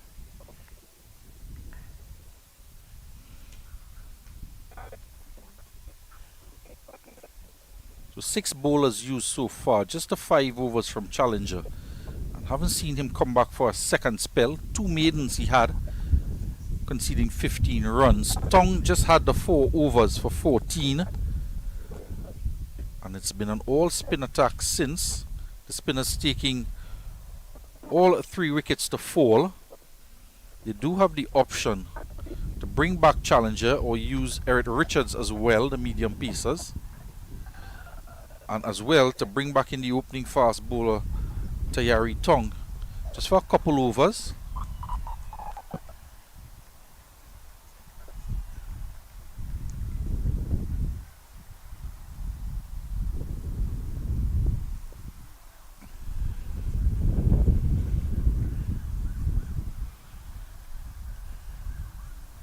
as you expect, Bergen having taken a wicket, is continuing for his second over.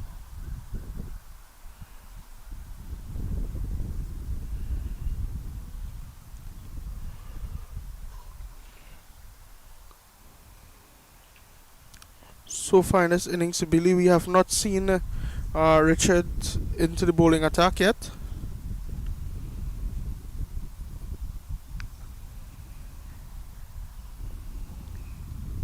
Yeah, and just the option of any one of the three medium pacers, fast medium bowlers, can be brought back in just for a burst of 2 overs or so. Probably think challengers should be given another over. Yeah, I could imagine that. Try I to get would the break. imagine he might be the first option. Yes, and try to get the breakthrough.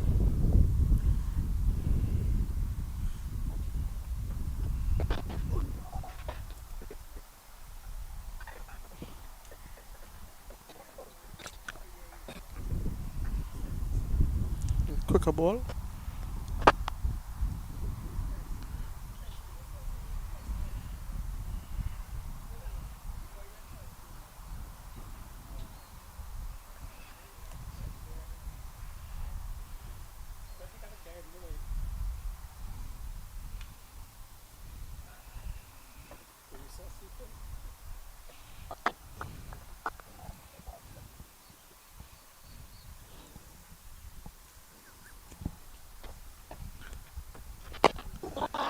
Giving straight back to the bowler. The shot began.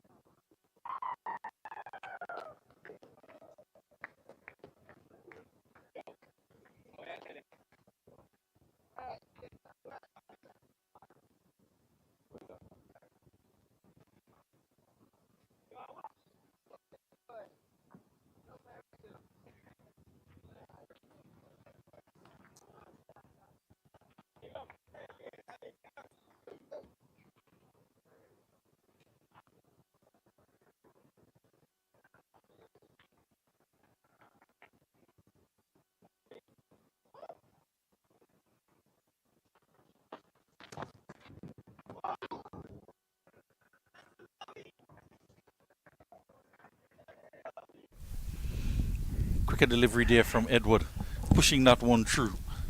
The leg spinner. Striving for some variation here, trying to create something. A lot of turn from that one. Also a lot of bounce, Billy.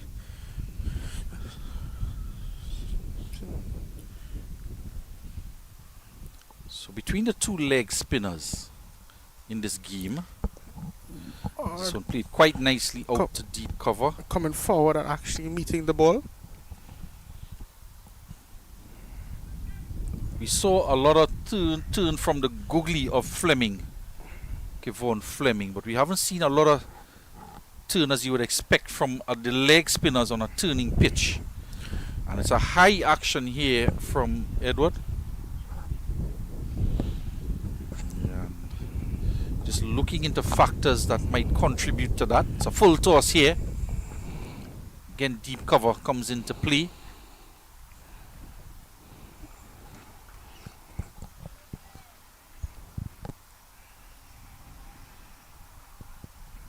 And tall leg spinners, we don't usually see them produce a lot of turn. But with the conditions out there, perhaps expected to see a little more zip, a little more rip, more revs on the ball. A lot of faster deliveries, pushing quite a number of them through. We haven't seen a googly from Edward either. I can't recall seeing one from him.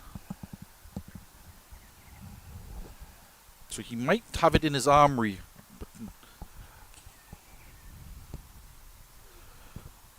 And the over comes to an end.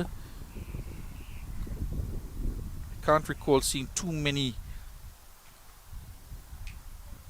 back of the arm googlies from him. And a conversation between Francis and Edward after that over. The captain. Maybe looking to make some changes. in terms of the bowlers to try and pry out another Jamaica wicket. 109 for 3. DeMarcus Scott on 31. Odin Binns on 2. Now 149 is required.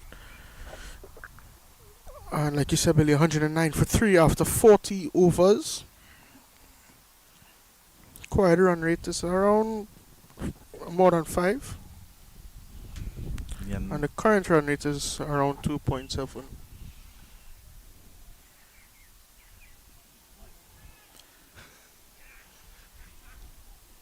You see there, the fielder is giving chase.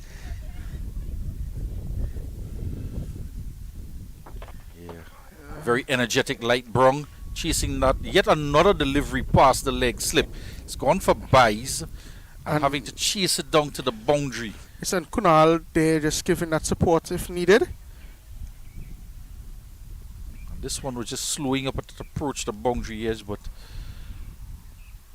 still needed stopping.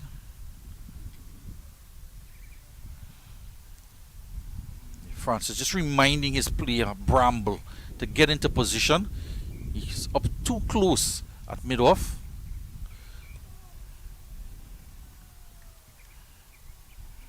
I think he came up to back up the throw, as it's a high throw over the head of the keeper, and he just stayed in that position, and Francis was just sending him back to his original assigned position for the next delivery.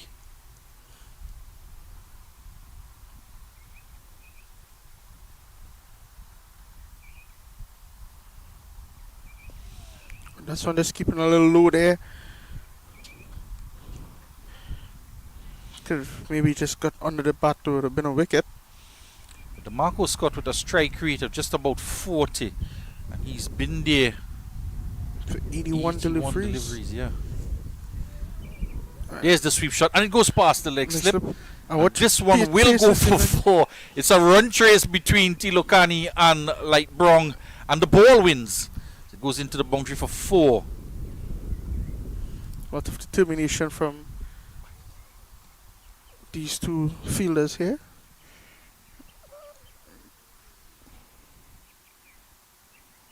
So not for the first time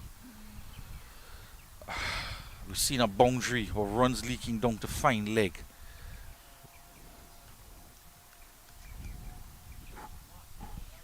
Yeah, just wondering there. No signal of bye from the umpire, so he got some bat onto it. It did came off the bat. Confirmed by Tanvir. It did came off the bat.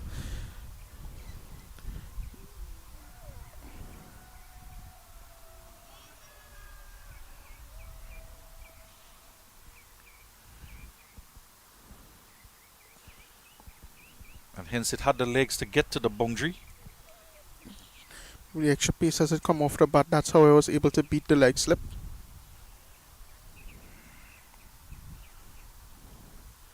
Another delivery here.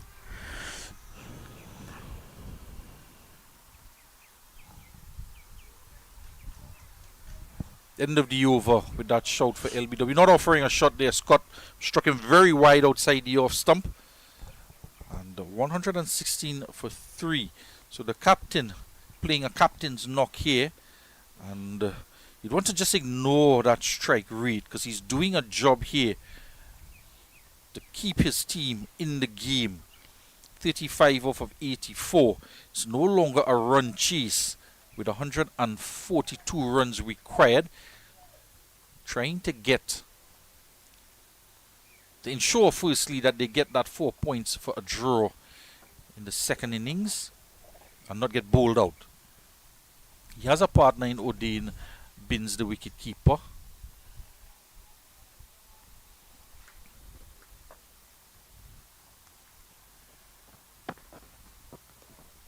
And a swing through the gap there. Collected by the fielder Roberts and sent back in.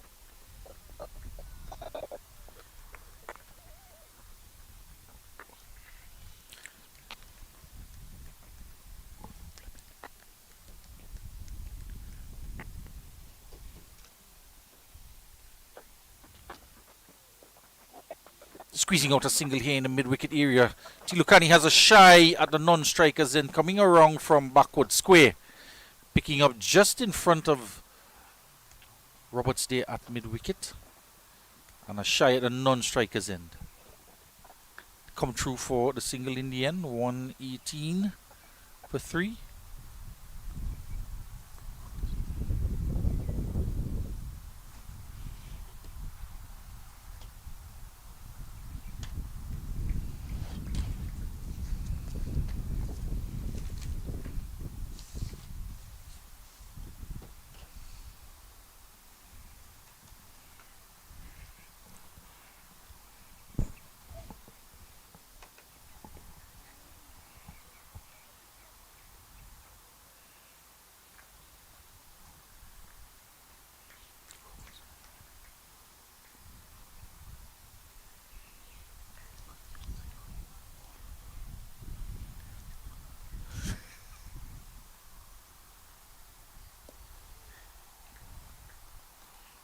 Bins as well, 17 deliveries.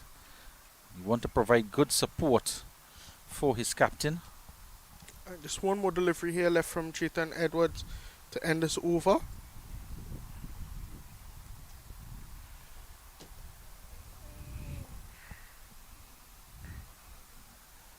Decent over bowled here by Chetan Edwards.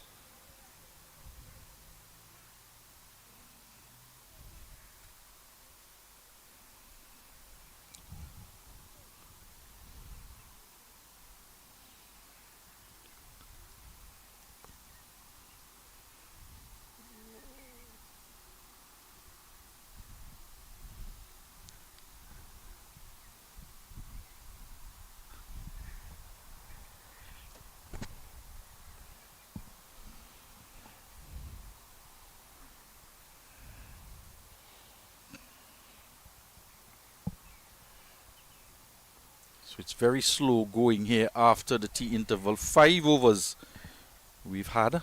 Sean Bergan is into the attack again. Yeah. A no ball call this time. It was very wide of those guidelines, pitching in front of the batting crease and outside of the dotted tram lines. Called a no ball by umpire Kelman Kaulesa.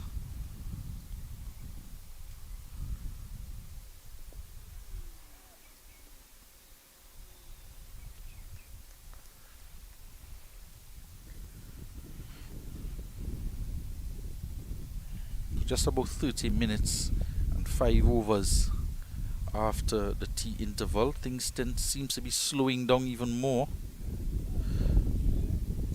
They come through for a quick single here. It gets past Richards at first slip. And a difficult return for keeper Francis to collect. And they come through for a single. Not quite sure why they would want to be taking risky singles here, Tanvir. Not sure what the intention is, what the message is out there with 138 runs required for a victory for Jamaica. Not quite sure we might have enough overs for this particular run chase.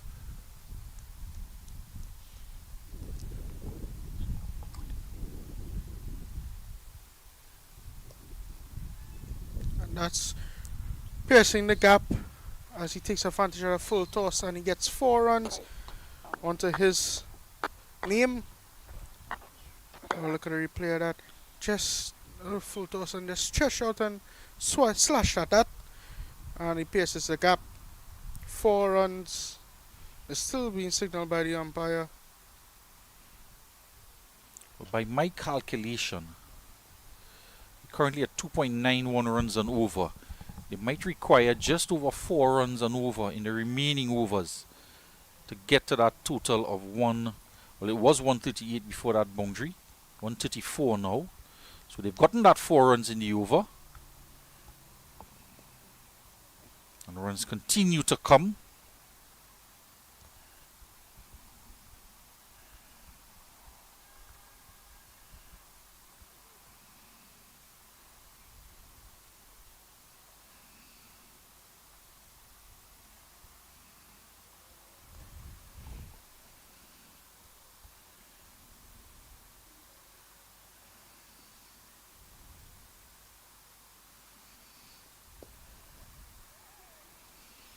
call of 2. They get 1 and a good work out in the deep there, restricting them to 1. The intention was to come back for 2. 7 runs in the over. 126 for 3. Scott now on to 38. 8 to Binns. The batting to come: Nikolai McKenzie, Joel Williams, Kevon Fleming, Adrian Silvera, Perico Henry, Ramnari Singh. 17 extras in this total of 124. And we did see the lower order from Jamaica in the last few overs of their first innings. They were willing to be very aggressive and hit the ball in the air to try and overhaul that first inning totals of 96. And they got to 75, but the intent there was to hit boundaries.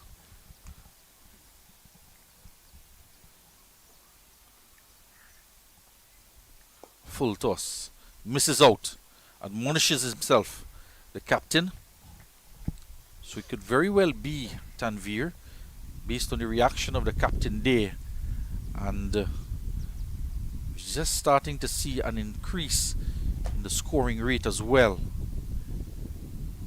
Starting to get a little aggressive the way he played that shot. So we just keep an eye on the current run rate. It stands at 2.92. We see that go over 3 and get to 3.5. We might just have a game on. Just to add to the intrigue of the contest, reminding you we're still in the first round here at the Sir Frank Worrell Field in St. Augustine. The other 2 games completed yesterday, and Barbados getting first inning points against Trinidad and Tobago, and Guyana falling just short of the Windward Islands' first innings of 281. So the Windward Islands gets first innings in that game. 200s in that match. Won by Theo Edwards, 139, and Gatson Bowens, 111. Another beautiful delivery from Jayton Edwards there. One more delivery in this over and he might get a maiden.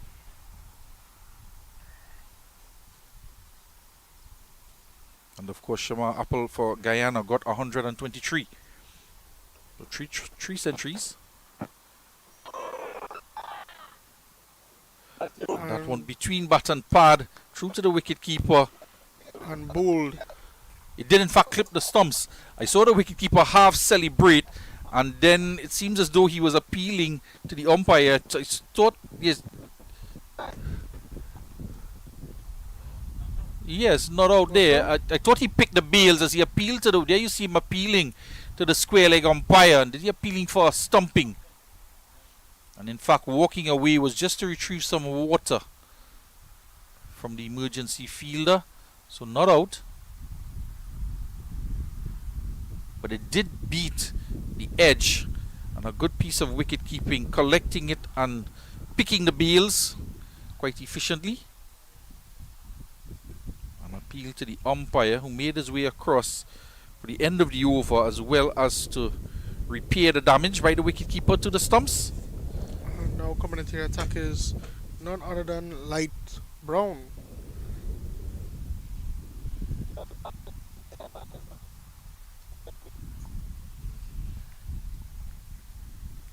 He's going to come into the attack with a first slip and the leg step still in place. And again, Francis has to adjust Bramble at mid-off, pushing him back yet again. Again, we see this passing leg slip. It's coming down, and this time safely picked up by Richards.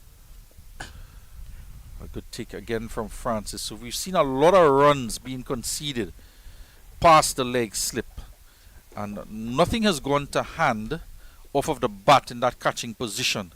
And we've asked if they would have considered using a short fine leg just to stem the flow of runs, because nothing has really gone to hand.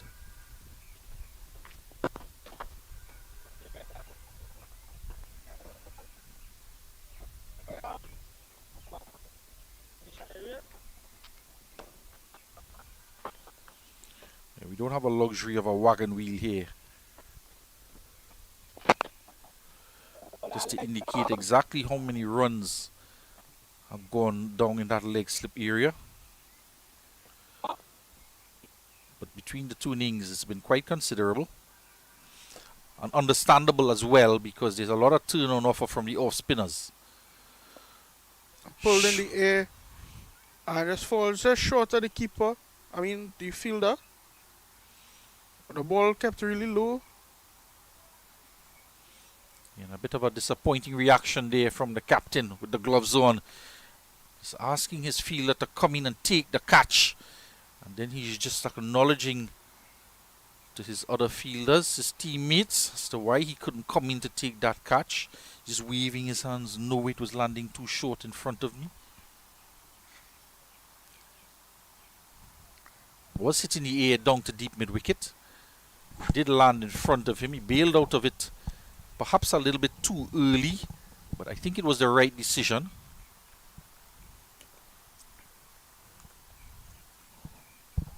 Scott just adjusts his equipment, causing a bit of a delay, getting himself comfortable before having to face up against Bourne.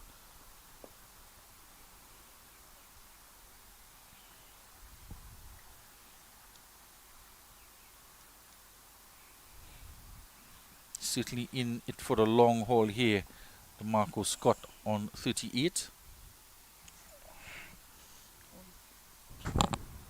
Short and tries to play a dabbing shot, doesn't get any bat onto it, and efficiently as ever Francis takes it behind the stumps, and as he usually does, sprints across to the opposite end at the end of the over. 129 for 3 after 45, and he's quickly into position, setting the example, the captain, wanting his fielders to get quickly into their position, because he wants to try and get as many overs as possible in before the last hour of play, with the thinking that the more overs he bowls and gets in, the greater the opportunity and the potential or probability of getting a wicket.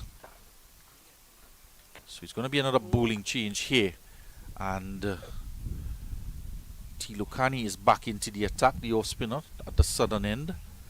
Slip, leg slip, point, cover, mid off, mid on, mid wicket, deep mid wicket, and backward square. Starts outside the off stump, looking to add to his wicket tally in this match. Tilokani.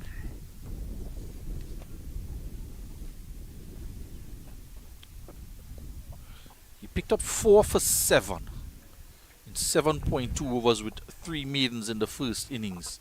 So he has 5 wickets in the match. Very miserly indeed. 12 runs he's conceded into his 14th over.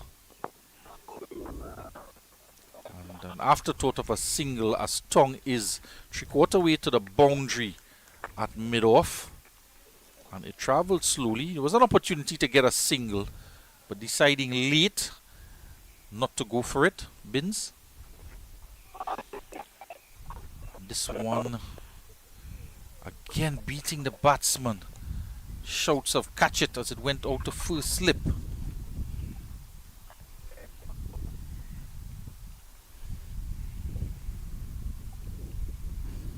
You do see the leg slip coming back into play here. Tilokani's bowling really well. But it has to be said, Tanvir, after the first innings,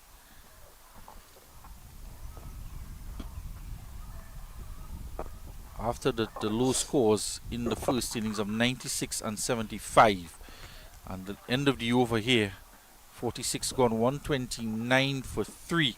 And I'll get back to that 129 for 3. We took 236. Didn't quite expect that kind of total in the second innings from Leeward Islands. The captain with 84 and Tilokani with 49, but there were contributions as well from Atenes, Brown and Richards with 23, 25 and 17 respectively, and as well as 35 extras in the innings contributing to that total. It was a good total on a difficult batting surface, and the batsmen applying themselves and digging deep in the conditions, and we've seen it here again from Jamaica with 129 for 3 and contributions all up and down the order. And the batsmen, once they have assessed and over the initial surprise of the amount of turn that they were getting from the pitch, they were able to adapt to the conditions, and now 129 for 3 contributions from Hall, Gordon Jr. And the captain calling through for a single from Bramble at mid-off, and Francis is waving his hands at Bramble. It's not for the first time. Wanting him to just attack the ball. He did. Couldn't prevent the single. 27 from Hall. Gordon Jr. 22. The captain is not out on 39. And 14 to Jones. So battling through the conditions here. All the batters. Short and pulled away into the onside. And will this go all the way? In fact, it goes all the way over the fence of the man station. Over the head of the man station. He was called into question for one that landed in front of him in the last over. But he had no chance on this occasion. A short delivery and pulled over the head of mid-wicket. It's into the rugby field.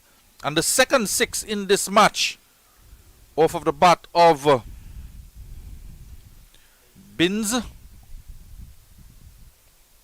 a gift of a delivery there from Brown, dragging it down from round the wicket. And taking the opportunity to get a maximum was Binns.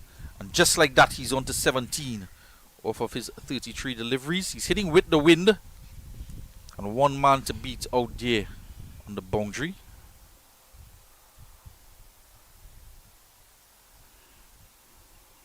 Brown comes back over the wicket. 136 for 6, 2 sixes and 59 fours in the match, and the first 6 of the Jamaican innings.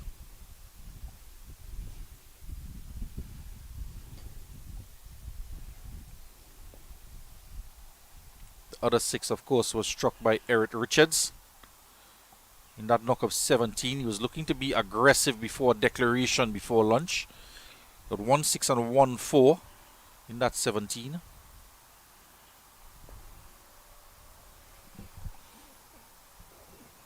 Backing up feeling there as Tilo Kani misses it. And the thing about it, Billy, is that these batsmen are running the first run hard, so there's the opportunity for the second if there's a bad throw. Yeah, and it's good batsmanship as well, looking to push the ball into the gaps and get that rotation of strike and trying to turn ones into twos. And in that particular over, 8 runs in it with the 6, and continuing to keep an eye on that run rate. 2.91, 121 runs again required. So the total now pushes on to 137 for 3 and 47 overs gone. And looking to bat to 4 o'clock and get into that last hour of day 2, and then make another assessment in terms of the possibility of getting a result, as Leeward Islands continue to try to take wickets. Into his 15th over now, Kunal Tilukani's bowled from both ends.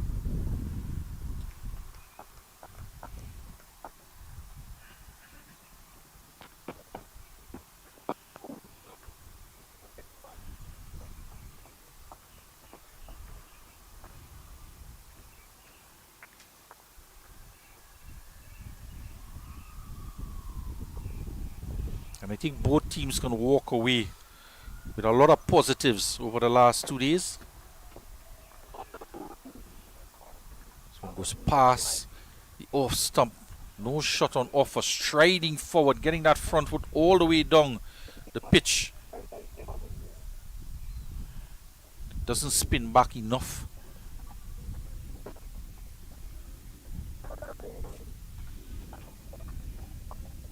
Yeah, a lot of positives here, Tanbi. The spin bowlers maximizing the conditions in both innings.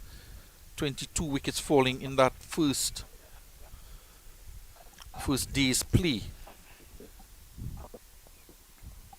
And in the second innings, both teams, the batsmen applying themselves to the task at hand.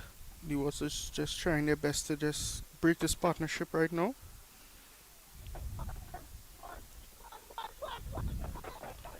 And throw it back into the wicket keeper there. Brilliant throw from on the boundary actually. Fleming out there, the left-hander. 59 fours and 2 sixes.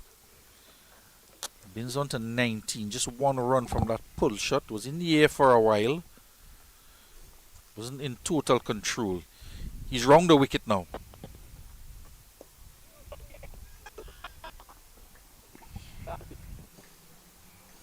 Tilakani comes in to deliver his last ball of this delivery, of this over. And well bowled. We've seen him do this quite a lot. Switching from over to round the wicket during the course of an over. Just trying to change up the lines. Gets the batsman to think differently. Adjust their judgment in terms of what they can leave and ones that they are forced to play.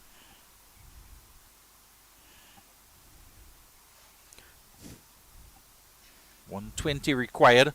138 for 8.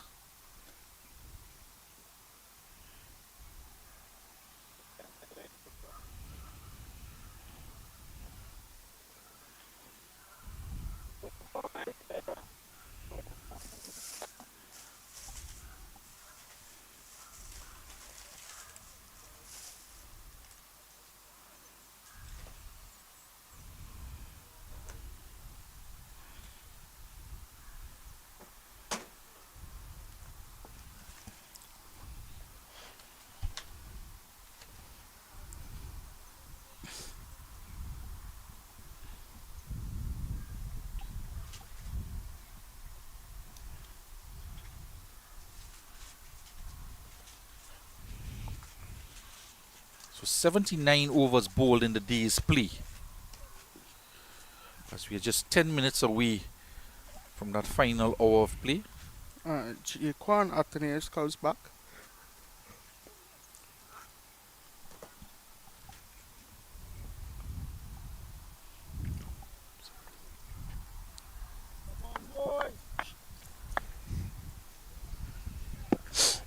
So we do have that 75 overs mandatory before we enter that final hour.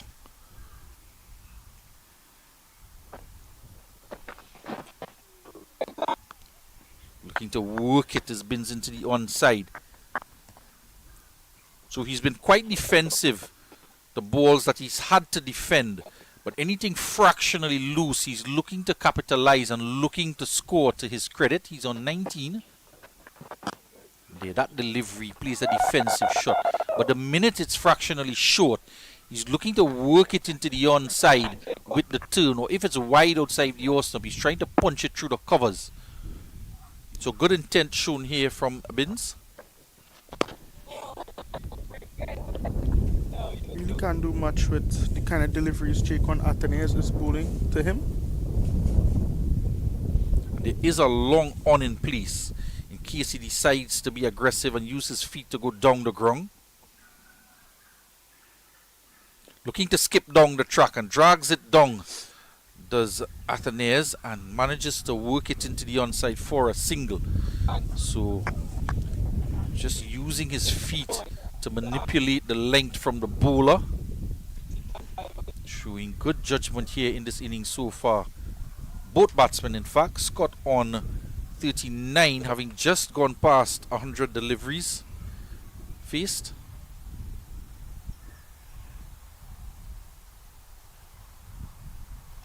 Flighted delivery. Looking for a single here, Scott, and they are going to get it. And he was sitting. In fact, they're going to get an over through. And a little bit of misfielding there. Gets them another single. Brings up 2 runs off this delivery. It was squeezed out the point. Roberts charged in as they took off for the single. And a low throw to the keeper. Trying to throw the stumps down and couldn't gather it. And it went through to the man coming in from the backward square boundary. So an overthrow to the innings to add an additional run to the total. 141 for 3. And 117 required, and Tanvir, the current run rate 2.88. It's when that required runs dips under 100 and you get past that psychological 100 mark, but you might tend to start thinking differently. As we very close to entering that last hour of play.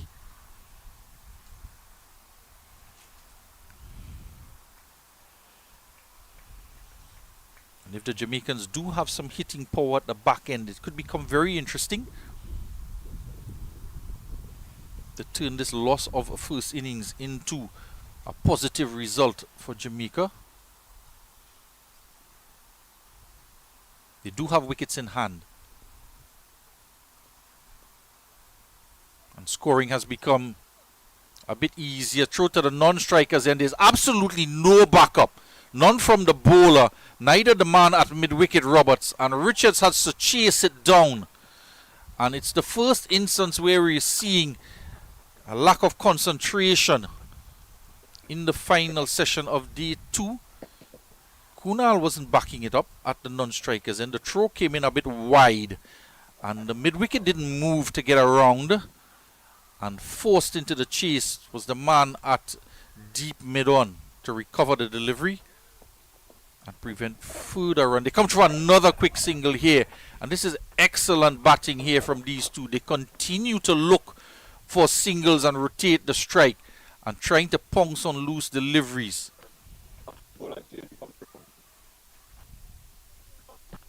Leeward Islands, just glimpses of going a bit flat here. A couple overthrows, a couple fumbles.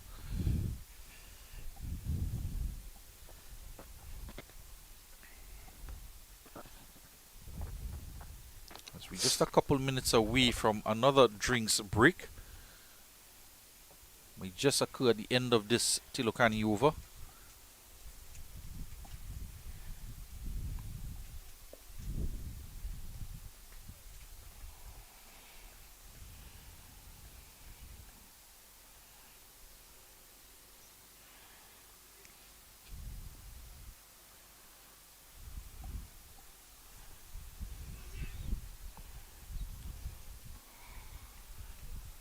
Solid in defense, and I think it perhaps just got a bit of baton to pad. Look at it here again. There were half shots from the fielders, and they beat the outside edge and just strike him on the forearm or the shoulder. Gets bat on it this time, can't get the single.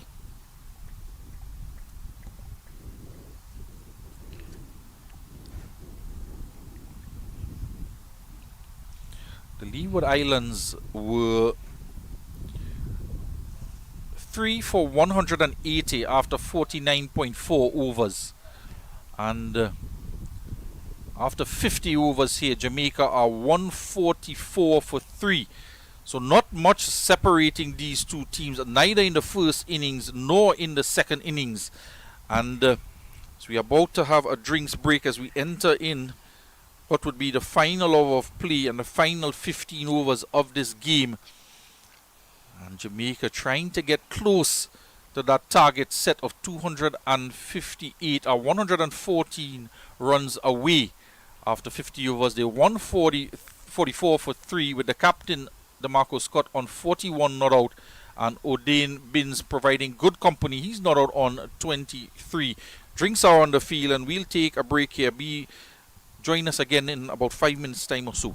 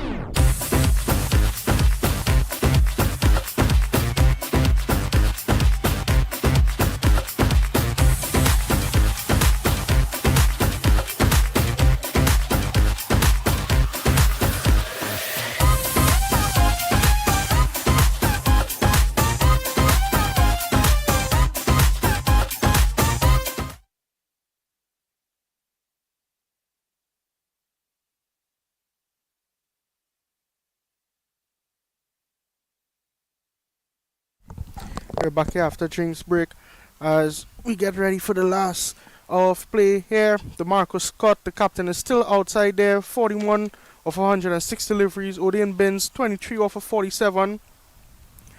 As LaShawn Bergan comes back into the bowling attack.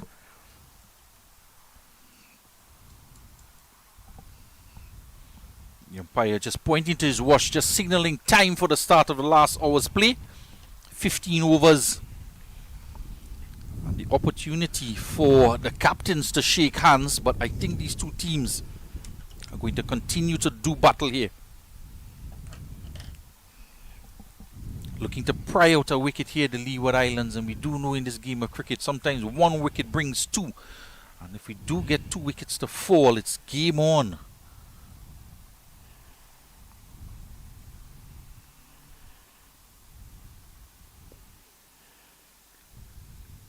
Bergen to pick up the attack.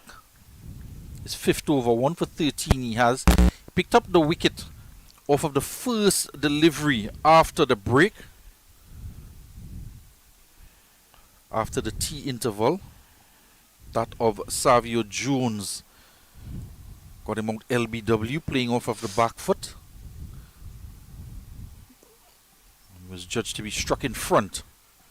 He was sitting deep in the crease as well as he went onto the back foot. And LaShawn Bergen's here again, ready, setting up for the attack.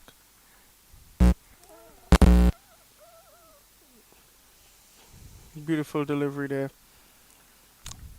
Binns just leave alone. 144 for 3. 50.3 overs. LaShawn Bergen 13 for 1 so far.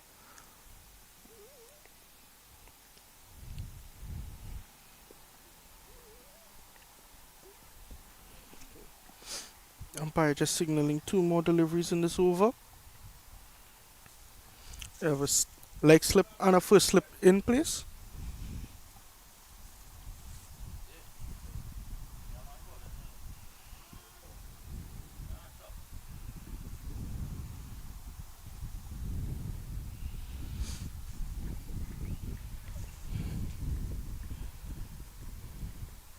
Current partnership is now 44 of 89.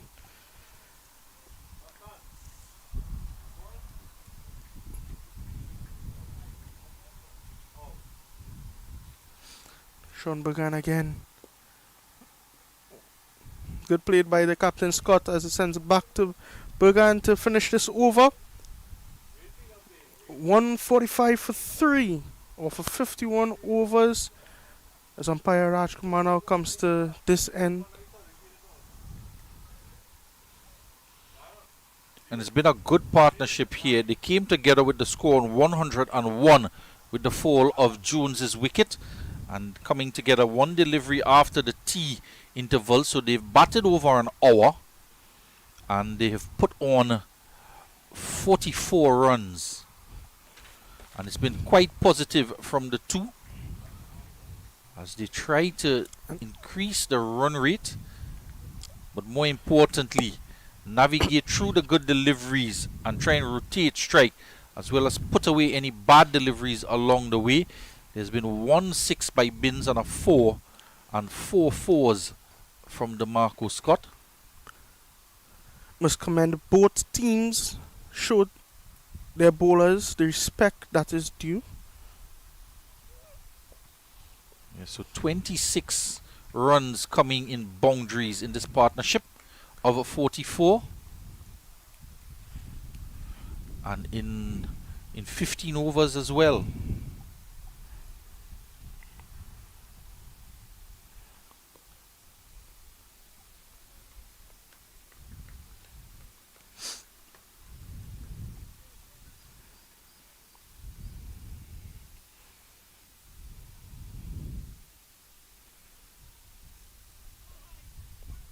Oh, well placed there. Very good placement from Odin Binns. Gets a single.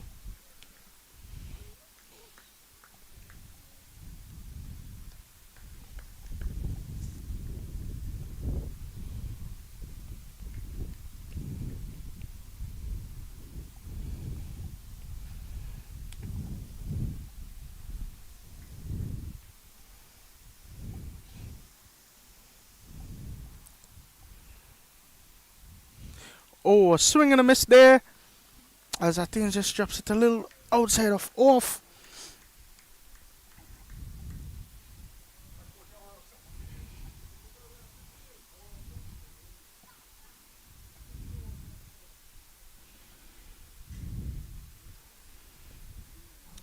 Paddle down the leg side as leg slip gives chase to it.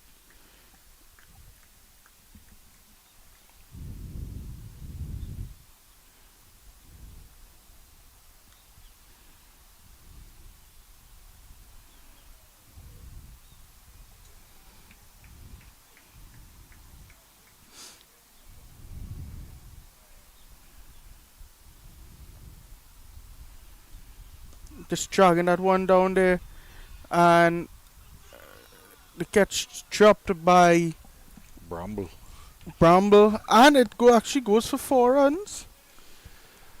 Well, one person who will not be pleased at all is the captain, Francis. He's spoken to Bramble quite a few times when he was at mid-off to get him into the right position, have him concentrating during this innings. And it was a short ball. It was a faster delivery from Athenes and landed short into the pitch, and trying to pull it away was Binns. Didn't make good enough contact that it travelled all the way in the air, just a couple steps to the right of Bramble. And he got 2 hands to it and landed on the ground and over the ropes for 4. Disappointed Joaquin Athenes.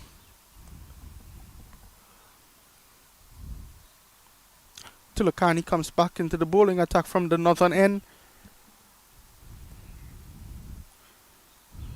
Shaquan Athenes creating another opportunity, and unfortunately for him, cannot pick up his second wicket.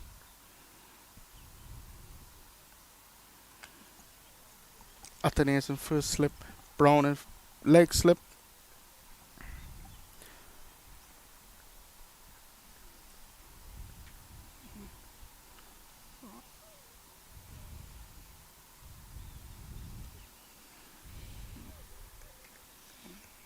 Well played by skipper Scott there.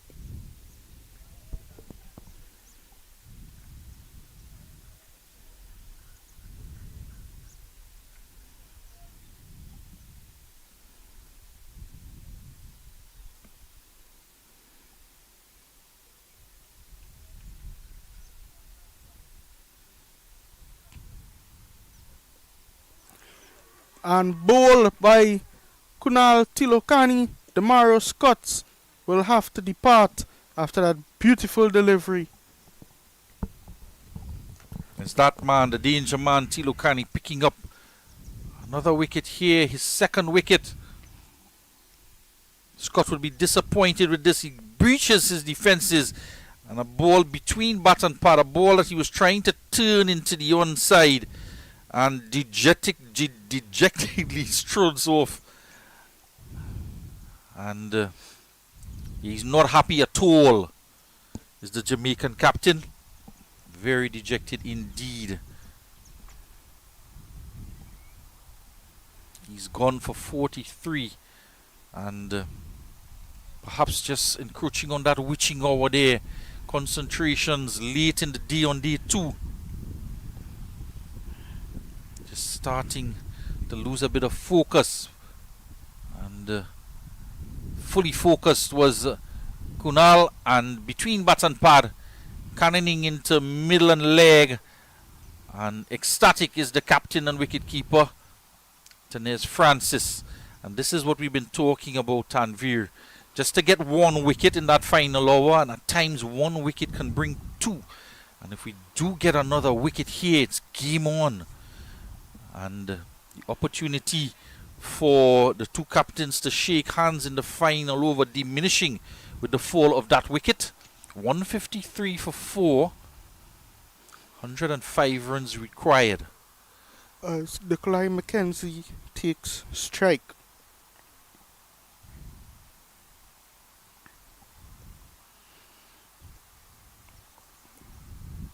Really good running between the wickets here. And a bullet throw from Richards is wayward and takes 2 fielders to do the backing up. Bergen it is who eventually does the cleaning up mid-wicket. And immediately you can see Tilokani adjusting his line into middle and leg for the left-hander as he's round the wicket. And that's a beauty of a delivery to finish the over. Beats the outside edge, turn and bounce, and beats the outside edge of the new batter. 155 for 4 in 53 overs.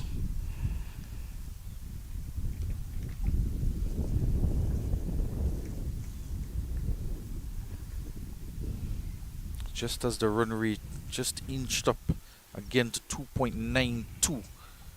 Tanez Francis reading the bowling changes, shepherding his fielders to the right occasion, the location. Athens produced an opportunity that was put down at deep mid-wicket.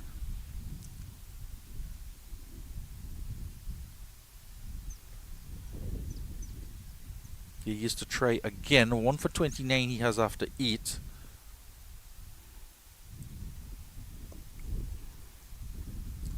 For 20 for Kunal Tilokani. 17 overs bowled by the youngster, and his match figures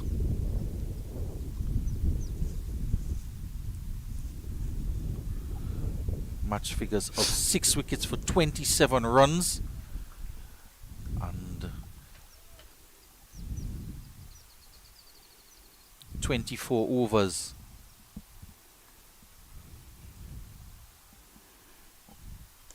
Pulled away there, and they secure another 4 runs.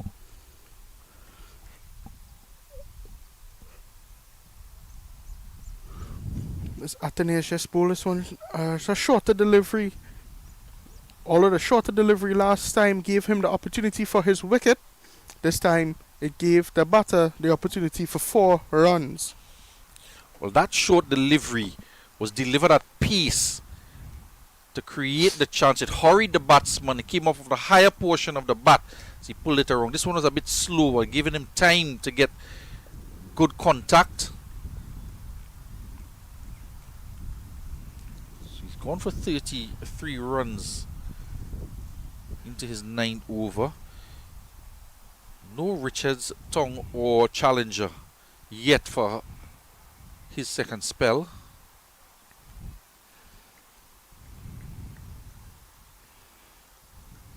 Spinners continuing to create opportunities.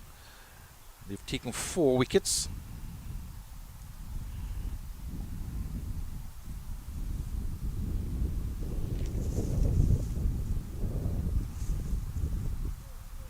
Again, you see that shorter delivery. This time it actually stayed a little higher, but I didn't have the opportunity to pull.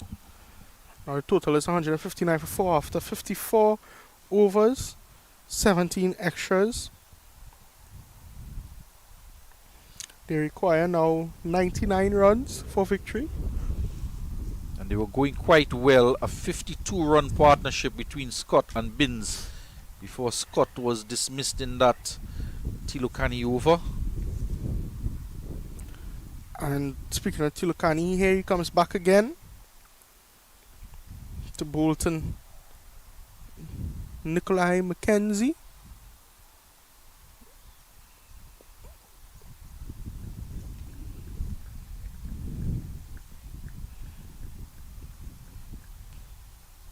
Mackenzie was dismissed by Athens in the first innings for 6.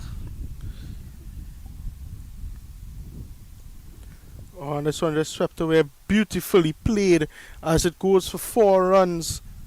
Nikolai Mackenzie taking the attack to Kunal Tilokani as he gets down and just sweeps that away behind for 4. Yeah, Really good contact there from Mackenzie. we were looking for more of this type of stroke play, pulling out that sweep shot. And with that boundary, now the total required dips under 100. 95 runs required. 163 for 4.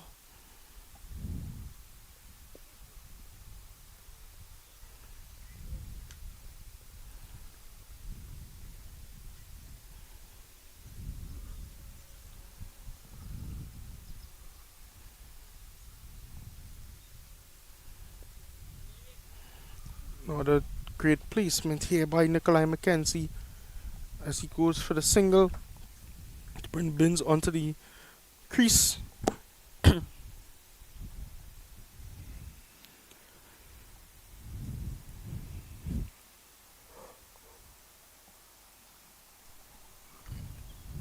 Tulagani comes back over the wicket for the right-hander.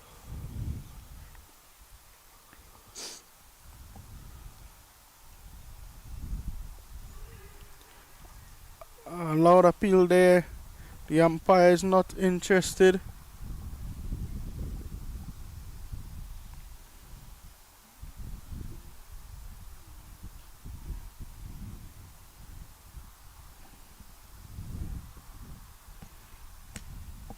Plugging away Tilokani after being struck for a boundary in the over. 2 for 25 he has after 18.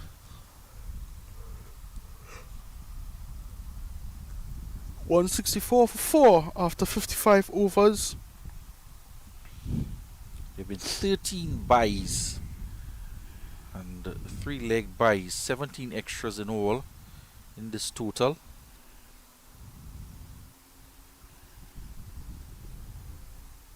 Athens again will continue. 94 runs required.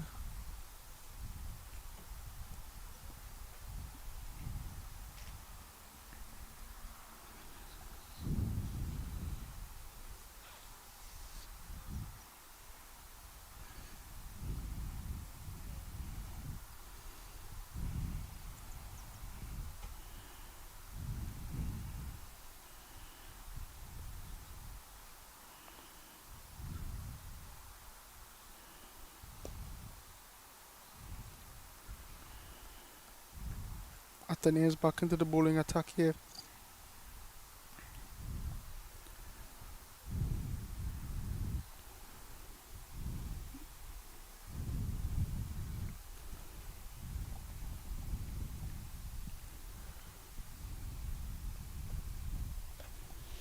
Two slips in please for Athens now.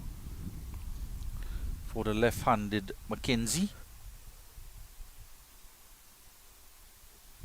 Athene is 33 for 1 in 9.2 overs.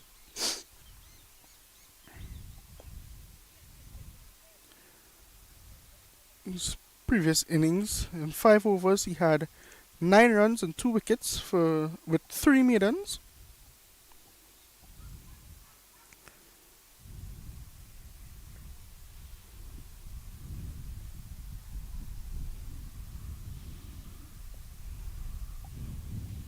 Can't find a run the offside. It's a 6-3 field.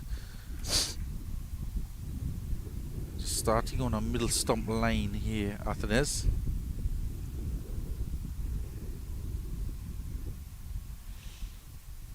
Good delivery there, dragging the length back a bit and going past the outside edge with some additional bounce. The ball spinning past the shoulder blade. Shoulder blade of the bat, that is. 2 slips lay await.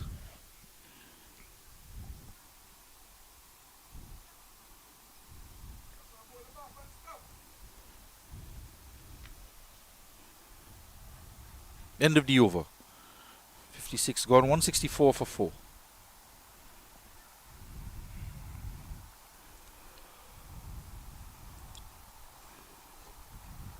It's been a good 2 days of cricket, Tanvir. Good application of the batters in the second innings. Good exploitation of the pitch conditions for the spinners. Not just the spinners, the seamers as well. Williams got 3 wickets in the first innings, as well as Challenger for the Leeward Islands. Williams for Jamaica.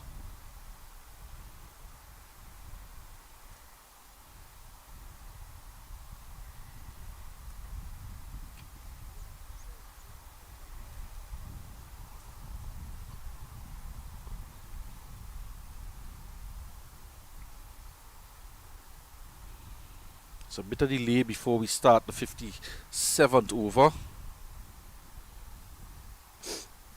Ball is set. Instruction is right arm round the wicket to the batsman Binns. Short and pulled in the air high off the top of the bat as it hurried on to him. And all the fielders come in now, being called in by the captain. Bramble remains unmoved at mid-off. Left-hander on strike. Backward square comes up to point. And the long on transforms into a mid-off. An excellent delivery there. And there's a lot of rough outside the left-handers off stump at that southern end.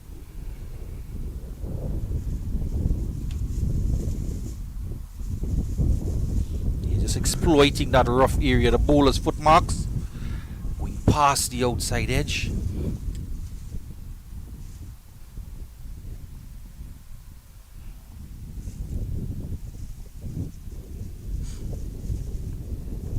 Dragging the leg back and again beating the outside edge. He drops his arms. Binns to allow it to go past the outside edge. Just wonder if it was done after the fact. The ball had already gone. The waving at Bramble is the wicket keeper as he casually takes 5 strides back and is angled into the pads, swept away down the leg side. It's going to go for 4. Light Brown can just give up the chase as it was swept with good power. So we've seen the sweep shot come out after tea. We didn't see it too much on day 1 and hardly ever in the first hour of play, 2 hours of play in the morning session or after lunch, but it's crept into the game now in this last session. Can count just about 6 or 7 sweep shots for the game just to get on top of the spin and the bounce. 4 runs to Bin. 34 he's on. One of the best players, couple best players of spin, Brian Lara against Sri Lanka, to negate the effects of Murli across in Sri Lanka, where he scored, was it 300s against the Sri Lankans?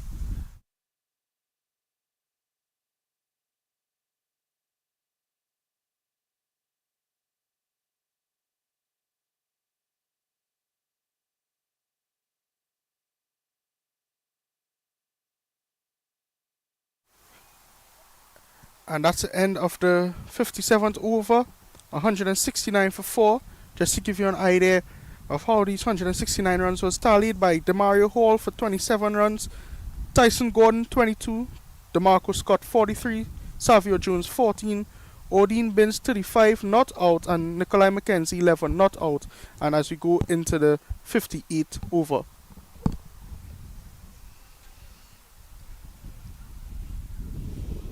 Reminding you, we are in the last hour of play.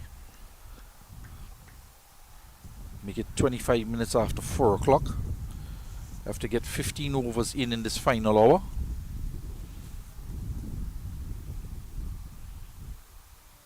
Or whichever comes first. 15 overs or an hour. LeSean Berghan now is on to the bowling attack from the southern end.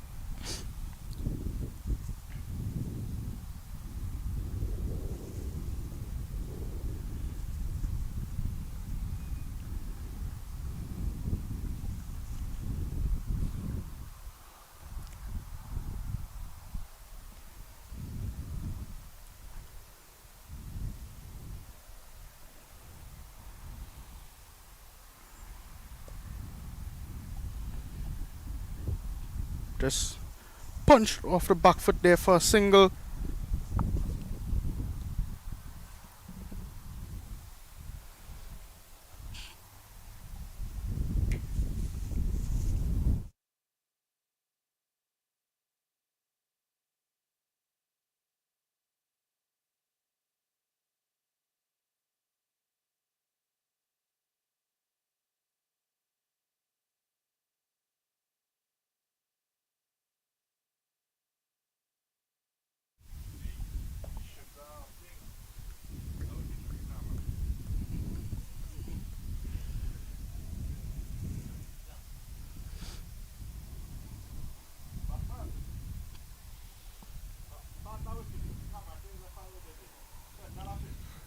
Bergen is into the attack, replacing Athenes.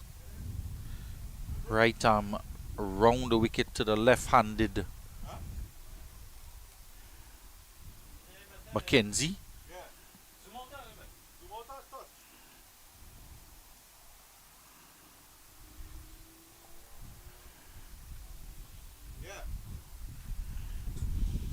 The end of the over. We've not seen the return of the medium pieces, the fast medium bowlers. 57 overs gone. So in that 57 overs, we've only had 5 overs from Challenger and 4 overs from Tong. We've not seen Richards at all. And just wondering, things are getting a bit slow. And I say slow. 7 bowlers have been used. And out of that 57 overs, 9 of them, just 9 have been from the fast medium bowlers, but the 4 wickets have fallen to the spinners. Tilokani continues.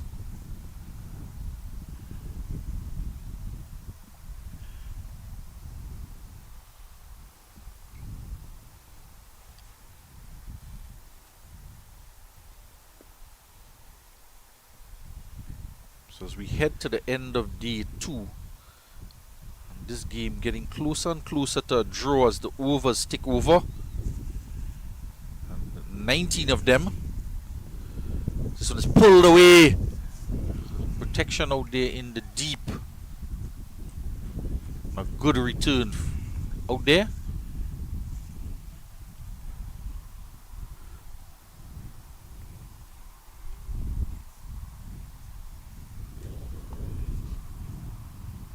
Nineteen of them has been bowled by Tilokani.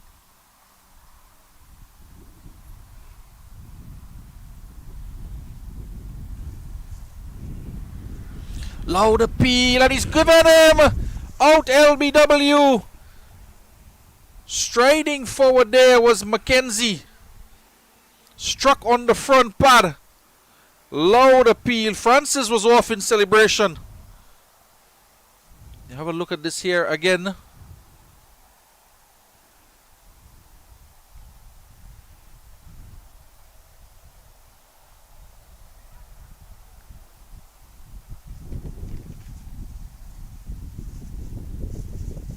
So the 5th wicket falls with the score on 170, and Mackenzie has to go for 11.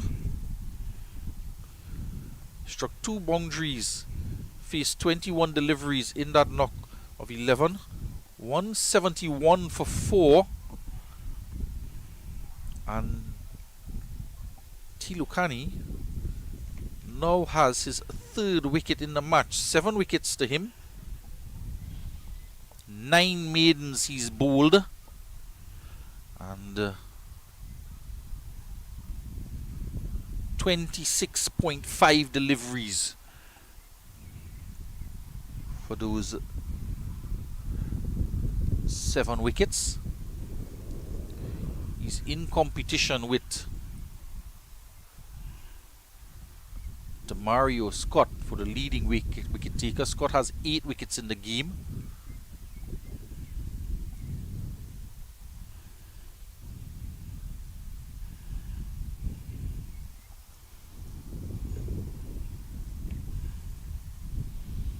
So neck and neck as well in terms of how much runs the two have scored in this particular match.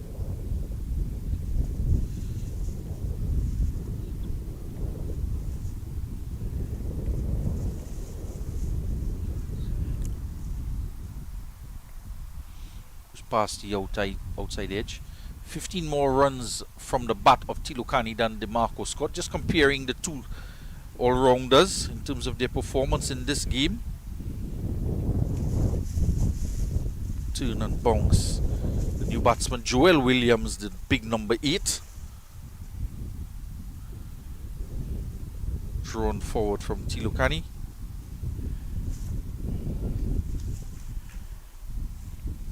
That brings up the end of the 59th over. 171 for 5. So after that 50-run partnership between Scott and Binns, it was 4 for 153. Fifth wicket falling, 171. Just 6 overs later.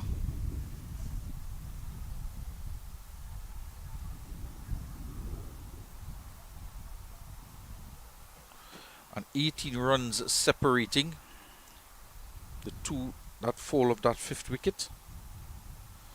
So with 1 wicket, tend to see a second wicket follow. They've gotten those 2 wickets now, 5 down.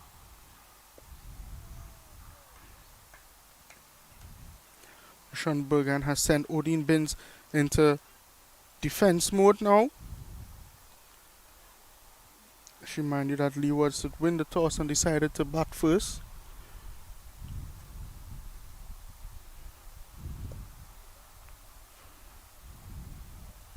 And a single is taken there.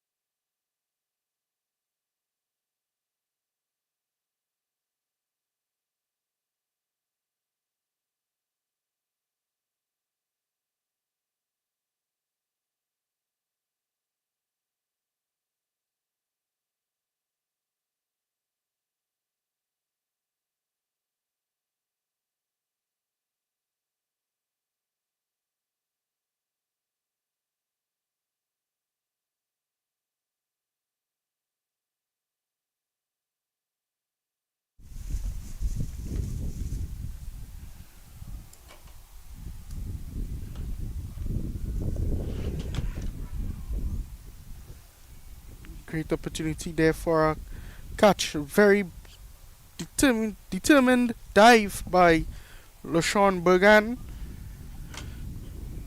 Now 85 runs are required.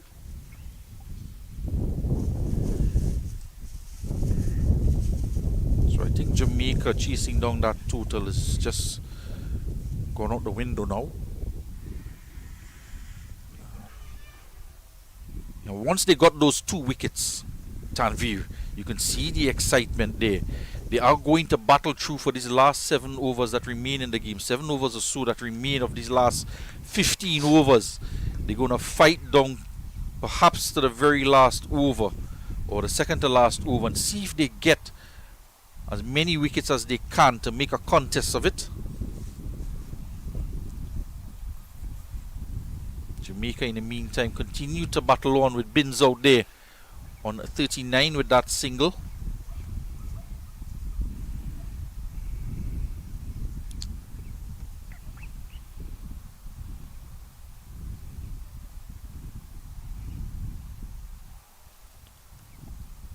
So with Williams on strike, Francis is spreading the field, pushing his fielders deeper. He stops playing now because he's talking to, is it Roberts on this occasion? From deep backward point to come into a point position. So there's a deep mid on, deep mid off, and the 2 fielders square of the wicket, not all the way to the boundary. Mid wicket, extra cover, mirrored on the offside. Full toss. Bergan does well to field off of his own bowling and bring his over, his 7th over to an end. 1 for 18 he has. And have a look at Tilokani's figures here. There's been 98 dot deliveries in his 20 overs that he's bowled in this innings. So there have been 22 dot deliveries out of 120 deliveries that he's bowled. marathon spell he's had, and he's bowled from both ends. Has 3 wickets to his credit. 6 maidens in that 20 overs. His economy rate is 1.55. So the Leeward Islands will depend heavily on him to try and keep them in this contest. Looking for an outright win here against the Leeward Islands on day 2.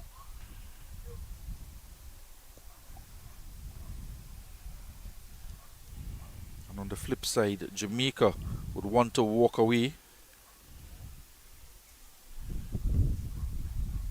with a draw and get some second inning points.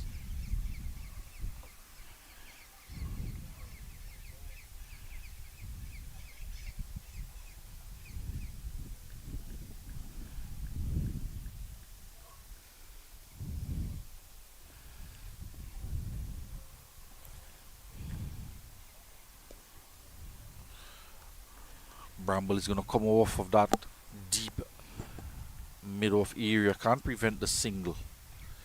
The total now climbs to 175 for 5.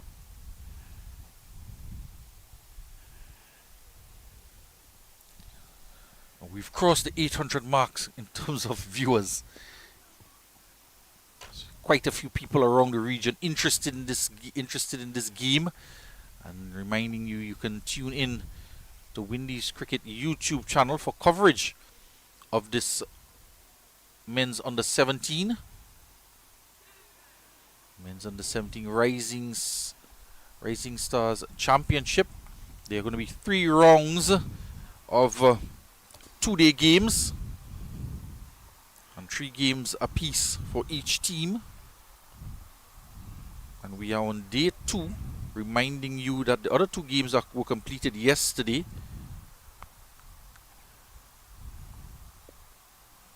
Barbados securing first innings points against Trinidad and Tobago, and Windward Islands first innings points for them against Guyana, with that game taking place at the National Cricket Centre. And we are here just to see off the close of play on day 2. Reminding you the Leeward Islands took first inning points on day 1 of this encounter. Matches continue on Saturday.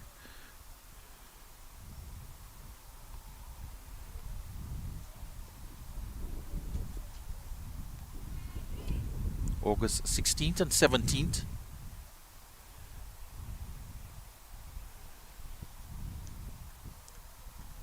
Leeward Islands will take on the Windward Islands at the Brian Lara Cricket Academy. Trinidad will take on Guyana at the Queen's Park Oval.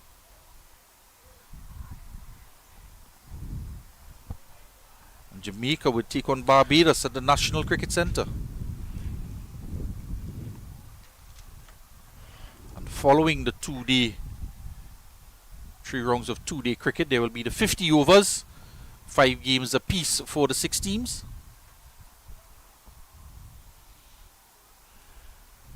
We're keeping a little low there from LaShawn Bergan.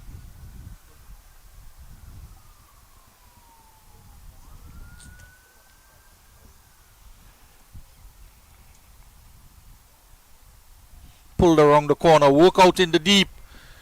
Tumbling attempt, but it goes into the boundary for 4. So Binns continuing with his stroke play, any loose delivery, and again we see another sweep shot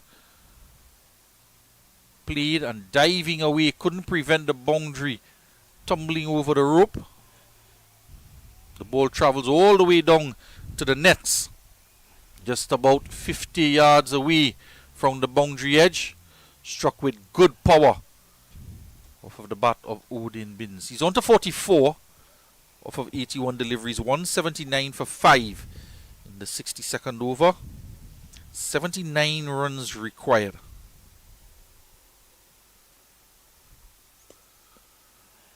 If Jamaica are intent in the last few overs to try and push, see how close they can get without losing another wicket.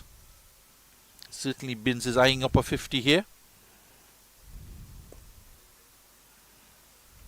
It's been a good knock from him so far, himself and the captain taking on the responsibility.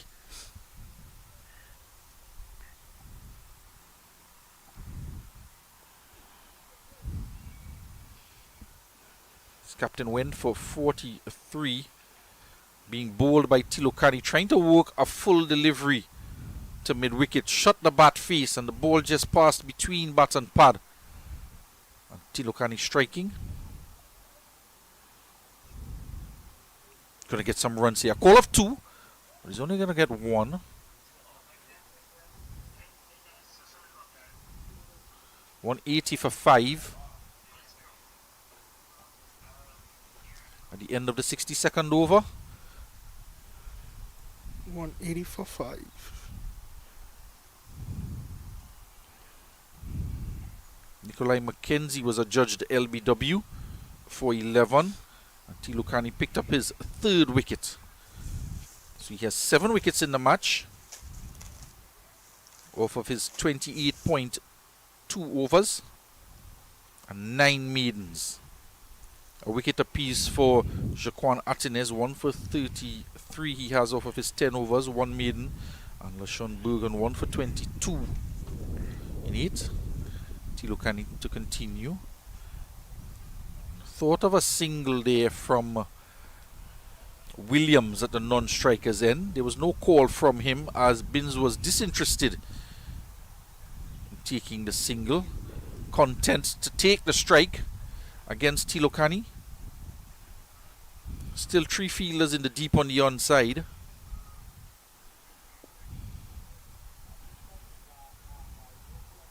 Backward square, deep mid-wicket and a long on in place.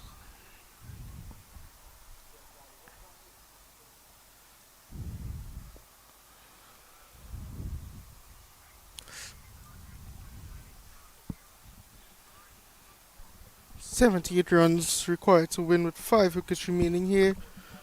Just 15 minutes of play.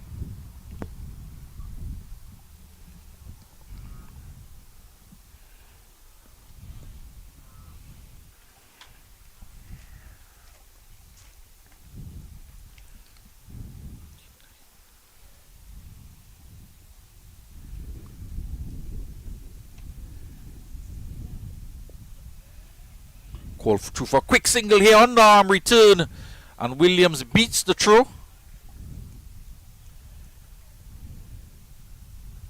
Taking a risky single there.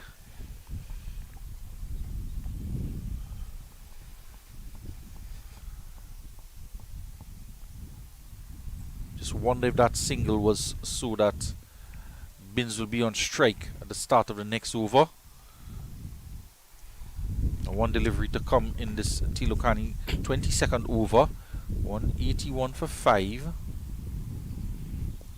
I assume so, seeing that Odin Binns is on 45 runs. The over comes to an end. 63 overs gone. And I make it just about 3 overs left in the day's play.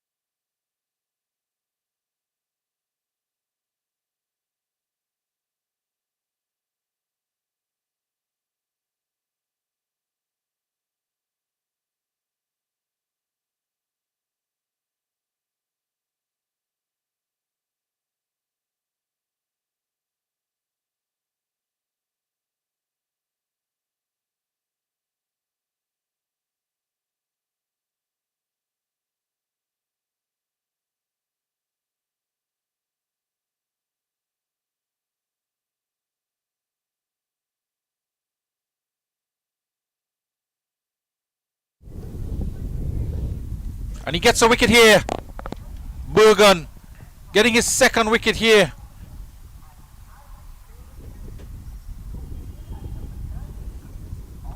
And Binns has to go. And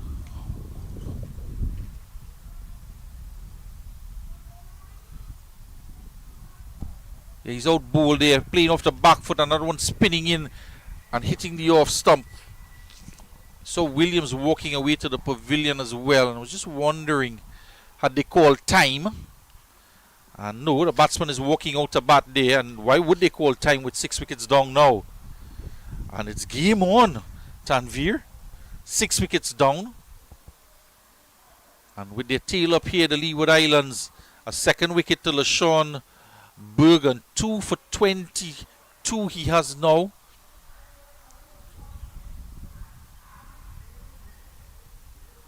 And as I said, with 1 wicket comes 2.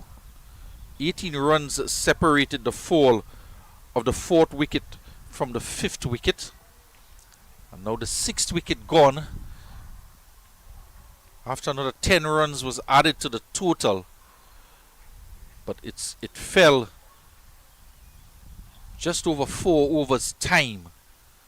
So the opportunity here for the Leeward Islands, as the captain tries to marshal his troops, he's waving around, Trying to signal Athenaeus.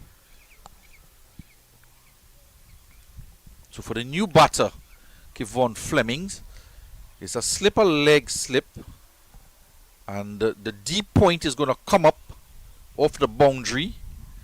There is a cover, a deepish mid-off and mid-on, mid-wicket, deep mid-wicket and backward square. It's a full delivery, but it's wide outside the off stump. And Francis just gesticulating to Bergen, come on, get it right.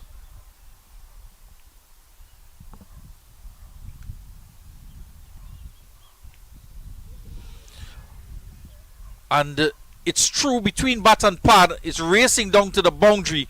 Brong is after it. It's going to go through for 4, and bye signal by the umpire. And in total disbelief there was Francis. He thought it clipped the pad, and he was shouting for a dismissal, perhaps an LBW shout, or he thought it was going to hit the stumps, but it beat both the bat, the stumps and the wicket keeper, and went through to the boundary for 4 byes. But creating opportunities here is Bergen.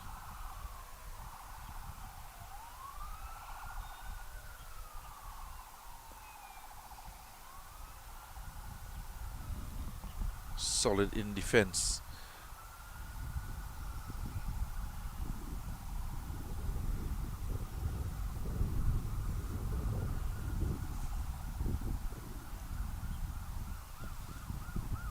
And again, Fleming.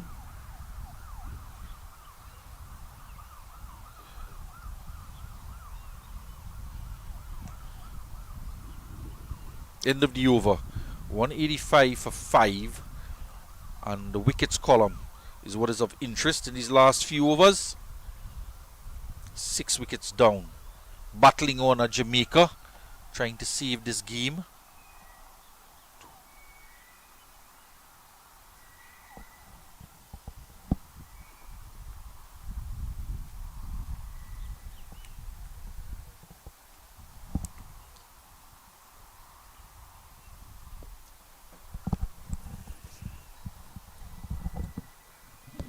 Tilukani back into the attack. 3 wickets he has, and he will be eager to pick a couple more as he races back to his mark. Cut off time at 5 o'clock. Down the leg side, hit in the air, it's going to go close to the boundary. It balloons up off a top edge, and the ever-spirited Light Brong races after it from slip, and 2 runs to the total.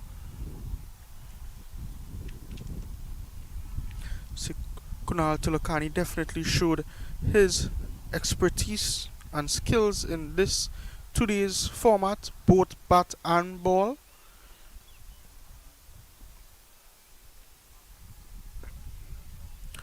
Another beautiful delivery from him, just getting a single off of that. Well, there are other ways to get a wicket beside from the bowler. It's an opportunity for a run out. That one was pushed down to mid-off, and they ambled through for a single. No pressure being put on the batters whatsoever. And anything can happen. You charge in and put pressure on the batters.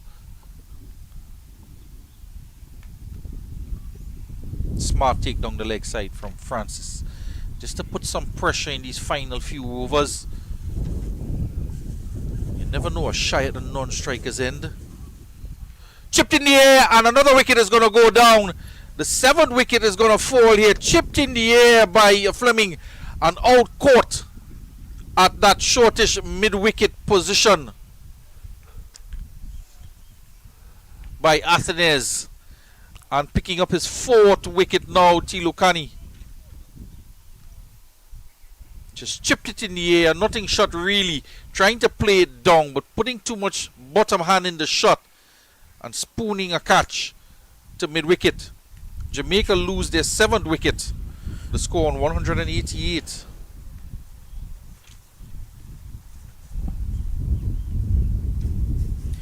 And Adrian Silvera comes out, the opening bowler for Jamaica, now comes to bat. Tilokani here will be wanting to take up another wicket.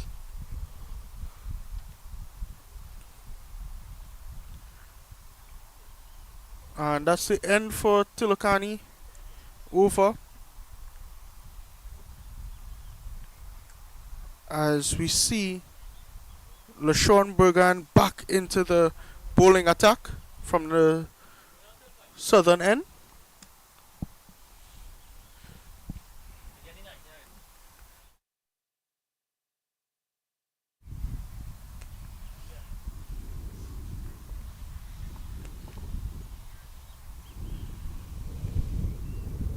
There's an edge and a chance to first slip, and it's gone to ground.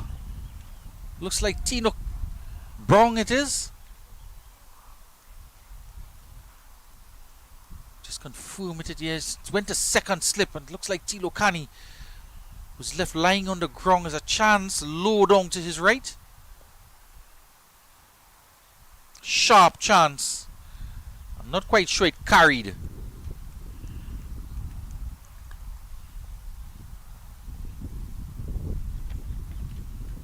Bergan coming on into the attack after T, picking up 2 wickets. As we near the end of day 2, races back to his mark to try and get an additional over in before 5 o'clock.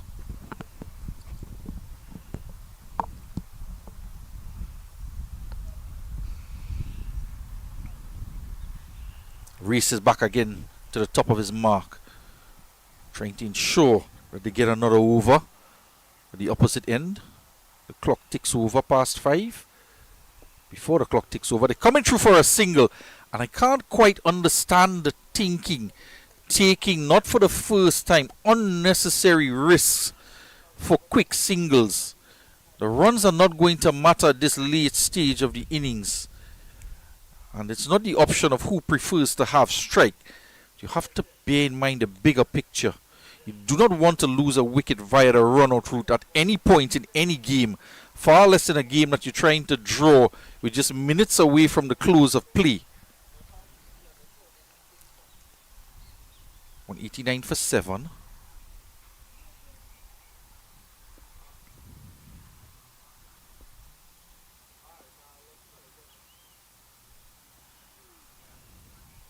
Over comes to an end. Looking at the watch is Kelman Kaulesa as he makes his way from square leg to his position behind the stumps. An eye on the clock. Umpire Rajkumar just lingering at the stumps. Just in case time is called, we are going to get another over. And this might just beat the record of Rajendra Jadeja for the fastest over from a spinner, if they do want to try and get in another over. Tilokani has bowled 23 overs, very, very good. Let's try for the sweep again there. Only 36 runs conceded in his 23 overs, and a brilliant 4 wickets has been taken by him. Yeah, he's tied with the Marco Scott for 8 wickets in the match. No, he's probably trying to get that breakthrough as well, get his 5 wicket haul. Quite correct. The Marco Scott got his 5 wicket haul in the first innings. 5 for 11 he had. and 4 for 7. Tilokani in the first innings.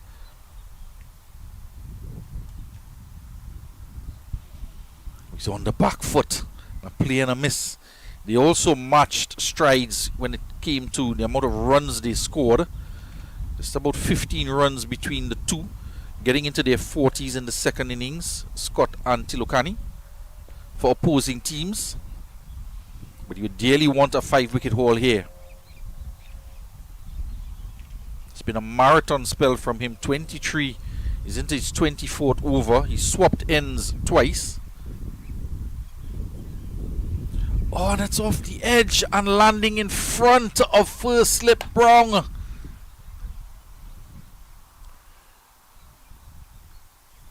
Leaps into the air with that opportunity. Brown off the edge just in front of him. Back to live play here, and again another risky run. Absolutely unnecessary. Goes for 4 runs. Yeah, the overthrow is going to go for 4, so 5 runs that will count 4. But absolutely no need to be taking quick singles at this stage of the game. And with all his might there, Edward trying to throw the stumps down at the wicket-keeper's end. And it would have been quite close had it hit the stumps. As the 67th over comes to an end, no 5 wickets for Tilokani in that over. But it is going to be Bergen to continue. 7 wickets down, 194 for 7.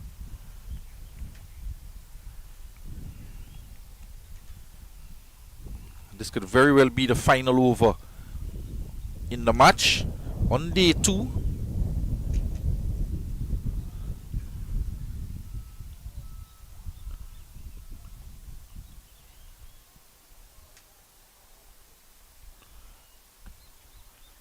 "98 overs bowled in the day's play."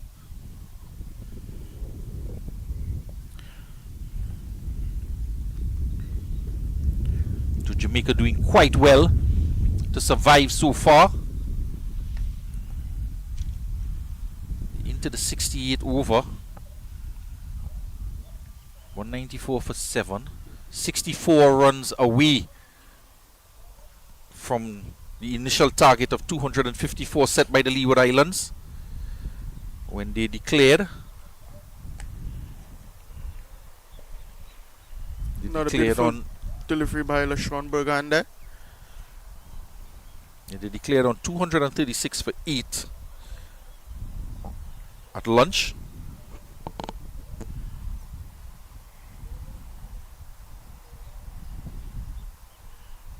Bergen again races back to his mark. These additional overs are in large part due to his not just bowling the overs all, but getting back to the top of his mark very quickly and make it just 1 minute before 5 o'clock.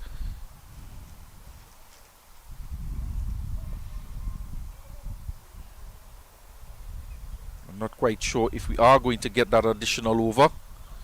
The umpires confirmed there are 2 legal deliveries left in the over. 4 bowled.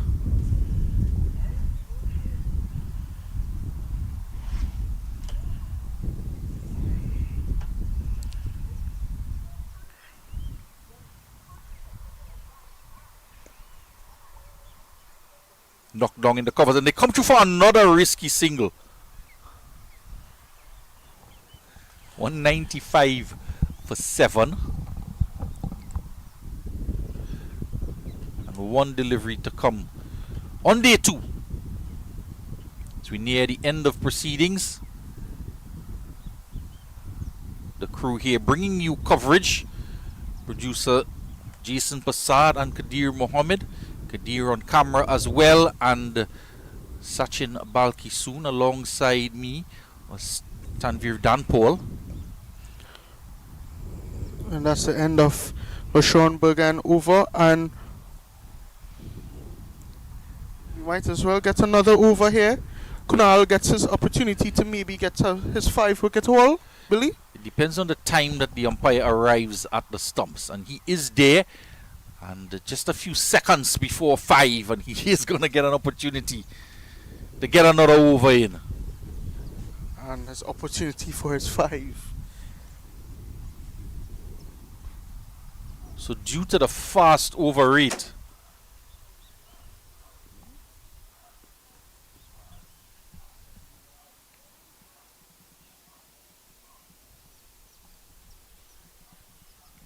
due to the fast over rate by both Tilokani and particular Bergen, they're able to get an additional over in, and ensuring this time Williams that there isn't going to be another over. He just takes his time to settle, marks his guard, remarks his guard, and now settles the face up. 2 slips in place.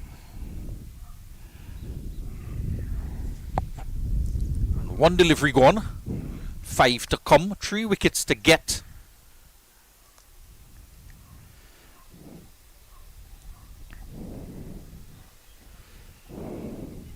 And another opportunity off the outside edge, landing in front of second slip. So creating more opportunities, Tilokani, to get that 5th wicket. So far it's not to be. 2 balls gone in the over.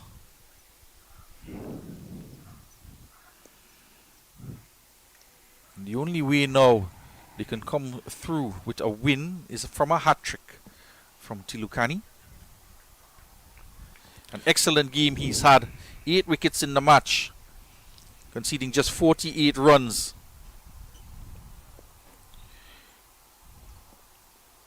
Just short of 33 overs he's delivered in the match. It's the last 2 deliveries here for Kunal Tilokani.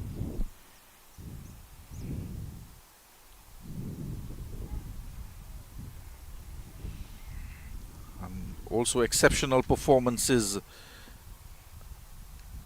from the Marco Scott. 5 for 11 he had off of 6.5 deliveries. 2 for 11 Kevon Fleming to dismiss the Leeward Islands for 92 in the first innings. And that will be stumps here on day 2. An enthralling 2 days of cricket. And a day late in round 1, completing the second day's play. And the first innings of Jamaica, they were dismissed for 75 in 27.2 overs. And Leeward Islands gained the first inning points. And in that first innings, Kunal Tilokani picked up 4 for 7 of 7.2 and 2 wickets off of 5 overs for 9 runs for Jaquan Athenes. And when Leeward Islands' second turn to bat, the captain Tenez Francis put his hand up, got 84 off of 146 deliveries. Good partnership, 100 partnership between Kunal Tilokani for 49 and Atenes contributing 23 in that total, and 25 from Brown, 17 from Richards, in a total of 236 for 8 declared at lunch. And Jamaica at bat 195 for 7. Special mention for DeMarco Scott, 3 for 47 off of 18 overs in that declared innings by Leeward Islands. And in reply, 195 for 7, 22 to Hall, 27 to Hall, 22 to Gordon, 43 to the captain DeMarco Scott, 14 for Jones, and Binns 45 was the top scorer of the Jamaican innings. 11 runs apiece for Mackenzie and Williams not out, and no score for Fleming, and not out on 0 Silvera. 22 extras in that total of 195 for 7 and 4 wickets for 41 for Kunal Tilokani, picking up 8 wickets in the innings along with DeMarco Scott. And that is the conclusion of this round 1 game here at the Sir Frank Worrell Memorial Ground in St. Augustine and the University of the West Indies campus. It'll bring a conclusion to all 3 games now in the first round of the Cricket West Indies Men's Under-17 Rising Star Tournament. Reminding you, games on Saturday and Sunday at the Brian Lara Cricket Academy and the Queen's Park Oval. So tune in for those games, as well as the National Cricket Centre. So this is Billy Furlong signing off here from the Sir Frank Worrell Ground, saying the next time you see us will be at the toss.